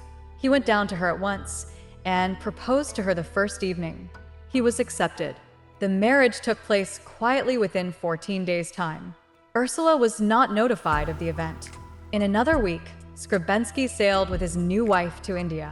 16. The Rainbow. Ursula went home to Beldover faint, dim, closed up. She could scarcely speak or notice. It was as if her energy were frozen. Her people asked her what was the matter. She told them she had broken off the engagement with Skrebensky. They looked blank and angry, but she could not feel any more. The weeks crawled by in apathy. He would have sailed for India now. She was scarcely interested. She was inert, without strength or interest. Suddenly a shock ran through her, so violent that she thought she was struck down. Was she with child? She had been so stricken under the pain of herself and of him. This had never occurred to her. Now, like a flame, it took hold of her limbs and body. Was she with child? In the first flaming hours of wonder, she did not know what she felt. She was as if tied to the stake. The flames were licking her and devouring her. But the flames were also good. They seemed to wear her away to rest. What she felt in her heart and her womb she did not know. It was a kind of swoon. Then gradually the heaviness of her heart pressed and pressed into consciousness. What was she doing? Was she bearing a child? Bearing a child? To what? Her flesh thrilled, but her soul was sick. It seemed, this child, like the seal set on her own nullity. Yet she was glad in her flesh that she was with child. She began to think that she would write to Skrebensky, that she would go out to him and marry him and live simply as a good wife to him. What did the self, the form of life, matter? Only the living from day to day mattered, the beloved existence in the body, rich, peaceful, complete, with no beyond, no further trouble, no further complication. She had been wrong. She had been arrogant and wicked, wanting that other thing, that fantastic freedom, that illusory, conceited fulfillment which she had imagined she could not have with Skrebensky. Who was she to be wanting some fantastic fulfillment in her life? Was it not enough that she had her man, her children, her place of shelter under the sun? Was it not enough for her, as it had been enough for her mother? She would marry and love her husband and fill her place simply. That was the ideal. Suddenly, she saw her mother in a just and true light. Her mother was simple and radically true. She had taken the life that was given. She had not, in her arrogant conceit, insisted on creating life to fit herself. Her mother was right, profoundly right, and she herself had been false, trashy, conceited. A great mood of humility came over her, and in this humility a bondaged sort of peace. She gave her limbs to the bondage. She loved the bondage. She called it peace. In this state, she sat down to write to Skrebensky. Since you left me, I have suffered a great deal, and so have come to myself. I cannot tell you the remorse I feel for my wicked, perverse behavior. It was given to me to love you, and to know your love for me. But instead of thankfully on my knees, taking what God had given me, I must have the moon in my keeping. I must insist on having the moon for my own. Because I could not have it, everything else must go. I do not know if you can ever forgive me. I could die with shame to think of my behavior with you during our last times, and I don't know if I could ever bear to look you in the face again. Truly the best thing would be for me to die and cover my fantasies forever. But I find I am with child, so that cannot be. It is your child, and for that reason I must revere it and submit my body entirely to its welfare, entertaining no thought of death, which once more is largely conceit. Therefore, because you once loved me and because this child is your child, I ask you to have me back. If you will cable me one word, I will come to you as soon as I can. I swear to you to be a dutiful wife and to serve you in all things. For now I only hate myself and my own conceited foolishness. I love you. I love the thought of you. You were natural and decent all through, whilst I was so false. Once I am with you again, I shall ask no more than to rest in your shelter all my life. This letter she wrote, sentence by sentence, as if from her deepest, sincerest heart. She felt that now, she was at the depths of herself. This was her true self forever. With this document, she would appear before God at the judgment day. For what had a woman but to submit? What was her flesh but for childbearing, her strength for her children and her husband, the giver of life? At last she was a woman. She posted her letter to his club, to be forwarded to him in Calcutta. He would receive it soon after his arrival in India, within 3 weeks of his arrival there. In a month's time, she would receive word from him. Then she would go. She was quite sure of him. She thought only of preparing her garments and of living quietly, peacefully, till the time when she should join him again and her history would be concluded forever. The peace held like an unnatural calm for a long time. She was aware, however, of a gathering restiveness, a tumult impending within her. She tried to run away from it. She wished she could hear from Skrebensky in answer to her letter, so that her course should be resolved, she should be engaged in fulfilling her fate. It was this inactivity which made her liable to the revulsion she dreaded. It was curious how little she cared about his not having written to her before. It was enough that she had sent her letter. She would get the required answer, that was all. One afternoon in early October, feeling the seething rising to madness within her, she slipped out in the rain to walk abroad, lest the house should suffocate her. Everywhere was drenched wet and deserted. The grimed houses glowed dull red. The but houses burned scarlet in a gleam of light, under the glistening, blackish purple slates. Ursula went on towards Wiley Green. She lifted her face and walked swiftly, seeing the passage of light across the shallow valley, seeing the colliery and its clouds of steam for a moment visionary in dim brilliance, away in the chaos of rain. Then the veils closed again. She was glad of the rain's privacy and intimacy. Making on towards the wood, she saw the pale gleam of wily water through the cloud below.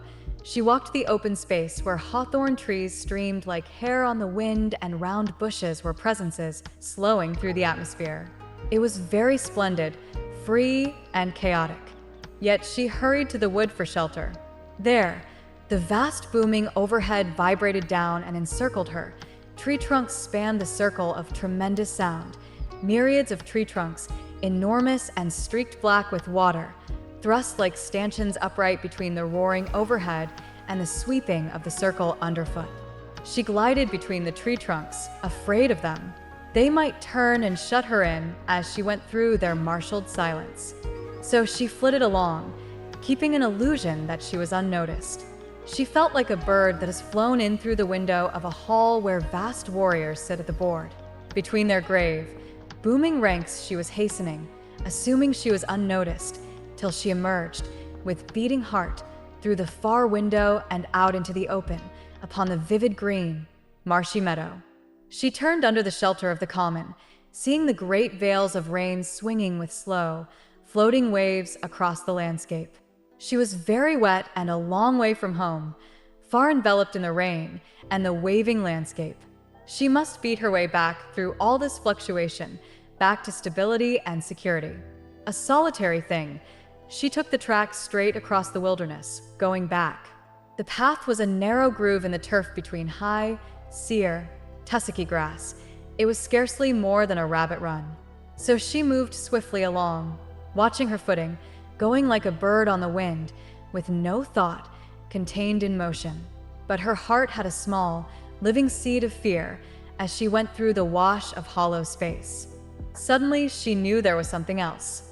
Some horses were looming in the rain, not near yet, but they were going to be near. She continued her path, inevitably. They were horses in the lee of a clump of trees beyond, above her.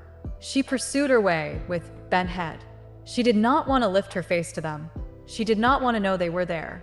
She went on in the wild track. She knew the heaviness on her heart. It was the weight of the horses. But she would circumvent them. She would bear the weight steadily, and so escape. She would go straight on and be gone by. Suddenly the weight deepened, and her heart grew tense to bear it. Her breathing was labored, but this weight also she could bear. She knew without looking that the horses were moving nearer. What were they? She felt the thud of their heavy hoofs on the ground. What was it that was drawing near her? What weight oppressing her heart? She did not know. She did not look. Yet now her way was cut off. They were blocking her back. She knew they had gathered on a log bridge over the sedgy dike, a dark, heavy, powerfully heavy knot. Yet her feet went on and on. They would burst before her. They would burst before her. Her feet went on, and tense, and more tense became her nerves and her veins. They ran hot, they ran white hot. They must fuse, and she must die. But the horses had burst before her. In a sort of lightning of knowledge their movement traveled through her, the quiver and strain and thrust of their powerful flanks, as they burst before her and drew on, beyond. She knew they had not gone. She knew they awaited her still. But she went on over the log bridge that their hoofs had churned and drummed. She went on, knowing things about them.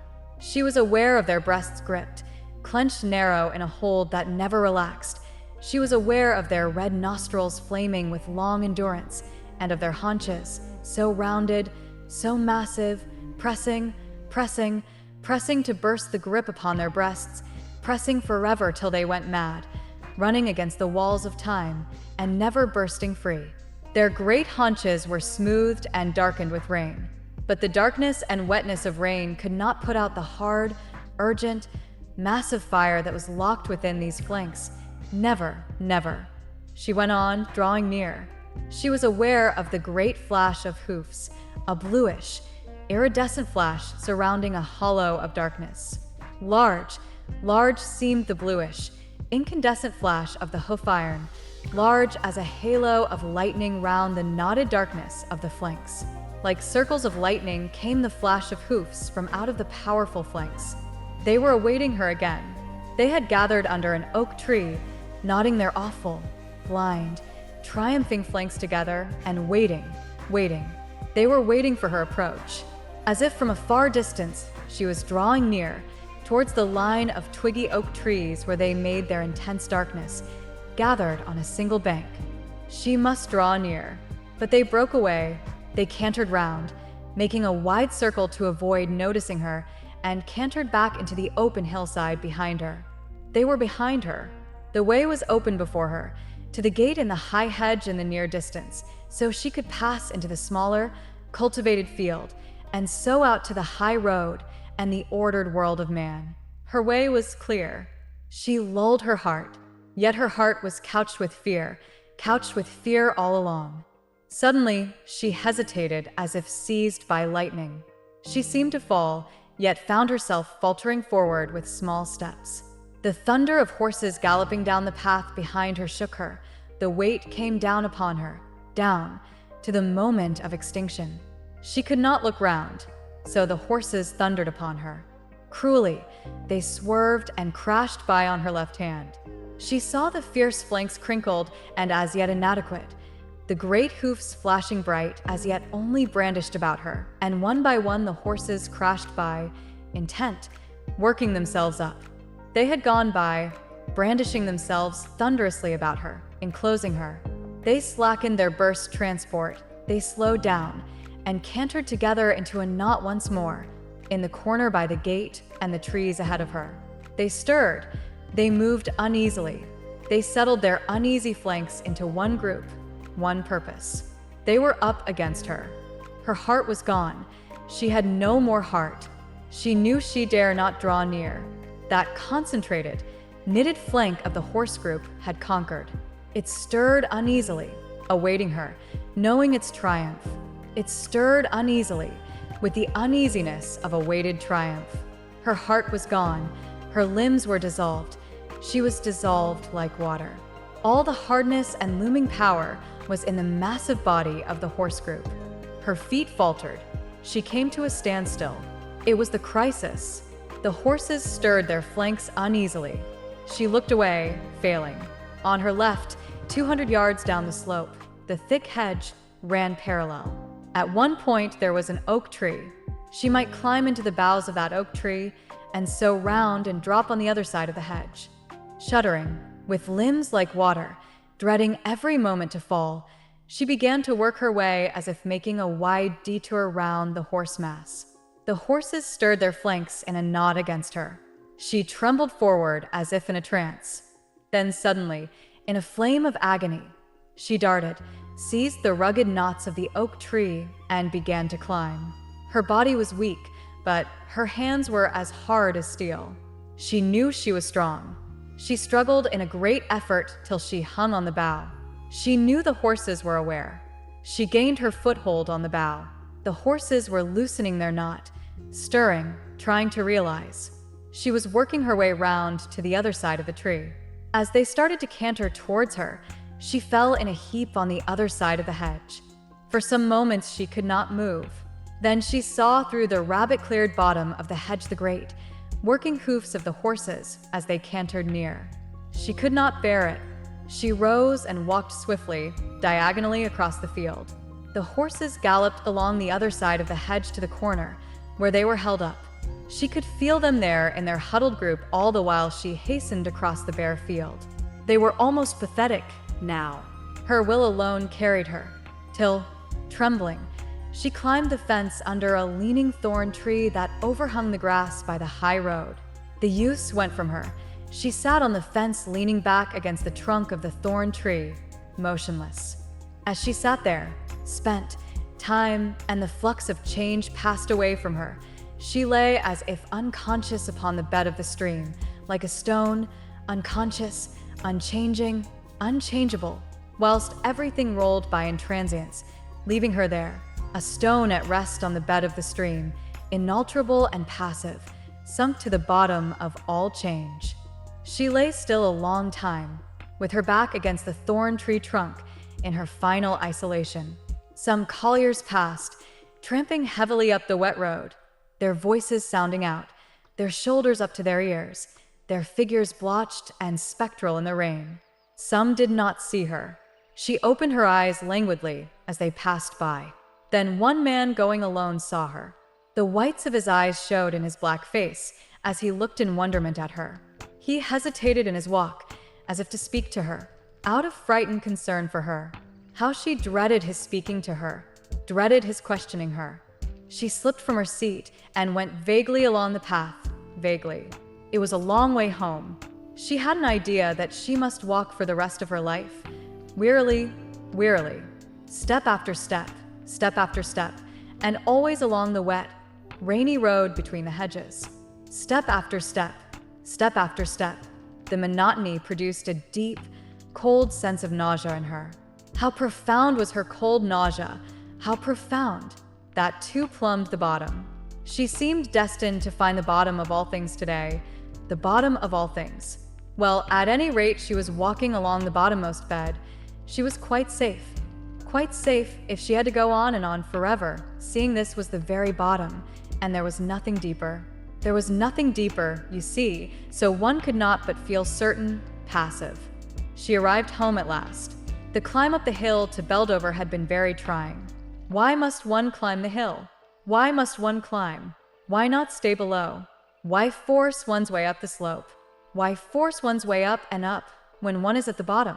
Oh, it was very trying, very wearying, very burdensome. Always burdens, always burdens. Still, she must get to the top and go home to bed. She must go to bed. She got in and went upstairs in the dusk without its being noticed. She was in such a sodden condition. She was too tired to go downstairs again. She got into bed and lay shuddering with cold, yet too apathetic to get up or call for relief. Then gradually she became more ill. She was very ill for a fortnight, delirious, shaken and racked. But always, amid the ache of delirium, she had a dull firmness of being, a sense of permanency. She was in some way like the stone at the bottom of the river, inviolable and unalterable, no matter what storm raged in her body. Her soul lay still and permanent, full of pain, but itself forever. Under all her illness persisted a deep, inalterable knowledge. She knew, and she cared no more. Throughout her illness, distorted into vague forms, persisted the question of herself and Skrebensky, like a gnawing ache that was still superficial and did not touch her isolated, impregnable core of reality. But the corrosion of him burned in her till it burned itself out. Must she belong to him? Must she adhere to him? Something compelled her, and yet it was not real. Always the ache of unreality, of her belonging to Skrebensky.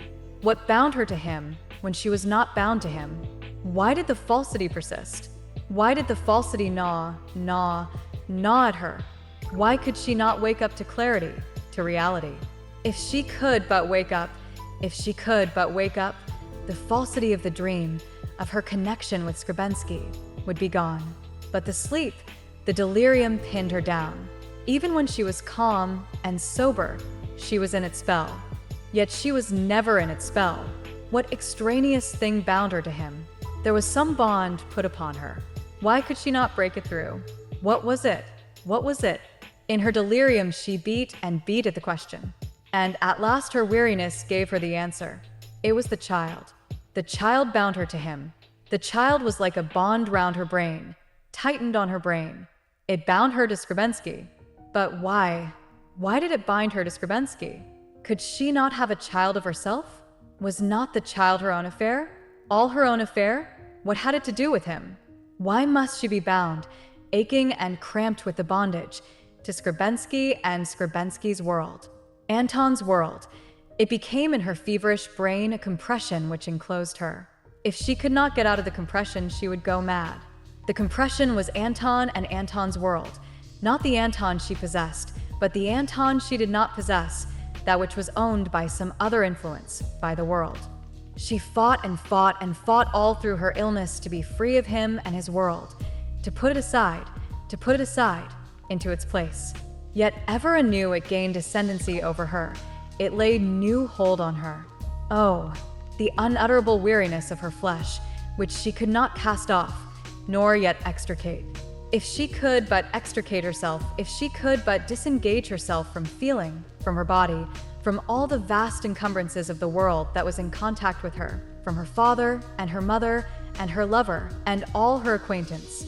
Repeatedly, in an ache of utter weariness, she repeated, "I have no father nor mother nor lover. I have no allocated place in the world of things. I do not belong to Beldover nor to Nottingham, nor to England nor to this world. They none of them exist. I am trammeled and entangled in them, but they are all unreal. I must break out of it, like a nut from its shell, which is an unreality." And again, to her feverish brain, came the vivid reality of acorns in February lying on the floor of a wood with their shells burst and discarded, and the kernel issued naked to put itself forth. She was the naked, clear kernel thrusting forth the clear, powerful shoot, and the world was a bygone winter, discarded, her mother and father and Anton and college and all her friends, all cast off like a year that has gone by, whilst the kernel was free and naked and striving to take new root, to create a new knowledge of eternity in the flux of time. And the kernel was the only reality. The rest was cast off into oblivion. This grew and grew upon her. When she opened her eyes in the afternoon and saw the window of her room and the faint, smoky landscape beyond, this was all husk and shell lying by, all husk and shell. She could see nothing else. She was enclosed still, but loosely enclosed. There was a space between her and the shell. It was burst, there was a rift in it. Soon she would have her root fixed in a new day. Her nakedness would take itself the bed of a new sky and a new air. This old, decaying, fibrous husk would be gone. Gradually she began really to sleep. She slept in the confidence of her new reality. She slept breathing with her soul the new air of a new world. The peace was very deep and enriching. She had her root in new ground. She was gradually absorbed into growth. When she woke at last, it seemed as if a new day had come on the earth. How long had she fought through the dust and obscurity for this new dawn? How frail and fine and clear she felt, like the most fragile flower that opens in the end of winter. But the pole of night was turned, and the dawn was coming in. Very far off was her old experience, Skrebensky, her parting with him, very far off. Some things were real, those first glamorous weeks. Before, these had seemed like hallucination. Now, they seemed like common reality. The rest was unreal. She knew that Skrebensky had never become finally real. In the weeks of passionate ecstasy, he had been with her in her desire. She had created him for the time being. But in the end, he had failed and broken down. Strange, what a void separated him and her. She liked him now, as she liked a memory, some bygone self. He was something of the past, finite. He was that which is known. She felt a poignant affection for him, as for that which is past. But when she looked with her face forward, he was not.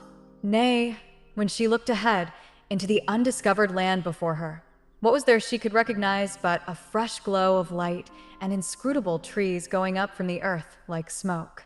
It was the unknown, the unexplored, the undiscovered upon whose shore she had landed, alone, after crossing the void, the darkness which washed the new world and the old. There would be no child. She was glad. If there had been a child, it would have made little difference, however. She would have kept the child and herself. She would not have gone to Skrebensky. Anton belonged to the past. There came the cablegram from Skrebensky. "I am married." An old pain and anger and contempt stirred in her. Did he belong so utterly to the cast-off past? She repudiated him. He was as he was. It was good that he was as he was. Who was she to have a man according to her own desire? It was not for her to create, but to recognize a man created by God. The man should come from the infinite, and she should hail him. She was glad she could not create her man. She was glad she had nothing to do with his creation. She was glad that this lay within the scope of that vaster power in which she rested at last. The man would come out of eternity, to which she herself belonged. As she grew better, she sat to watch a new creation. As she sat at her window, she saw the people go by in the street below, colliers, women, children, walking each in the husk of an old fruition, but visible through the husk, the swelling and the heaving contour of the new germination. In the still, silenced forms of the colliers, she saw a sort of suspense, a waiting in pain for the new liberation. She saw the same in the false, hard confidence of the women. The confidence of the women was brittle.